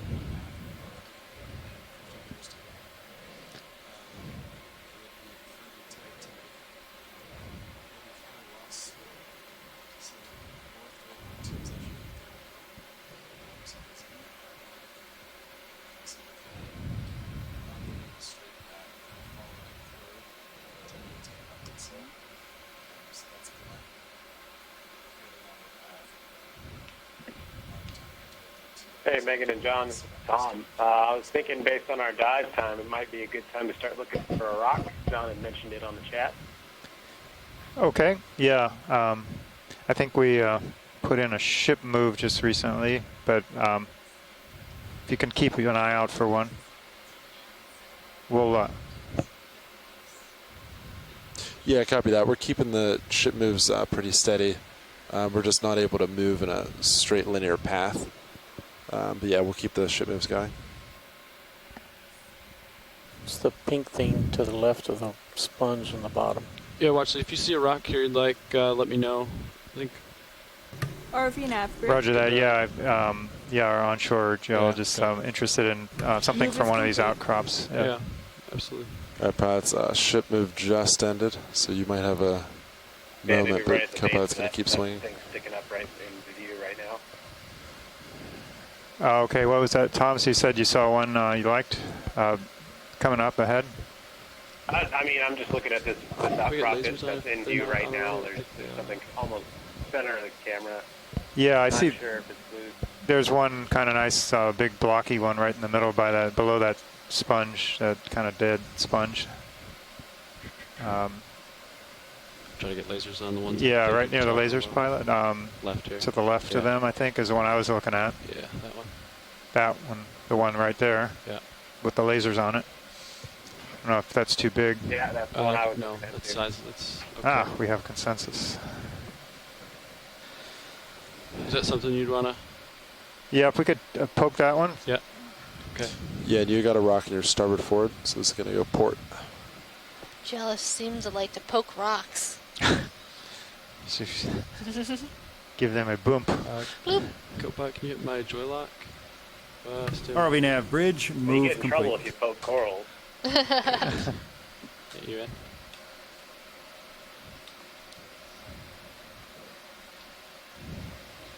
Something crazy just went down I on don't think you can the actually right side activate. of the screen.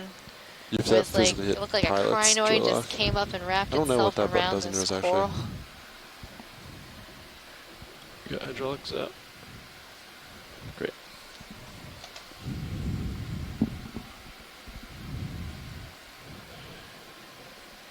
Give this. Ooh, is that pretty far out there, Sean? I can really reach that. No, you should be able to grab it. I think it's dead center. Hydraulics. You can go Based all the way on up. Yeah. Mini Zeus. Should be sufficient flow. Okay.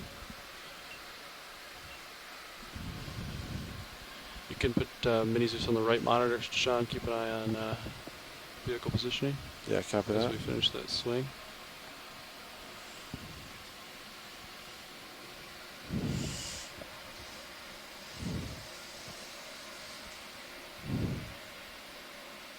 Let's see if this one's loose here.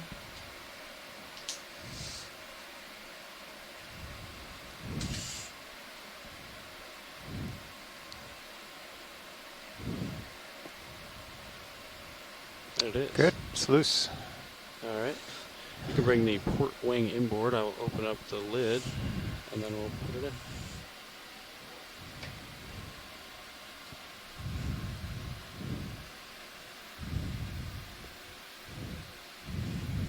That's good. Great.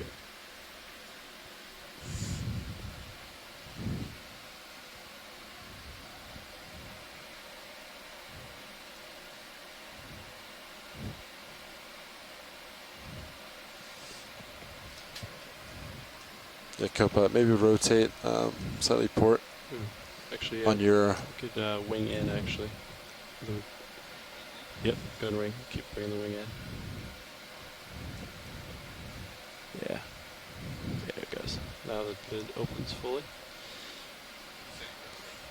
Yeah, slightly port and camera down, just to keep D2 in view. And I'll keep an eye on that camera. We need to up to rock a little bit. Oh, sorry, yeah. Now I need you to bring his HD2 camera up, tilt it up. This is maximum grip force here.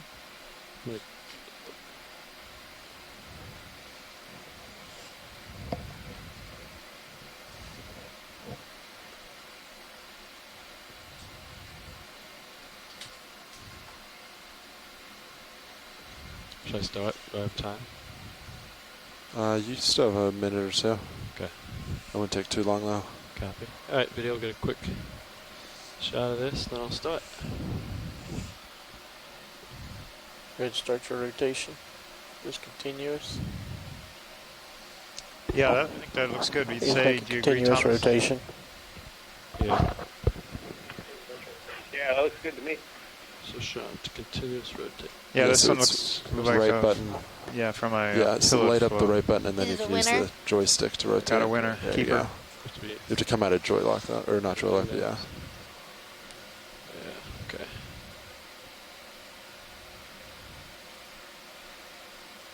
Oh no, it doesn't look like it has any biology on it. We're clear. Wah, wah, wah. Great. Looks quite hefty. It does.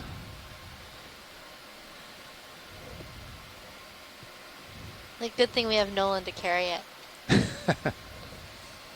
He'll carry anything.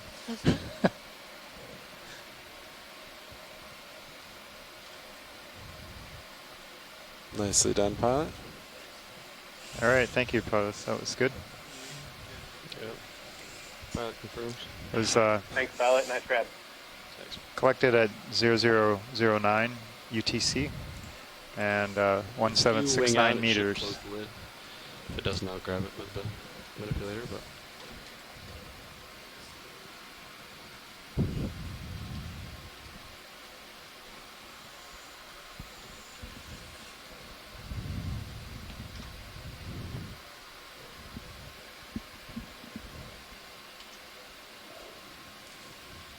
And then, yeah, when you get a chance,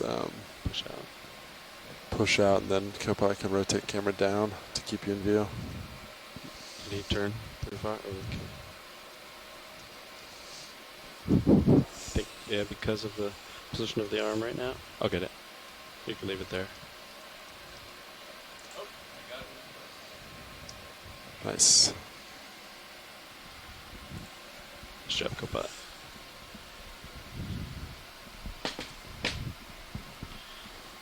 All right, so D2's at the bottom. There you go. So the current here looks pretty strong. I think I heard that it was a half a knot here. Half a knot from the northeast, I believe. Is that? Additional hand, looking operation, team held forward lounge for 5 minutes. There repeat operation, team held forward lounge for 5 minutes.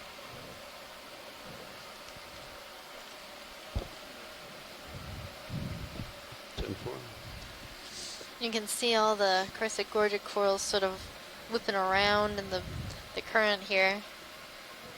So you can tell it's pretty strong.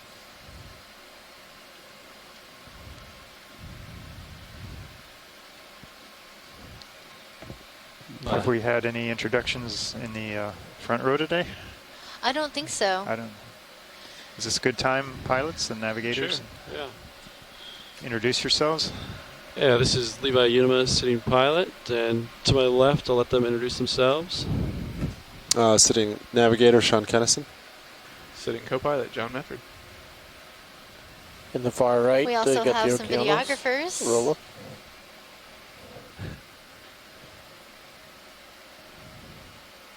Sitting back row and clipping is Caitlin Bailey.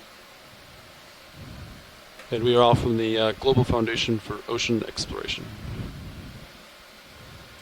All right, thanks everyone.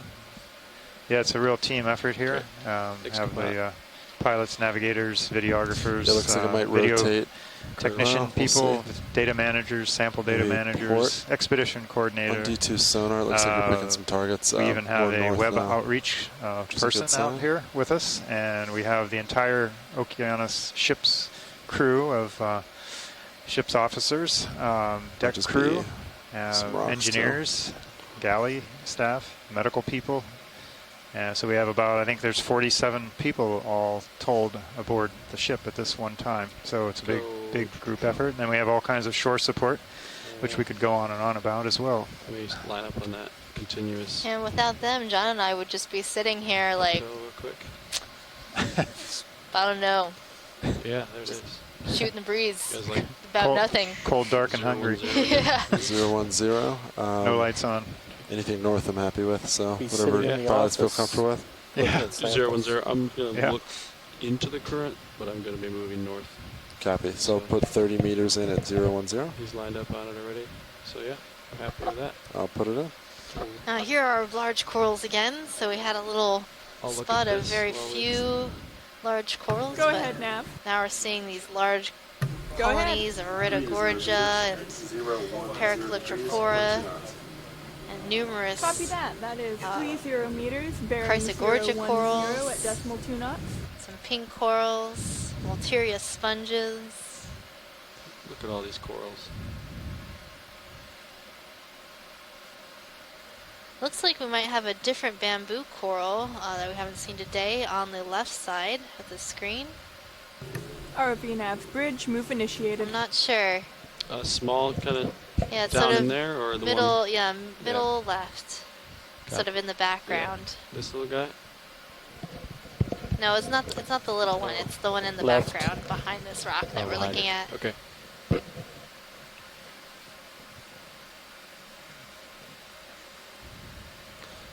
think it's off the rock and down.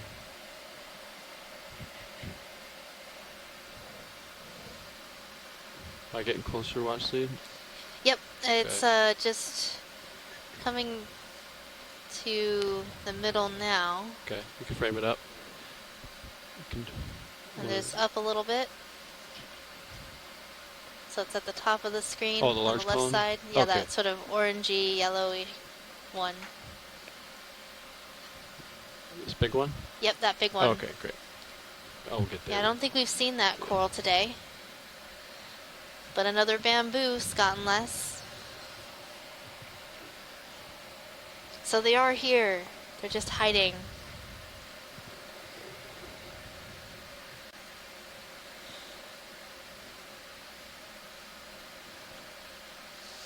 So this one looks like it is branching at the nodes. So those black proteinaceous parts that allow the skeleton to articulate. Okay, can zoom in video. Articulate.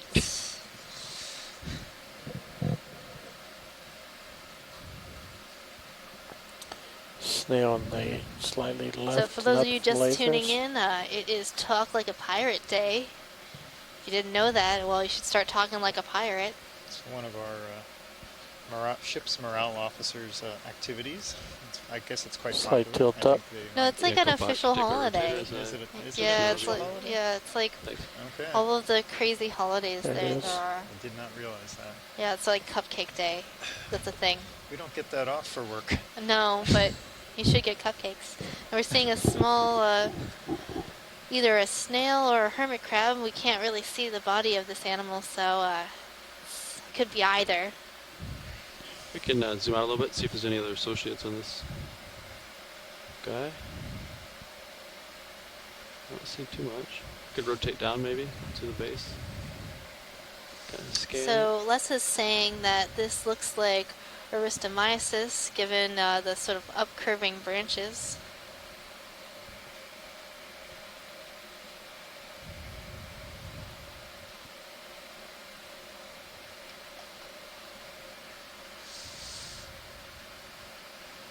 Video's clear. Copy that. Watch lead, is there anything else you'd like to zoom in this field of view, or? I think this is great. Thank you. Yeah. All right, pilot's clear. All right. Thank you, co-pilot. Thanks. I haven't seen any black corals in a while. But lots of these primnode corals, a lot of white shiny corals. I think on it's the rock. Yeah, I think it's where something rubs up against the rock in the current. You can frame it up. Talk about this, Roland? Yep. Yeah, I think it's like biology rubbing against. But we did manganese, see some black coral. Yes, we did.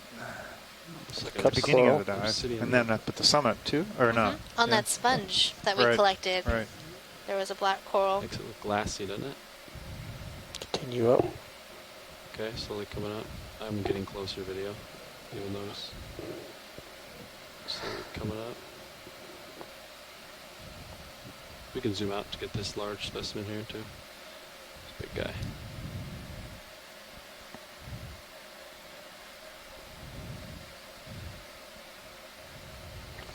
You don't see another shrimp with a parasite on its back. Can zoom in. You said this one has a parasite? See something on it. Could just be brain matter. We got a shrimp,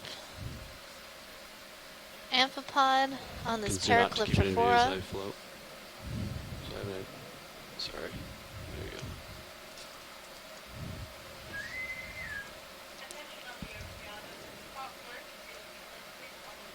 Video's clear. Okay. All right, come by. See what else we see here. Beautiful coral. Yeah. Picked a good spot. It's got a lot of current blowing by it. Clear lasers and fly up, vertical. Okay.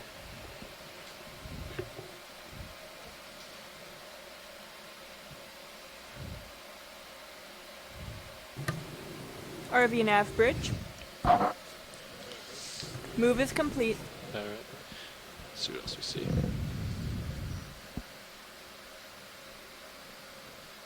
All right, pilots, that move just completed.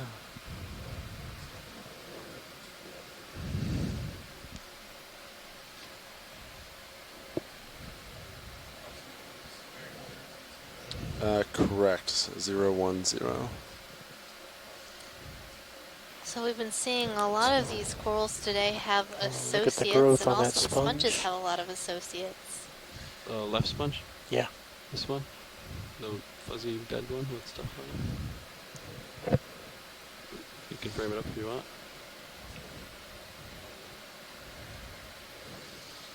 Well, that dead sponge is covered with hydroids.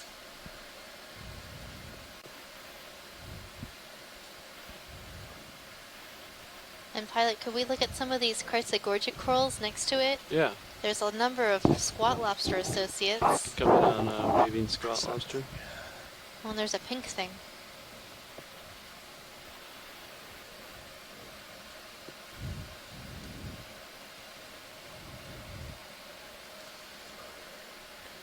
It's like he's saying, hi, neighbor. Looks like almost every single one of these chrysogorgic corals has a squat lobster on it. Tree like that. Do you think these the corals would thrive or even survive without the associate? Oh, the corals would probably be fine without the associate. Yeah. I don't know if the associate would be fine without the corals. Well, there you go. Can we also look at that pink? Yeah, go ahead and play video. Crazy pink thing? What is that? I'm trying to figure out what that is. Either a holothurian or a slug. A nudibranch, maybe? Good guess. I mean, at first I thought it was like some crazy pink stolonifera, but I think it's a nudibranch. Full zoom. A type of mollusk that does not have a shell.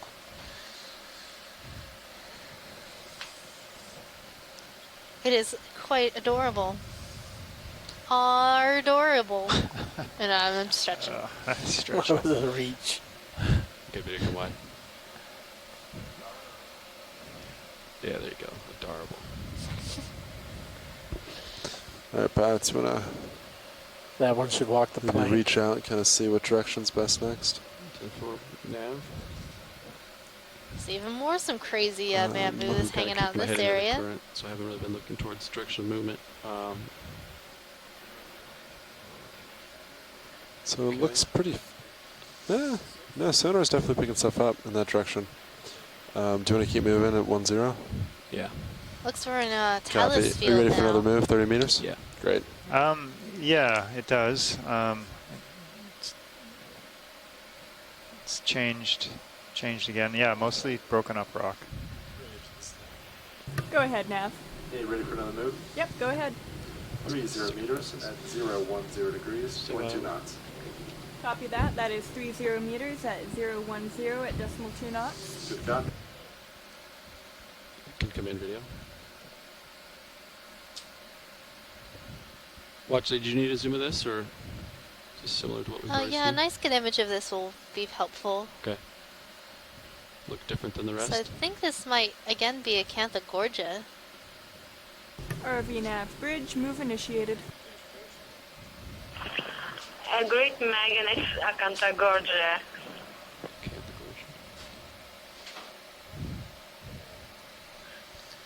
Okay, video, I think when you're clear, we can probably... She said 100% Acanthogorgia. 100%? 100%. Is that your final answer?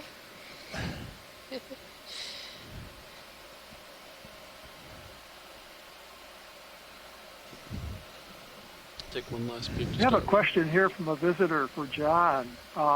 He wants to know if there are any geolites associated with the basalt in these seamounts, and if you could explain what those are and then answer, that would be great. Zeolites? Yes, zeolites. I didn't say that correctly. I don't know, actually. What's a zeolite?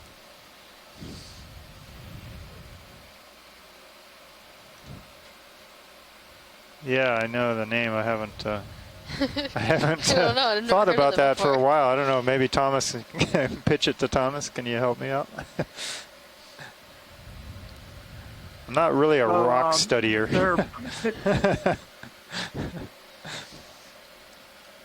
They're mineral Very large crystals enemy. that Do you with form lasers? inside of the basalt. Oh, right in the like in the pukas in the vesicles, like the whitish stuff.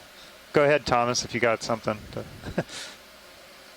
Yeah, they're known by a couple of different names. That'd be exactly what they are. It's just a secondary mineral formation where you have, at least in basalt, you have vesicles, you have the bubbles from the lava where it cooled. Now you have a hole, and then another mineral will grow in there. Yeah, but let's zoom out. It Just gets trying to find a deposited smaller usually by some kind of fluid here. interaction. Oh, there it is. Yeah. So for absolutely, video come back most in. of the time for underwater basalts, vesicles, we don't get them as much as we get on the surface, right? Because these are erupted under pressure. Rock. That said, there are definitely vesicular basalts that show up in some aqueous lavas, and I would imagine you can get zeolites that form in there, secondary minerals that grow in those vacancies.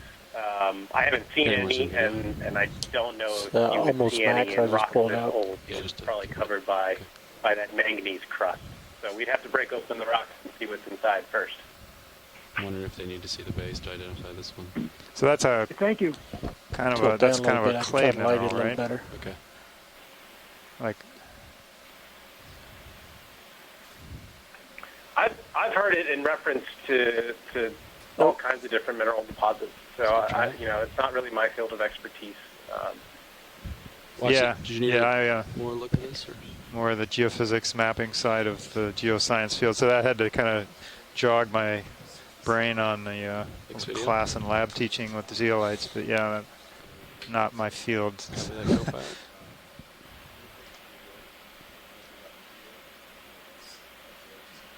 Good question, though. Well, actually, do you need a closer look at that? Stump the geologist day. Anemone or not?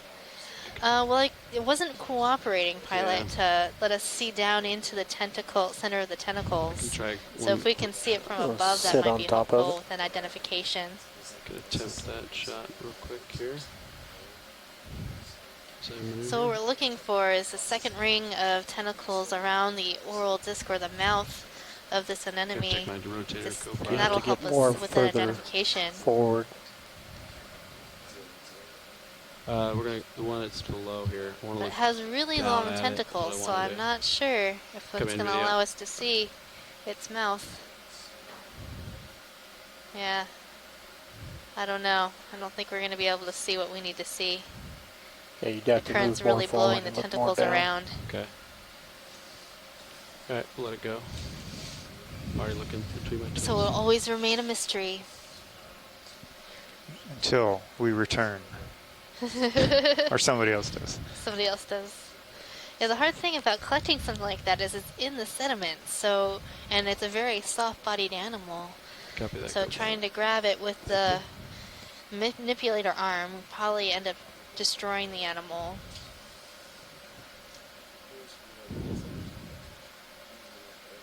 Even if we were able So Megan, there was a sponge, I don't know if you noticed it right above that Seriantid that we just left. And it was actually a very young Faria turbocharger. It didn't have the upper part of the heads that we were talking about, but it had already split. And, we were wondering the origin of that two-headed one. Well, you could see on this one that it had already split, but it hadn't formed the heads yet. So maybe it's just a regular natural growth form that sometimes it just spreads out like that. Well, maybe it spreads out and then comes back together when it gets too big? Yeah, exactly. They do that, and I think that's what was going on there. So it connected up and rejoined, and there's still a hole in the middle that'll eventually fill in as well. That's some crazy sponge.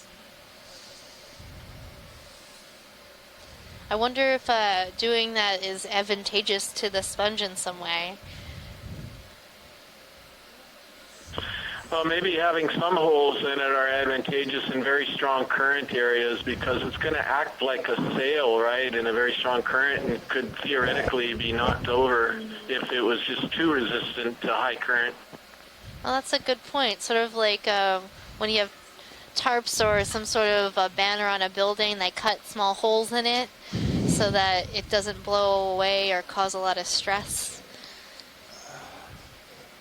Maybe it's doing something similar. Yeah, exactly. But again, we're just sort of just having some fun hypothesizing here. These are just ideas, but usually, I'm in the camp that believes very strongly that we're seeing all these various morphologies for a reason, that they're actually advantageous to the animal. It helps it do what it needs to do to survive and reproduce. We're going to do a quick pilot change up front here. That's a good point. A lot of things don't just arise just because they can. So any adaptation you might see might be, there's definitely a reason for it. And it's our job as ecologists to sort of try to figure out those reasons. That's one of the big mysteries.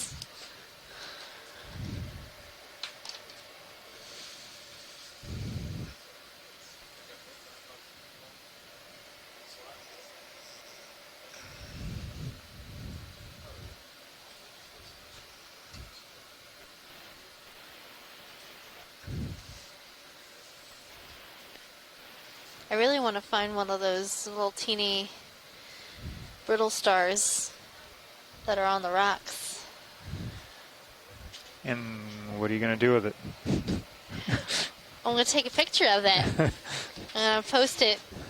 And be like, look at this cute little brittle star that pretends that it's an actual sea star.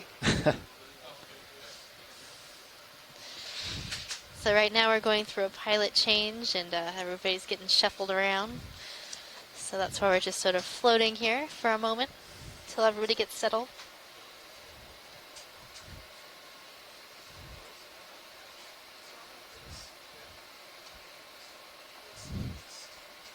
Okay, so we're moving at 010. All right. So Megan, why don't you tell us about the capstone program that we're involved with here? This is the last cruise of it in the Pacific. So CAPSTONE stands for the Campaign to Address Pacific Monument Science, Technology, and Ocean Needs.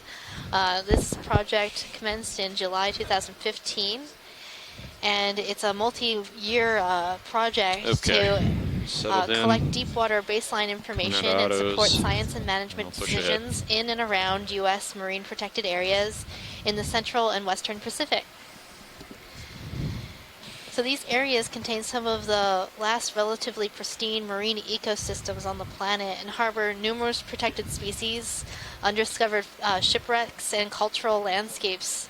So their designation is pretty unprecedented in terms of the geographic scope and ecological value for ocean conservation. Ooh, that current is pretty good. And since today. most of our deep water areas remain poorly known and are of high interest to federal and state agencies, the research that we're doing here is really important. And hopefully our efforts will provide this critical information that's relevant to emerging regional issues like deep sea mining and potential U.S. extended continental shelf. And a lot of these marine monuments are, they're really new and within the last 11, 12 years. And even while the capstone program was going on, one of them, at least one of the larger ones, the northwestern Hawaiian Islands, Papahanaumokuakea Marine National Monument, was expanded to about 4 times its original size. So, and all that is in all that expanded area is in deep water, and that's one reason we're exploring here to assess what's there. I think we're ready to look at some stuff for you when you are. So we think that there might be some connectivity between the Papahanaumokuakea Marine National Monument, the main Hawaiian Islands and these musician seamounts. So watch lead, we're all settled into our shift change here. We're ready to look at some stuff for you. All right, thank you, pilot. So everyone on shore, we're ready to go again. Start Let's moving. check out this coral dead ahead. Okay, moving in. There's quite a bit of current today.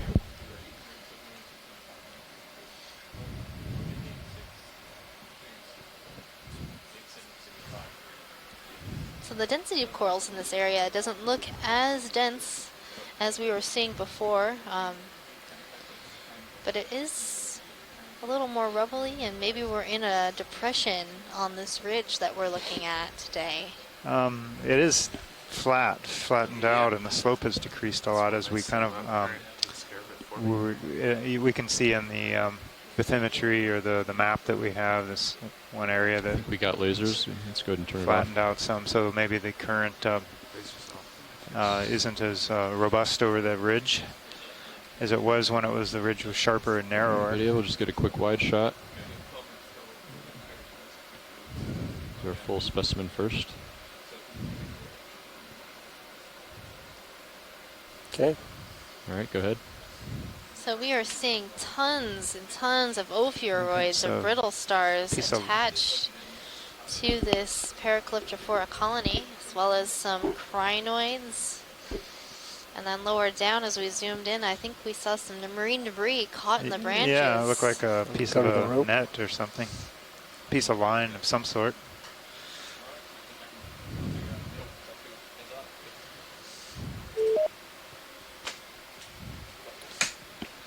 And according to our schedule, we have a little less than an hour to go on our dive.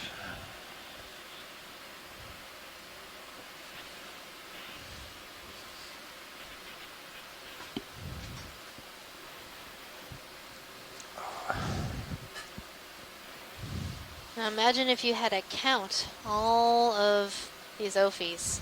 Who would think about doing that? Oh, I don't know. Some interesting people that I work with, maybe. Come out a little bit wrong.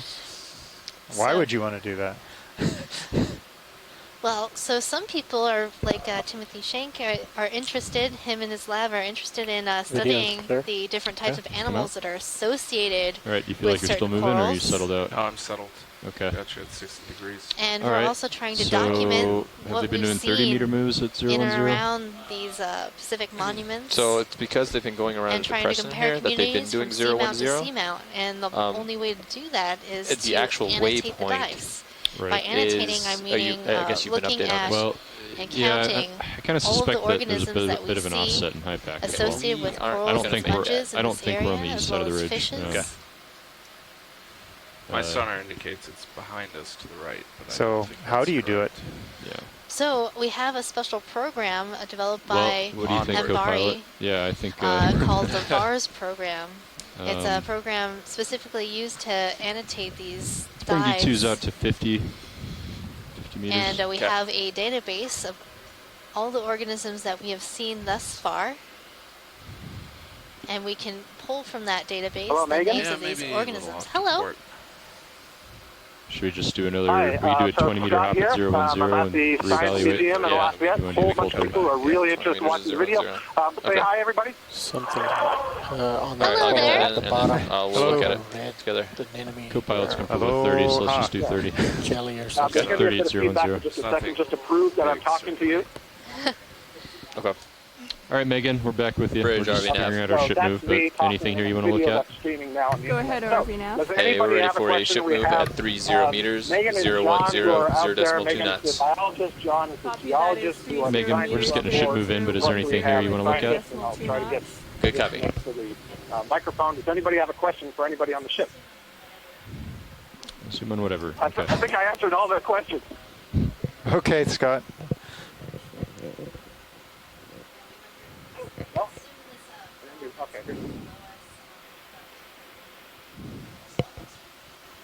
So the question, maybe this is for Roland or one of the video folks, is does the lights that you use affect the temperature in the water?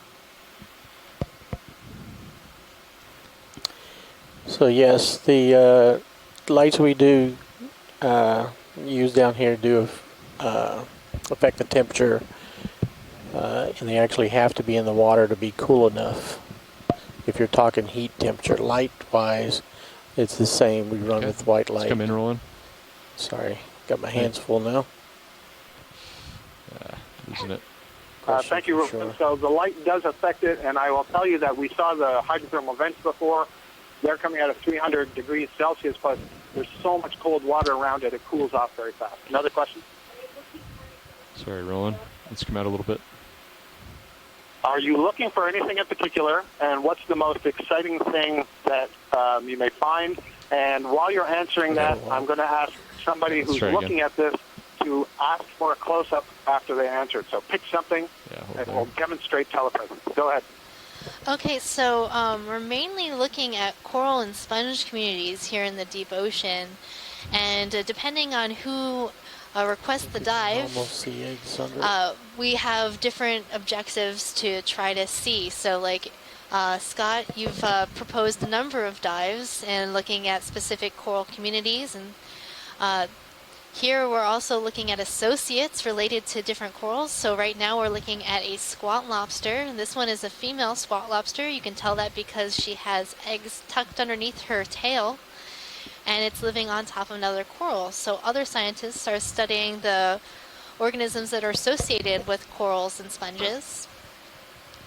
And right now we're exploring. So we're trying to see whatever it is that's down here to see and give us sort of a baseline of what to expect in the deep sea, and try to find new species and characterize an area. And we do comparisons with the other seamounts in this group on this cruise, as well as other regions that have been studied by the rest of the 3 years of the capstone, as well as other studies by other people at other times. So it's trying to connect everything, or determine what is connected and what isn't. Because it feels calm. And in terms of some of the most exciting things we've seen, it's like when we see life in action. We're watching this in situ. We're watching it, real life happening before our eyes. So many times we'll catch maybe a coral grabbing a piece of material from the water column, or we'll see a brittle star capture a squid, which really did happen. So please do look at the highlight video on our website. It was pretty much one of the most amazing things I think we've seen. We watched some brittle stars that you wouldn't think move very fast. Just reach out, grab a squid swimming in the water column, and proceed to eat it. We saw a pair of crabs in a mating posture just a few days ago. So I think it's really exciting to be able to see these types of things happening before our eyes. What's your favorite thing, John? The creepy shrimp.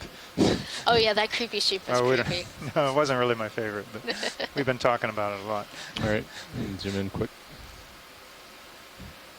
By creepy shrimp, I think they mean they found a shrimp the other day that appeared to be parasitized, so it had some weird egg mats growing out of it. Yes. Do we have any budding scientists who... It's really whipping around. Yep. Wonder who has grip of who. Those jellyfish eat that coral, so I think he's holding on. Here's an easy one for you. Do we see the same species in different areas that we're exploring, or are they always different? And yes, I am joking about how easy that is. So yes, we do see similar species in different areas, and that's one of the things that we're looking at throughout our exploration of the musician seamounts. We believe that there might be some connectivity between different areas in the Pacific and the current area that we're studying, and we're going to see connectivity between that connectivity means that we're seeing similar organisms across different areas. So for example, a lot of the identifications that I'm giving are based on our animal guide on our website. That means that we've seen this type of animal before, and I'm making my identification based on what I know about these animals. So yes, we do see the same animal. So what's this big white thing that's looming? Oh, this, which one? The one in the center screen, or the sort of amorphous one on left side? the one that's in the center in the background. Those aren't just the branches. So we're seeing this large coral fan, and we're going to zoom in it right now for you. And this is a primnoid coral, so a coral in the family Primnoidae. It's likely in the genus Paracliptrophora. It's one of the larger corals we've been seeing today throughout our dive. Looks like we got 12 minutes oftentimes on this coral, we've been seeing a number of Okay. associated organisms like brittle stars, crabs, and shrimps. And we see it so often that even the geologists can identify it now. Eel or something? Go ahead and zoom in. John's getting really good at IDs. I don't know, just a stock. Tricked me. I'm sorry that I was asking a question before because I noticed that you had zoomed in on a jellyfish, one of the Aegina jellyfish, feeding on a coral, which is something that Roland, feel free to people just might always not be expect just to happen. past the skids. When I say full that's wide, a really you can cool just kinda jellyfish. get Up to that point, that's fine. Oh, another question? Looks better. Oh, yeah. So the question was how small is the stock? So maybe you can talk a little bit about how we size things down here. So you'll see in our field of view 2 red dots. Copy that. Those You are have not lasers finished your mounted on swing our yet. camera Yes, I know. system. As you're aware, I'm sure. Pilot, are the lasers on? We can get lasers on, co-pilot. Lasers on. So you'll see in Pilot, just would a you like moment another the lasers We come might on. actually be These able to 2 red turn a dots little more to are the north, 10 Dave. centimeters Like or 0, 4 like inches due north. apart. Ah, And when they are in view of an organism, we can measure how big or how small they are. So pilot's just going to run the lasers across the area that we're surveying. Yeah, It's in the center of your screen. Due north. Yeah, Due north. And as you hard for zoom me in, to that distance apart stays actually head over exactly there the 'cause same. of the tether and the current, but due north, that's fine. It's like 30 meters. Yeah, 10 centimeters, so about that big. Yeah, that's fine. across. I think so. Copy that. And you can see just Coming right there up. we were at quite a high level, Ready to so the drive light nav? doesn't transmit well. If we want to get a really good look, we can put the ROV down, light it really nicely. Go ahead, and get to see a ROV lot now. more. We are ready for another ship move. 30 meters, bearing 000, 0.2 knots. Copy that. That is 30 Oh, great question. meters So what due other north, sort of data is being decimal 2 collected by the Okeanos Explorer copy. in addition to just the animals? Let's come Well, out. that's a wonderful question. You want to answer that, John? Yeah, so that's kind of my specialty too, although I'm not really involved with it too much on this cruise, is when we're not you doing the ROV, which is basically a daytime ROV operation. nav bridge, Here, move they're initiated. doing seafloor mapping at nighttime, all night. So we use various sonar systems. The main one that we use maps the seafloor. It produces topographic maps, much like you see on land. So we can map these seamounts in detail, and then we use that both for general science data, for nautical charting, and also just to make dive site maps. Sure is. They have a number of other sonars on here, fisheries sonars, and a sub-bottom profiler, which can map beneath the Give you a little seafloor tether on until a I sedimented area, and the water column, you can map that. And we can also, the ship has capability to do other things like CTD casts for salinity, temperature, conductivity, and also collect water. We're not actually doing that on this cruise, but it's fully oceanographic capable of doing other activities as well.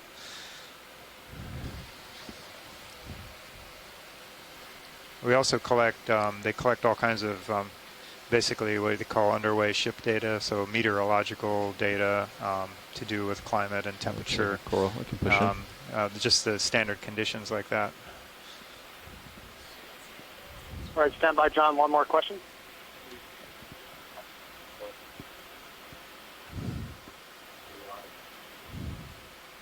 So on the dive today, other than the sea fans, gorgonians, octocorals, what sort of biological highlights were there? So we've been seeing a number of things. So we saw a few different types of sea stars, some black coral, which are not octocorals. We've seen a number of squat lobsters associated with almost every single one of these Chrysogorgia colonies, these poopy colonies that we're looking at, has a little squat lobster living on it. Fish and we've seen a number of fish. Didn't earlier Bruce get excited about a fish, the largest fish of that species that have ever been seen? Oh yes, we saw a Synaptobranchus eel, a cutthroat eel, that appeared to be larger than the largest recorded size for that eel. Right, according to the literature that he was able to look up, or somebody was, yeah, so about 1.27 meters long, I think, and it was maybe 10 centimeters. My mic over there's partial. About 10 centimeters thick. Yeah. And we were able to determine its size by using the lasers mounted on our camera system.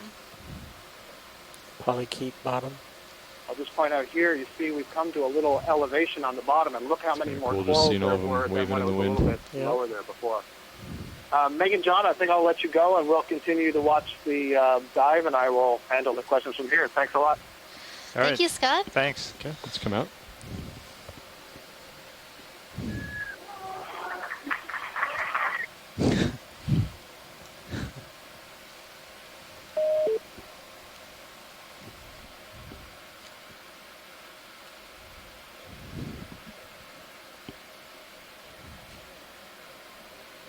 Yeah, we heard. Everybody take your share. Take your bows. Swimming fish, very small, near center, going lower. Oh, there he got is. A white parasite. Yeah, he's whipping by. Ooh, quick. Hold there. Well, it looks like this little fish has a parasitic isopod possibly on it. That's the tether. So this looks like it is a rat tail fish or grenadier in the family Macroidae, and I think it was in the genus Kumba.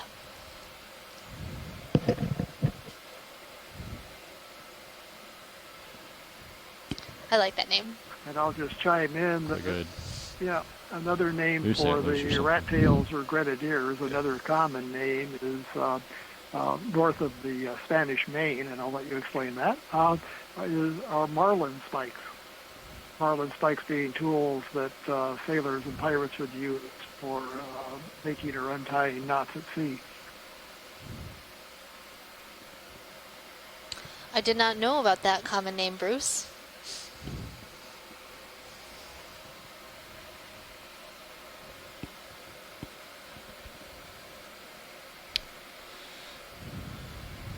What time did that move to the north start? It started at 045, about 6 minutes ago. And that's the ship moving. That so we're is probably about halfway through.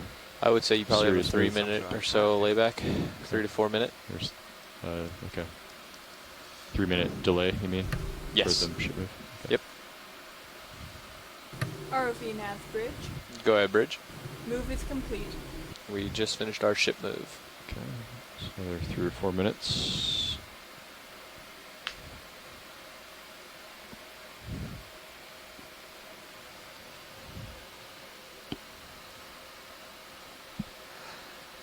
Maybe a little something in the sonar around 3, 4, 5. In your sonar or mine? Sonar. I see it. Yeah, and I see a hole on mine in a similar area here. So do you think I'm looking past the hole to the other side? That makes sense. White starfish, I think, upper left. Upper left? And never mind. Starfish, upper left? Never mind, it's a sponge. Okay. With a little spoke coming out of the side.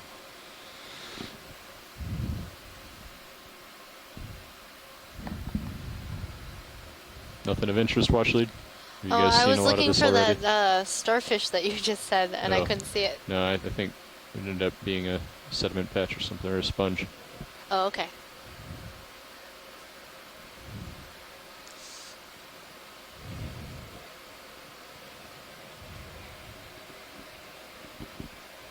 Looks like there's a rock up ahead that's got a lot Let me of know when you stuff on feel top. comfortable, co-pilot.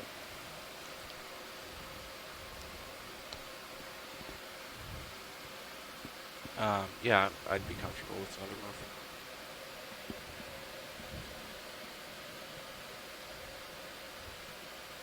move. You're still, I see you're still looking due north. Would you like another one at that? North, but it might be off. Might be to a the little east. bit. Another 10 degrees or so. Well, there's a harder return there, but there's some other returns off to the west, so not really sure. I think this is a pretty good direction for now, unless you disagree. Well, if you look at where D2 Very is. red off the bottom. Don't hit that. So I'm just looking around for something new and interesting to check out. Can we zoom on this dead sponge in front of us? Sure. I think there was some request to see if these little white things are snails. 020 maybe. I'm just going to take a peek here.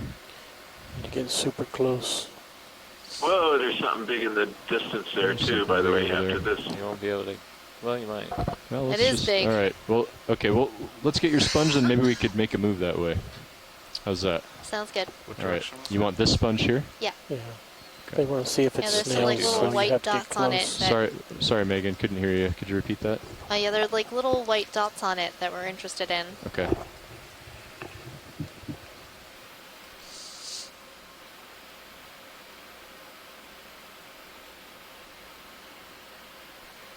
Now, did you see what direction? So this is a dead Valkyria sponge, but it is still living on in the form of associates. Do you guys like one that way? Let's hold on a second. So we're seeing numerous associates on this sponge. All those little white projections are hydrozoans. And then we're seeing barnacles, gooseneck barnacles. Trying to make the turn. Some crinoids, maybe some brittle stars.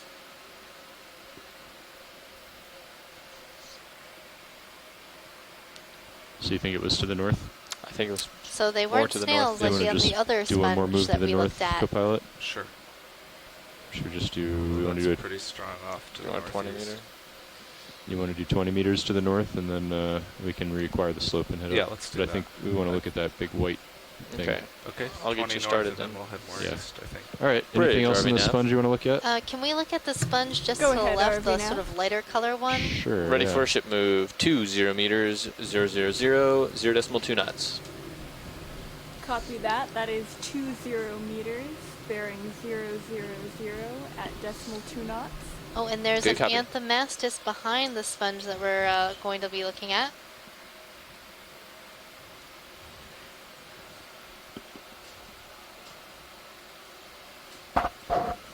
RV nav bridge, move is initiated. Copy, thank you. Okay, let's come in here, video.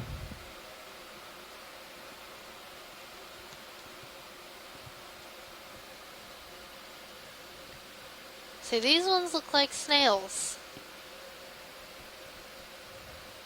And we've also got some barnacles. Some ophiuroids. And a swamp lobster. Oh! Touchdown!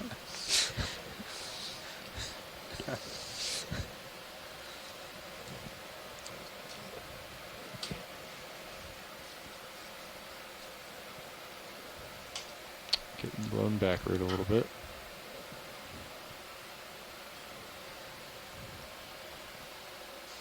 Well, two different types of squat lobsters on this sponge.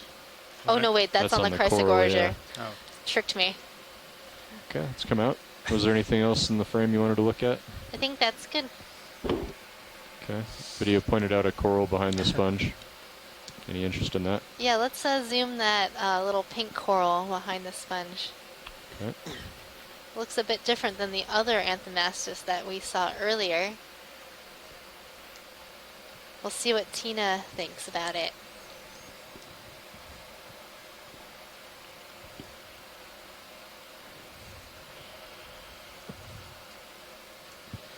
Has a much longer body.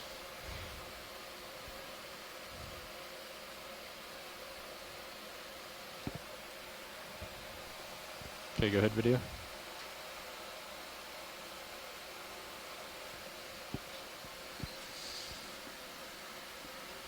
It has a lot of little bumps along its body.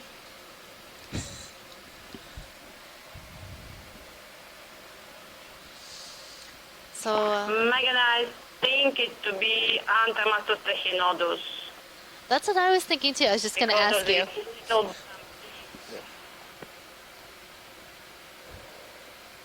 Anthemastis tahinotis.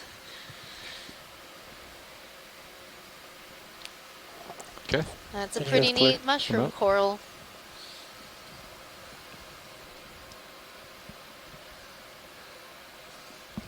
So even though there aren't as many as some of the other dives we've been on, at least we're still seeing some.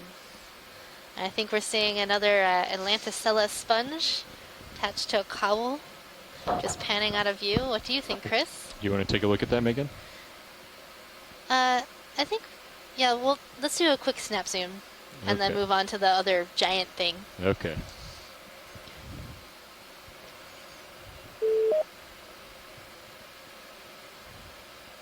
Yeah, I think I'm seeing that vase-like shape. This is going to be another view of the side view of the Atlanticella, but this is a more normal size that we see.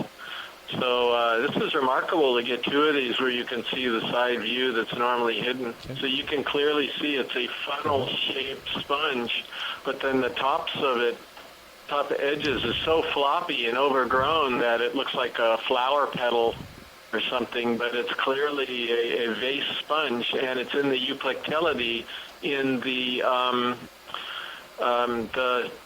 corbitellinae, which has the vase-shaped euplectellid. So this is just fantastic to be able to see this view of them. Just remarkable. Thank you. Thank you, Pilot. Let's go see that giant possible sponge.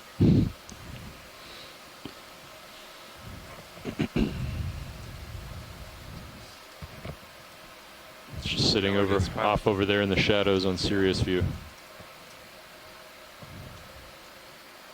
All right, heading over, Megan.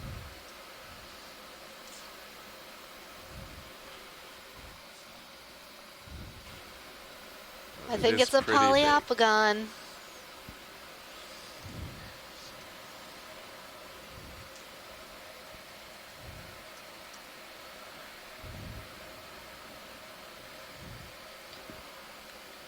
So this one's trying to compete with the minivan sponge, but it still doesn't have it. But this is big. The lasers, if you can see them just very slightly, there they are on the sponge. That's 4 inches. So this thing's huge. This is at least a meter across and probably more than a meter tall. And spectacular sponge. It's again, it's a glass sponge. It's in the family Pheronematidae, and some of the things you can notice. Again, we've talked about this many times. Are the attachment of the sponge to the bottom, and it attaches by grappling the bottom with modified spicules, which are its siliceous microscopic parts. And it grapples the bottom with these modified spicules, and it provides a very secure foundation that can support a very heavy, large sponge like this. So, beautiful example. Thank you. I think this Poliopogon had too many crackers.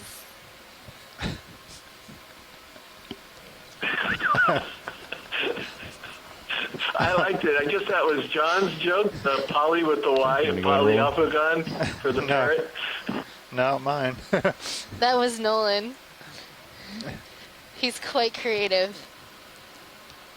And there's a little snail. By the way, we also... Megan, have you documented any Paragorgia today? Okay. No, I have not. If you need me to go, I can do that. I think we got a Paragorgia just to the left side of the sponge. Okay. We will check that out in just a bit. I came to port to look at you. Oh no, I think this sponge looks like one of those modern furnitures, like some crazy modern chair. It's big enough to be one. What, you don't have one of these at home? I wish I did. I don't know where I'd put it though. I've got one that's mustard yellow. Yeah. Got some crinoids on this sponge as well. Some snails.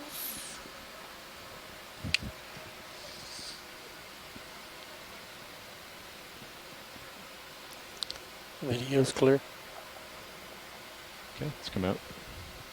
So this kind of reiterates the point that Tom Horrigan was making earlier in the dive, that these sponges and corals, as we've seen many times, are forming houses, if you will, for so many other animals. Yeah, sure. In this case, it's got some crinoids on it, and snails, ophidiids. There's probably a lot of stuff on the backside as well. So they're just very, very important to the communities down here. How are you looking? Still all right. Okay. And when did that ship move stop? About 3 minutes ago. Yeah, okay. I think I'm about stable. Okay.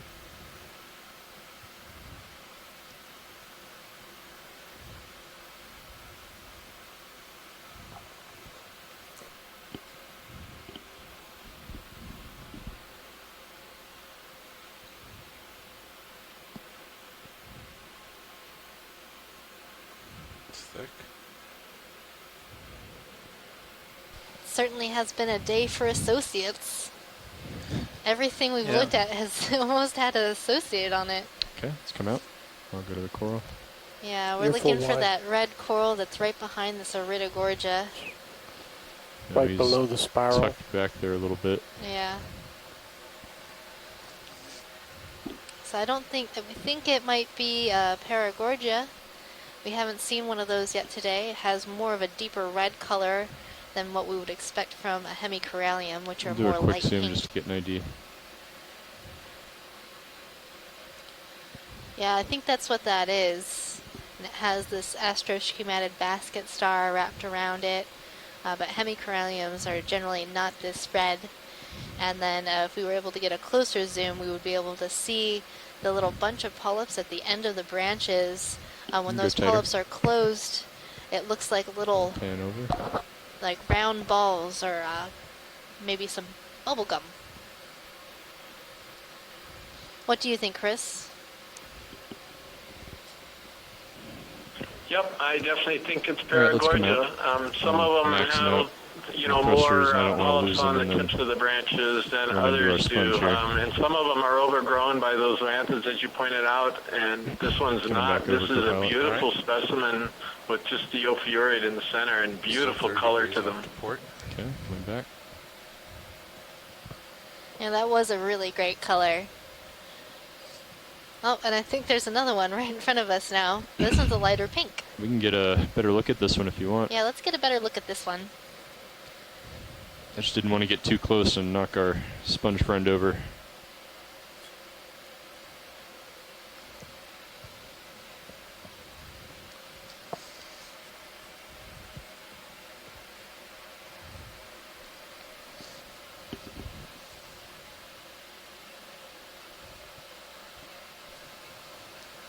Okay, go ahead.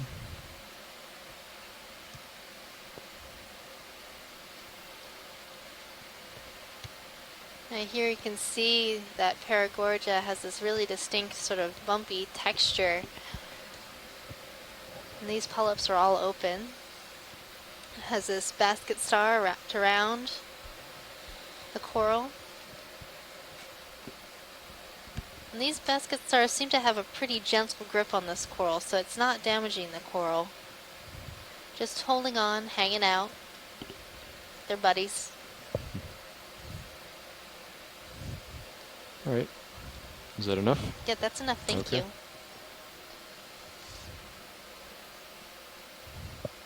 What did you say, Roland? What else did you see? I saw a cracked rock at the bottom of the screen. That one right behind it is a bamboo coral, I think, and I don't remember noticing the Acanella weberi before, but I think that's what that could be, because there's a little small one next to it, and then there's a healthy colony that's right above it.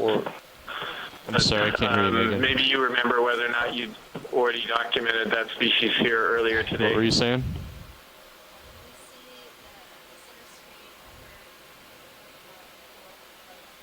Okay. Pats, we only have 2 bios and 2 geos. Okay. But our port side. Yeah, Chris, I don't think we've seen Acanella weberi yet. Yeah, that's what I thought.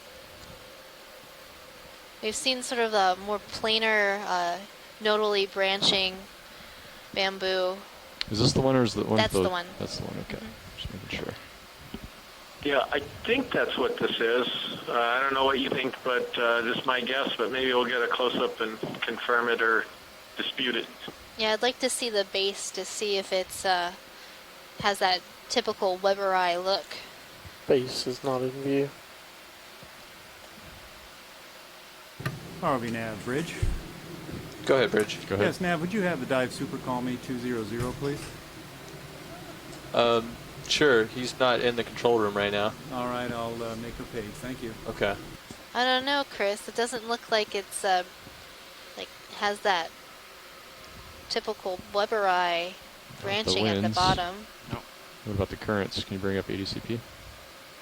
It's 0.3 knots. Yeah, hard to see from this angle, and we can't really see if it's internodal or nodal branching, I don't think, unless you can see it a little better from the ship monitor. I can't really Good tell. sound urgent, so just proceed. But I am seeing a lot of associates. Might be more fishing gear or Some something. polychaetes, some crinoids. All right, let's come out. I don't know. I don't think we can go to Acanella Weber eye on that one. Okay, bamboo bushy. All right. It's always a bummer when we have to leave it out there. If we could center up again, that'd be great. Yeah, I'm pushing over. But you're settled out, so we're fine. Yes.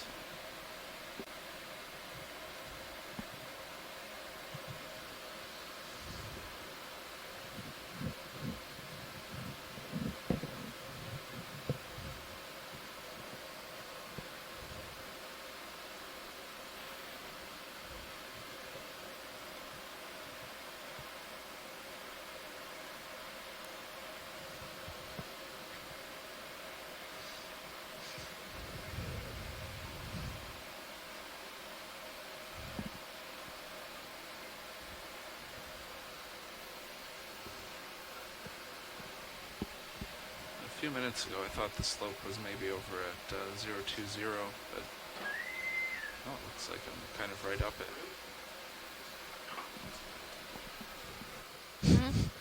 Okie dokie.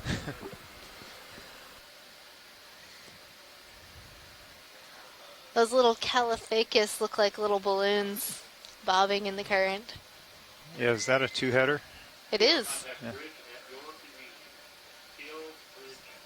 I think it's interesting how we've seen the two-headed ones today, but no more than two heads. No. It's like All right. exactly two heads. All right, Megan.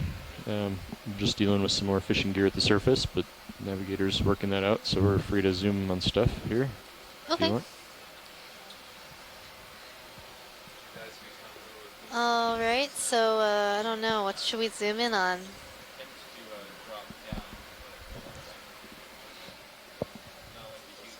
So we know that all of these corals around here are Chrysogorgia, and they almost always have the same squat lobster. I see the same squat lobster in almost every single one.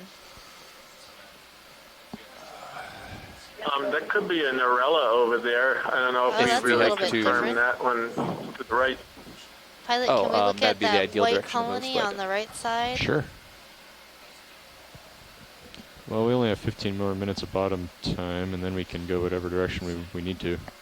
That is correct. In fact, why don't you... 20 minutes of bottom time. Can you 23. call... oh, it's 23. Yeah. Okay. Closer to 25 minutes. Okay.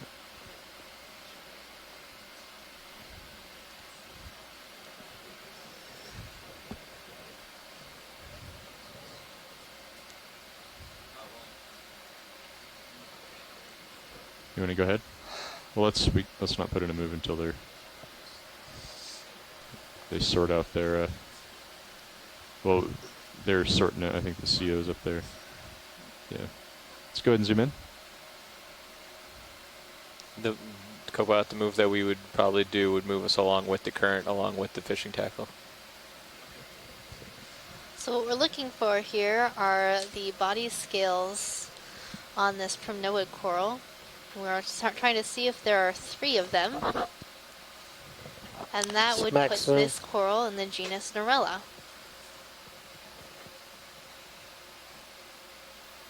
Not close enough to see the scales. I'm also seeing a If I get any crinoid on closer, this I'm coral. going to be knocking Couple over some crinoids. other coral colonies. Yep.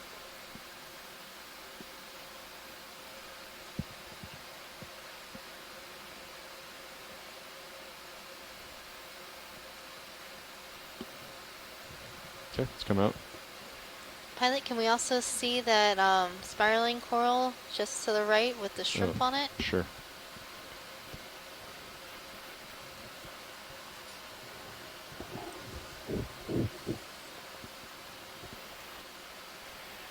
Okay, go ahead.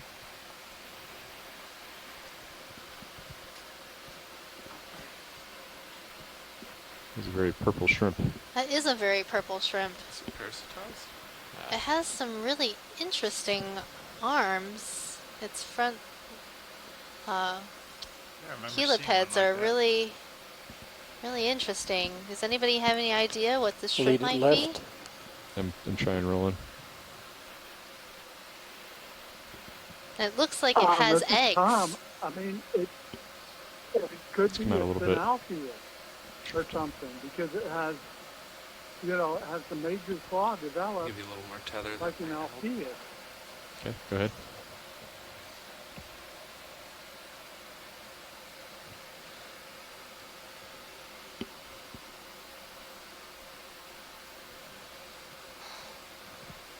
Has a pretty long Beautiful. rostrum. And this shrimp has purple legs. Not only is it purple, it's got purple legs. How cool is that?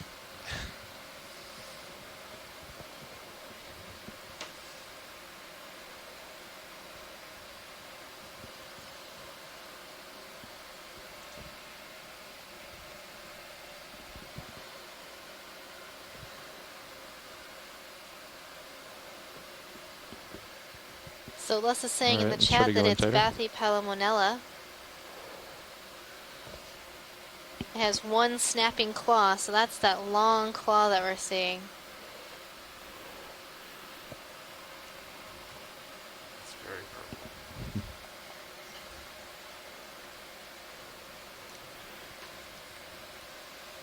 He's just going along for the ride here. All right, we can come out.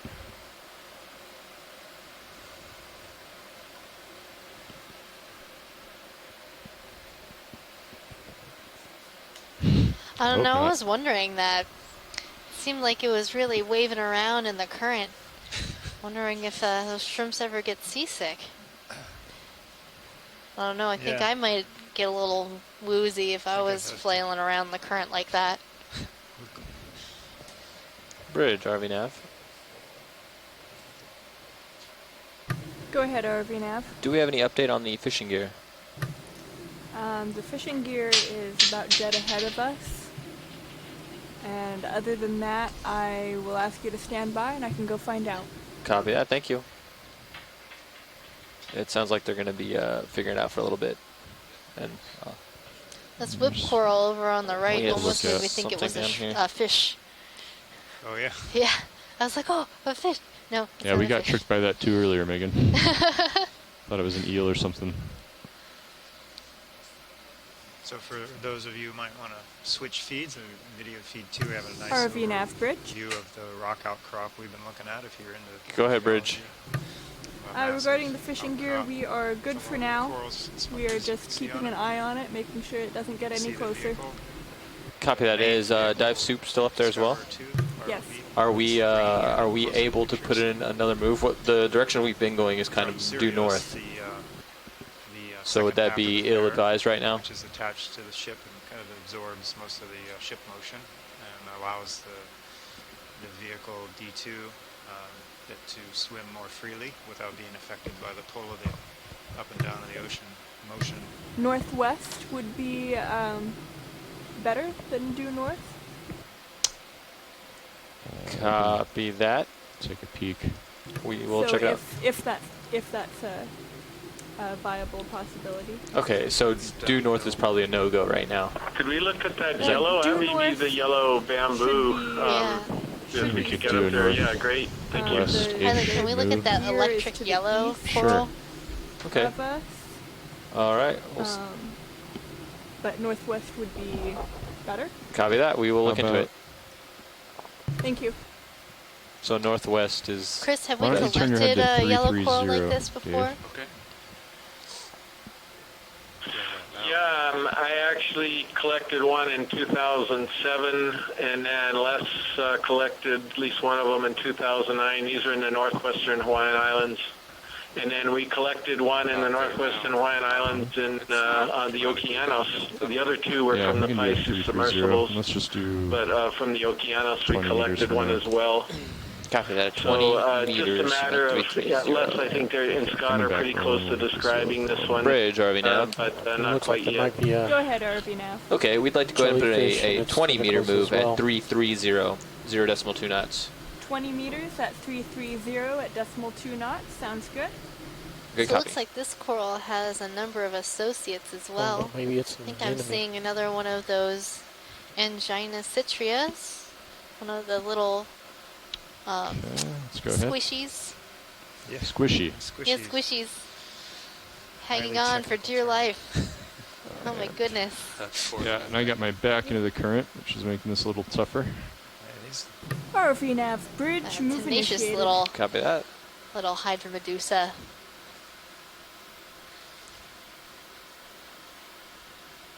Yeah, he's holding on. It's anchored itself with two of its tentacles, and I guess that must be some sort of mouth part. Scott, are you seeing this? We just point out that the current is so strong that the jelly is inside out. He's inside out. It's holding with both tentacles and mouth. Oh my goodness. Let's come out a little bit. I think we scared him. I won't be able to hold this for too long. Inside out. That's a Naka Medusa, which recently belonged to the genus Agina, which we moved to a new genus, Aginona, earlier this year. And it looks to be feeding on the Gorgonian. I've only ever actually seen this animal in situ 3 times, including the 2 times you've seen it on this dive. But it looks like they're feeding on the polyps of Gorgonians as they're going around in the bentopelagic zone. Wow. Thanks, Tragan.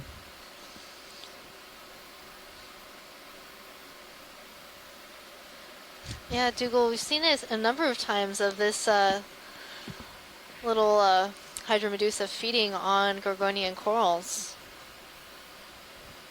So we saw it on a number of different corals today, bamboo coral and also a chrysogorgic coral. I was training to get a single frame focus, but I never got it. That's okay. That's a strong current.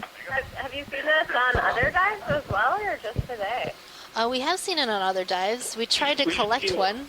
Our lasers on. We should laser couple that. Dives yeah, ago. we saw these first in 2015. Very cool. What I didn't know is that you guys had put it in a new genus because we've got it listed in the animal guide as Agina, and I did not realize that it's been moved into the Aginona, so that's really valuable to know. Looks like we'll be making another correction to the guide. It's only been in that genus for a couple of months, so don't worry. Thank you. Great, thanks. It would be really nice when we see them. The defining character is the tentacle bulb inside that gelatinous bell. So if you can zoom right into where the bases of the tentacles enter the bell to see if the tentacle roots are going up or down, that would be really useful.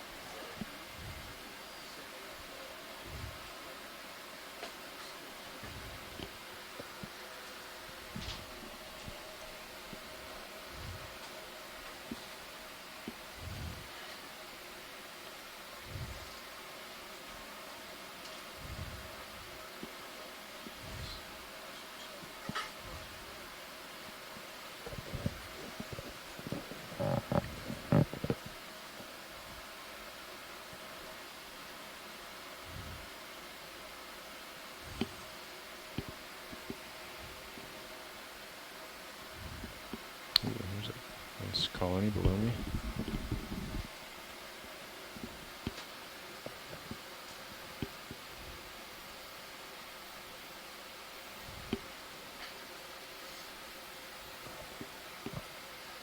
Now we're getting a nice view of Iridogorgia, our spiraling coral. Oh, you know, I want to say it. I know. You're wearing it out. I know. Okay, go ahead, Bob. Oh, and here we're seeing another one of those little Aginoina. A couple of them. 3, 4. They're all hanging on for dear life and feeding upon the polyps of this Iridogorgia. Oh, 5. Oh my goodness. Yeah. I don't think I've seen this many of them. What would be really cool Let's come here out a little bit. There are some Narcomedusa species, the young of which parasitize other jellyfish. They normally don't have a polyp stage. But, oh no! Okay. Does anyone want that sample besides me? They parasitize jellyfish, and it may be that this particular Medusa species parasitizes the bamboo coral when it's in its larval or polyp stage, and then the adults grow out while eating the polyps from that coral. RV nav, Bridge. Go ahead, Bridge. Move is complete. Yeah, so I don't think we have enough bottom time left to do a collection. Did you call watch leads? What was that, watch leads? Oh, Dougal wanted to collect those little things. Jellyfish. Yeah, crazy jellyfish. How do you feel, Pilot? We can sacrifice midwater survey time to get that, no problem. Okay, he says it's no problem if we take out of midwater survey time. Oh, wow. Wow. Okay. So it must be a very important collection. I'm going to turn to port to follow you. Yeah, that sounds good. I've got like an exclamation point here, so I think we might want to try to collect those. Starboard outer is going to be your Starboard goal. outer is the only good option for See if we can find any on the Our end. pilots like to hug the bottom anyway. It's a little more familiar. Now maybe you could than the move us great that way a midwater. little bit. You're still going to swing in this current direction. Do you want? Or we could move the ship back. Yeah, we can always move it directly back. and west, I think, would be good. You give us maybe 10 or 15 meters at 225. That would put me. So if we do successfully gather back and these jellies, west, what's so the best way to preserve south? them? Southwest. So this would be directly back. You could get like the largest animal. Right. Actually, so you can this would take be a back. snip of the tentacle of each of the animals and put that half a tentacle This or is full back. tentacle south would be fine. into Okay. ethanol and 10 pop meters. it in the freezer. Sure, 10, 15. And put the rest of the animal, including the bit of gorgonian that it's on, into formalin, 5% formalin. Bridge, RV And nav. so we can correlate which sequence Go goes ahead, to RV which nav. individual. Hey, and we that would be like to put in a perfect. ship move. Please let me know how this looks with the current tackle situation. 10 meters at 1800, 0.2 knots. Stand by. I will check.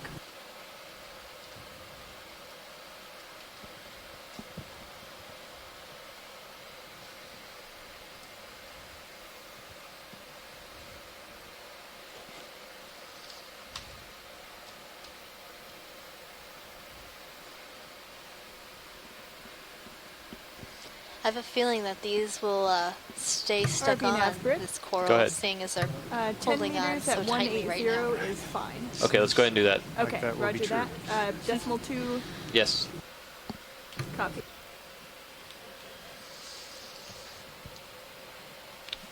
They don't normally occur in swarms to have so many individuals on a single coral colony.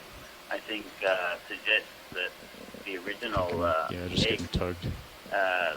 the original larvae landed on the colony. Oh, we're on that move. It might take a little bit, but Split by asexual reproduction. RV nav bridge, move initiated 10 meters, bearing due south, decimal 2 knots. copy that. Thank the you. Ganser and the other species that are known to feed off the jellyfish as they grow into their adult phase.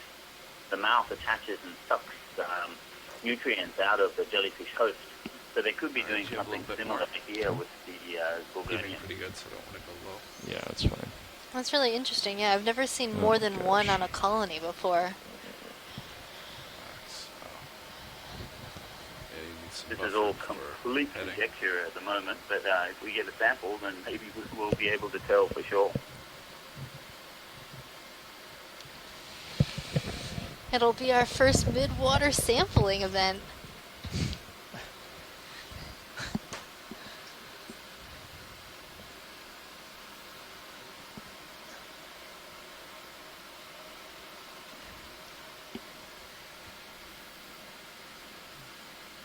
We might be able to grab a couple branches that have a number of these on them. Go ahead. So get more than one would be and nice. Autohead as well.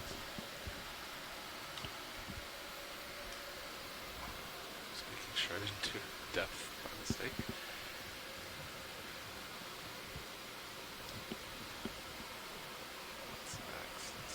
It's maxing that lateral. If you're maxing, you can't.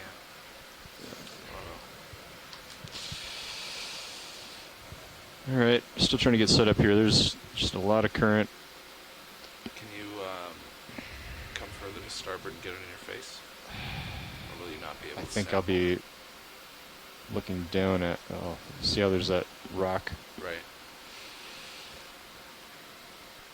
Yeah, that's the other option.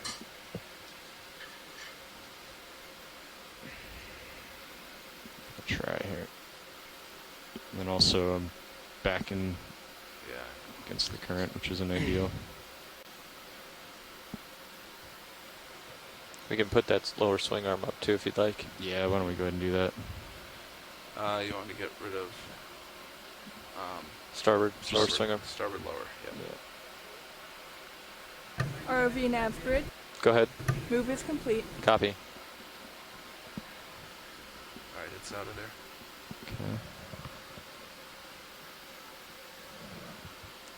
All right, can you joy lock this, please? And auto head. Yep. You're in. Not quite maxing him out. Okay. We can get the drawer open, which is nice. Yep. With that move at 180 though, you're gonna feel the swing soon. Well, that's okay. Okay. I mean, it's just be aware of it. It's kind of this. Yep. Yeah, it'll be all right.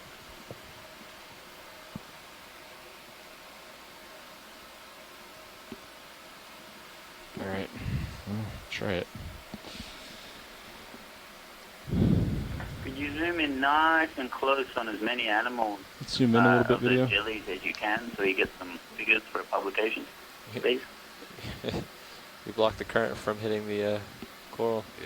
Yeah, come out a little bit. We're trying to get those little creatures hanging on there.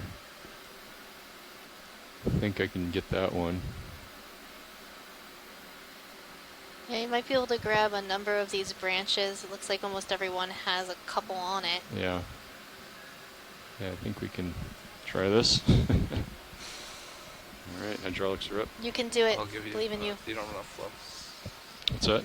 I said I believe in you. You have the power. Okay. Let's come out a little bit, video. I have Do you need the book? Starboard drawer Yes, please. prepped for you. It's going to be starboard outer right now. It is going to be starboard outer. Okay. Okay. The nice thing is we don't have to come up for this one. Yep.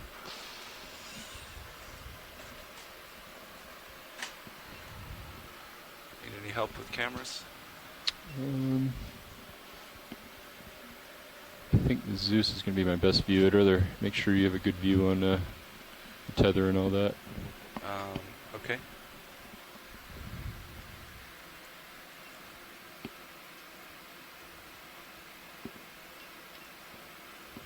Okay, hydraulics coming on. And nav or both of you, if you could keep an eye on the thrusters, and if you see one fault, let me know right away. Okay. I don't think it will, but Yeah, you're actually pretty stable, it looks like, but I have them open. thanks. I'm comfortable giving you my monitor if you want that. I have enough views.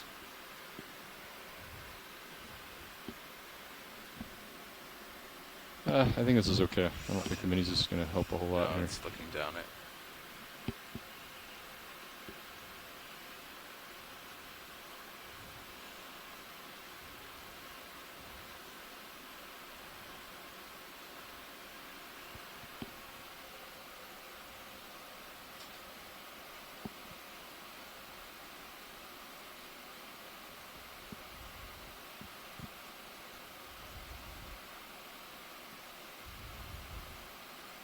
Could I make a suggestion?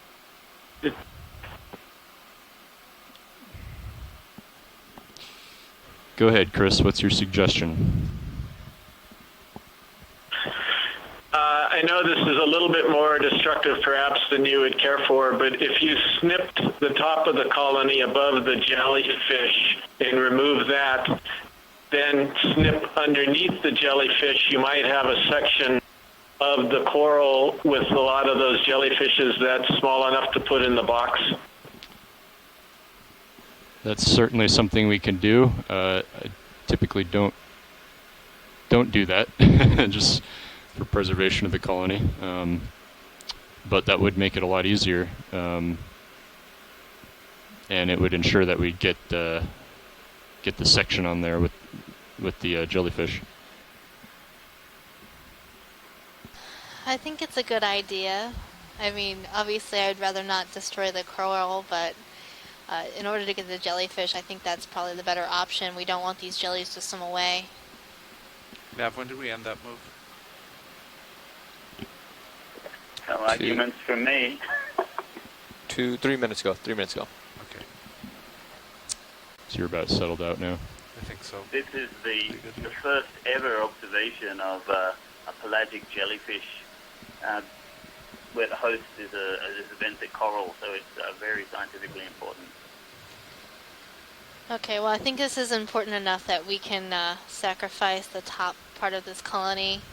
The coral will continue to grow, so we'll still leave part of the base. All right, I'm going to set up, and then I'll let you determine where we snip on the top. Okay.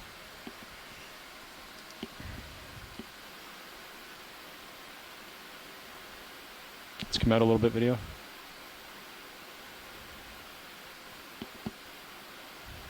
That's full wide. Thanks. So I could cut it about here, make sure we get those jellyfish just below, and then I could cut maybe 2 or 3 spirals down. Okay, that sounds like a good plan. Yeah? Yeah.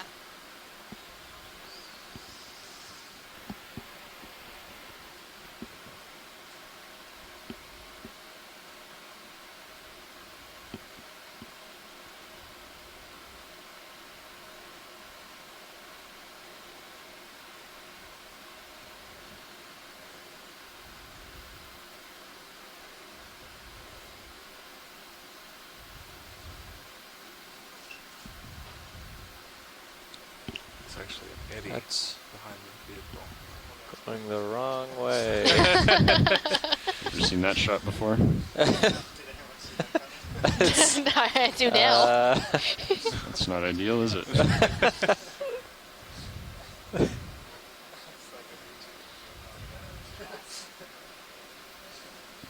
Well, it might get caught in the vehicle there. We might have it anyway.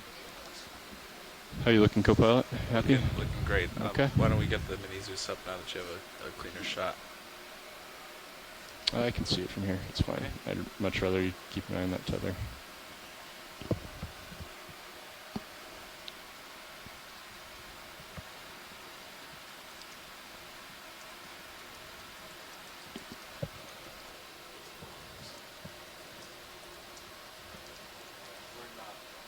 That is quite large.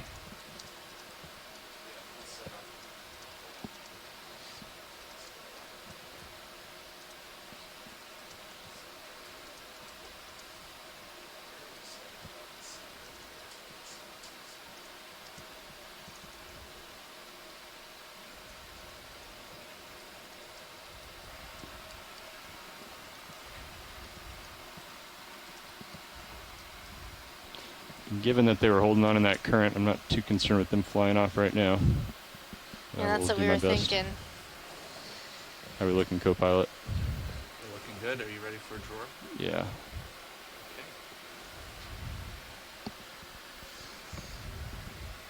Extending. Okay.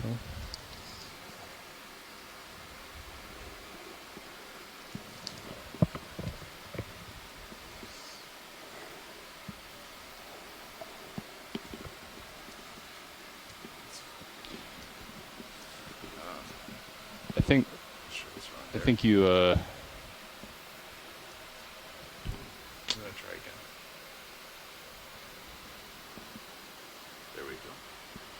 Oh.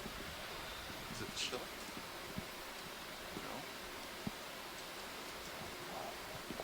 Are you hitting something? Is it? It started sliding. What happened? Yeah, it moved a little Why bit. don't you adjust your heading to starboard just a little bit? The auto head is really fighting it, and we're all stable. It's just so we can see the light pool. Yeah, there we go. That'll help alleviate. Are we hitting something? Doesn't appear so.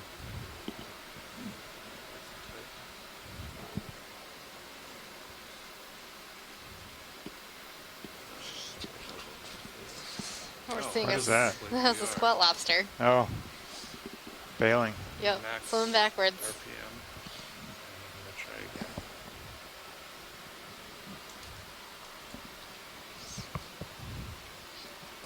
again. It is slow going out though, Dave. Yeah, I see that. Just so you are aware. Yep.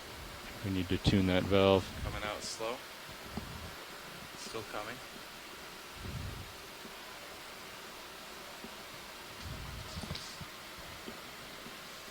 Still coming out.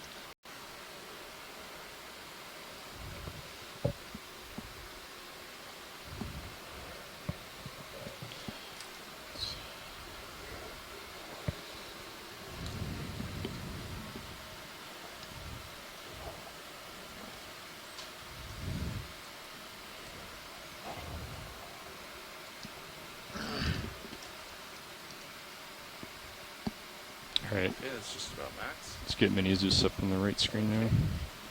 This is up and I'll take it. It's about right.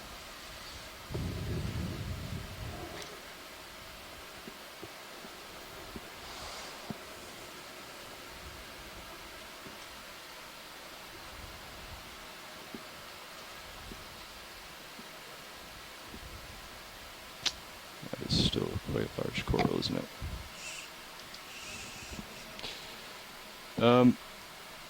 Watch lead, I have a request. Yes, pilot? Can I go ahead and put this in the same box as that other piece there? Is that, this is just it's got a large diameter and yeah, if that's the only way you're going to get it in there, should be okay.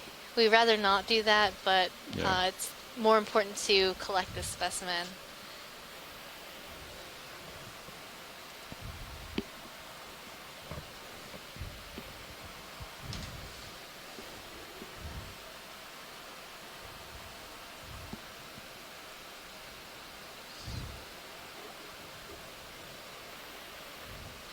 Yeah. Are they still there, Caitlin? Yeah. Yeah, the faster we can get in there, the better. I think some are barreling.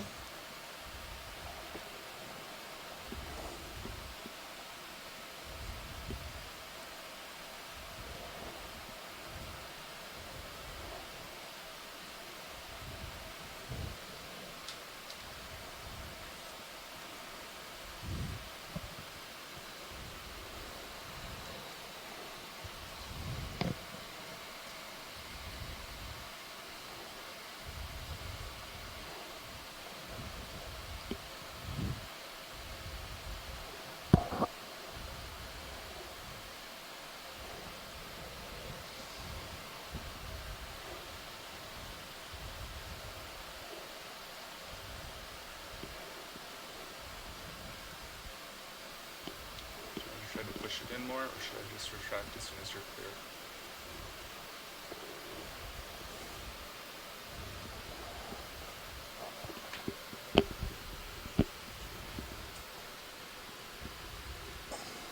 Let's just close it up. Okay, closing.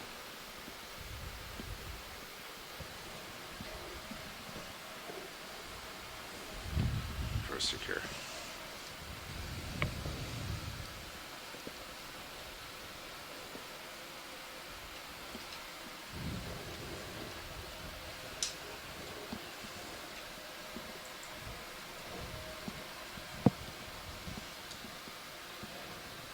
Alright, so I hope we did manage to keep a couple of those Narcomedusa stuck on that piece of Iridogorgia. All right. And I think that's the end of our bottom time, and we'll be beginning our mid-water section of the dive. I'm going to switch it here. Great, thank you so much for that collection. Thanks. Awesome. We might email you some additional details about preservation. All right, that I'm going would to come be back great. toward you. Okay. I will stop dancing. I wish we had a camera on Dougal right now.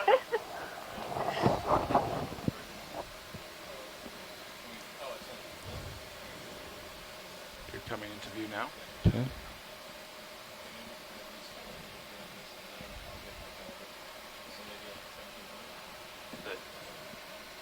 Hey, Tom here. Since we're leaving the bottom, I'm also going to take off. Thanks for a great dive today, everyone. Okay, thanks, Tom, for your participation.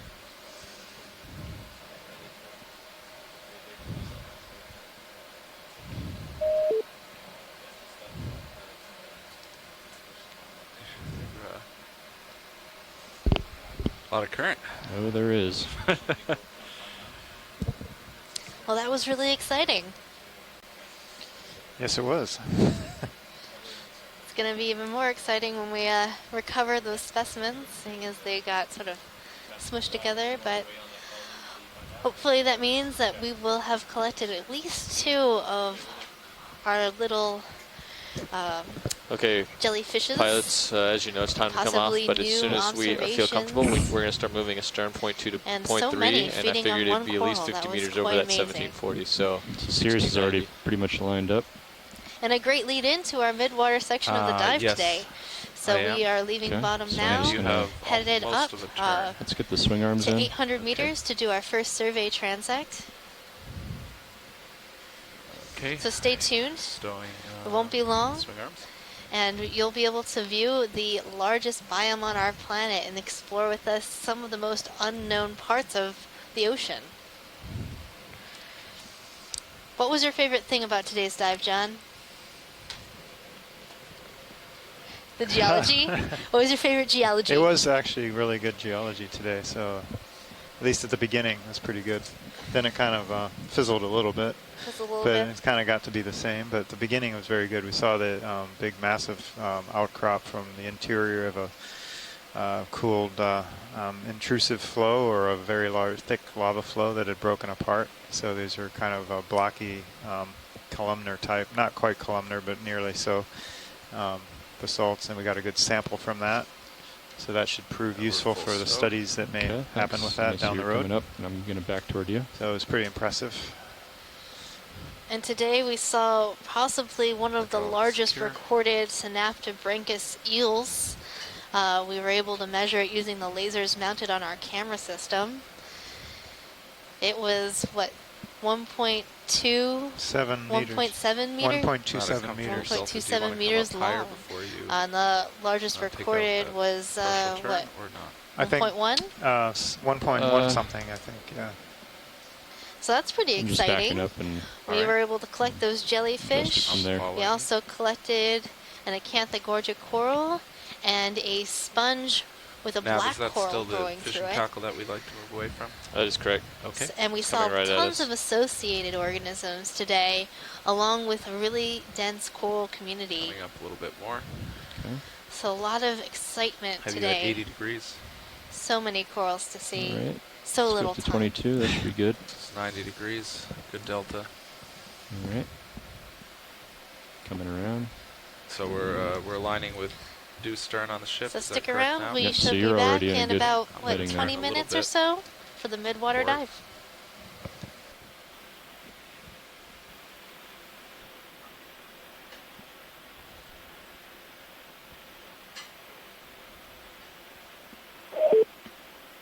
Okay, I'm lined up. All right. I see you And lined pushing up as ahead. well.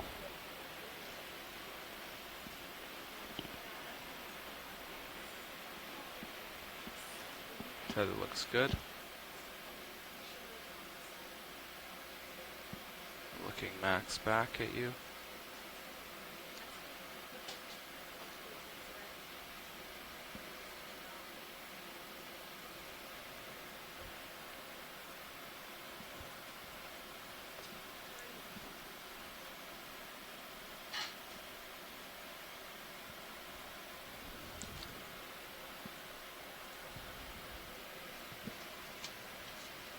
everything looks good. You're going out the back of the fisheye. All right. Pushing forward and coming up. Okay.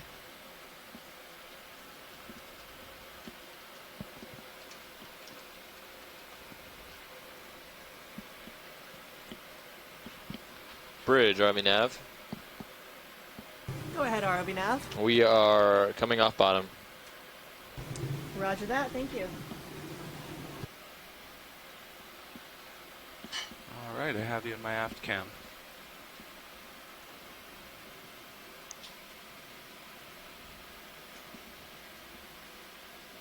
All right, why don't you come out of auto heading? Okay. Out.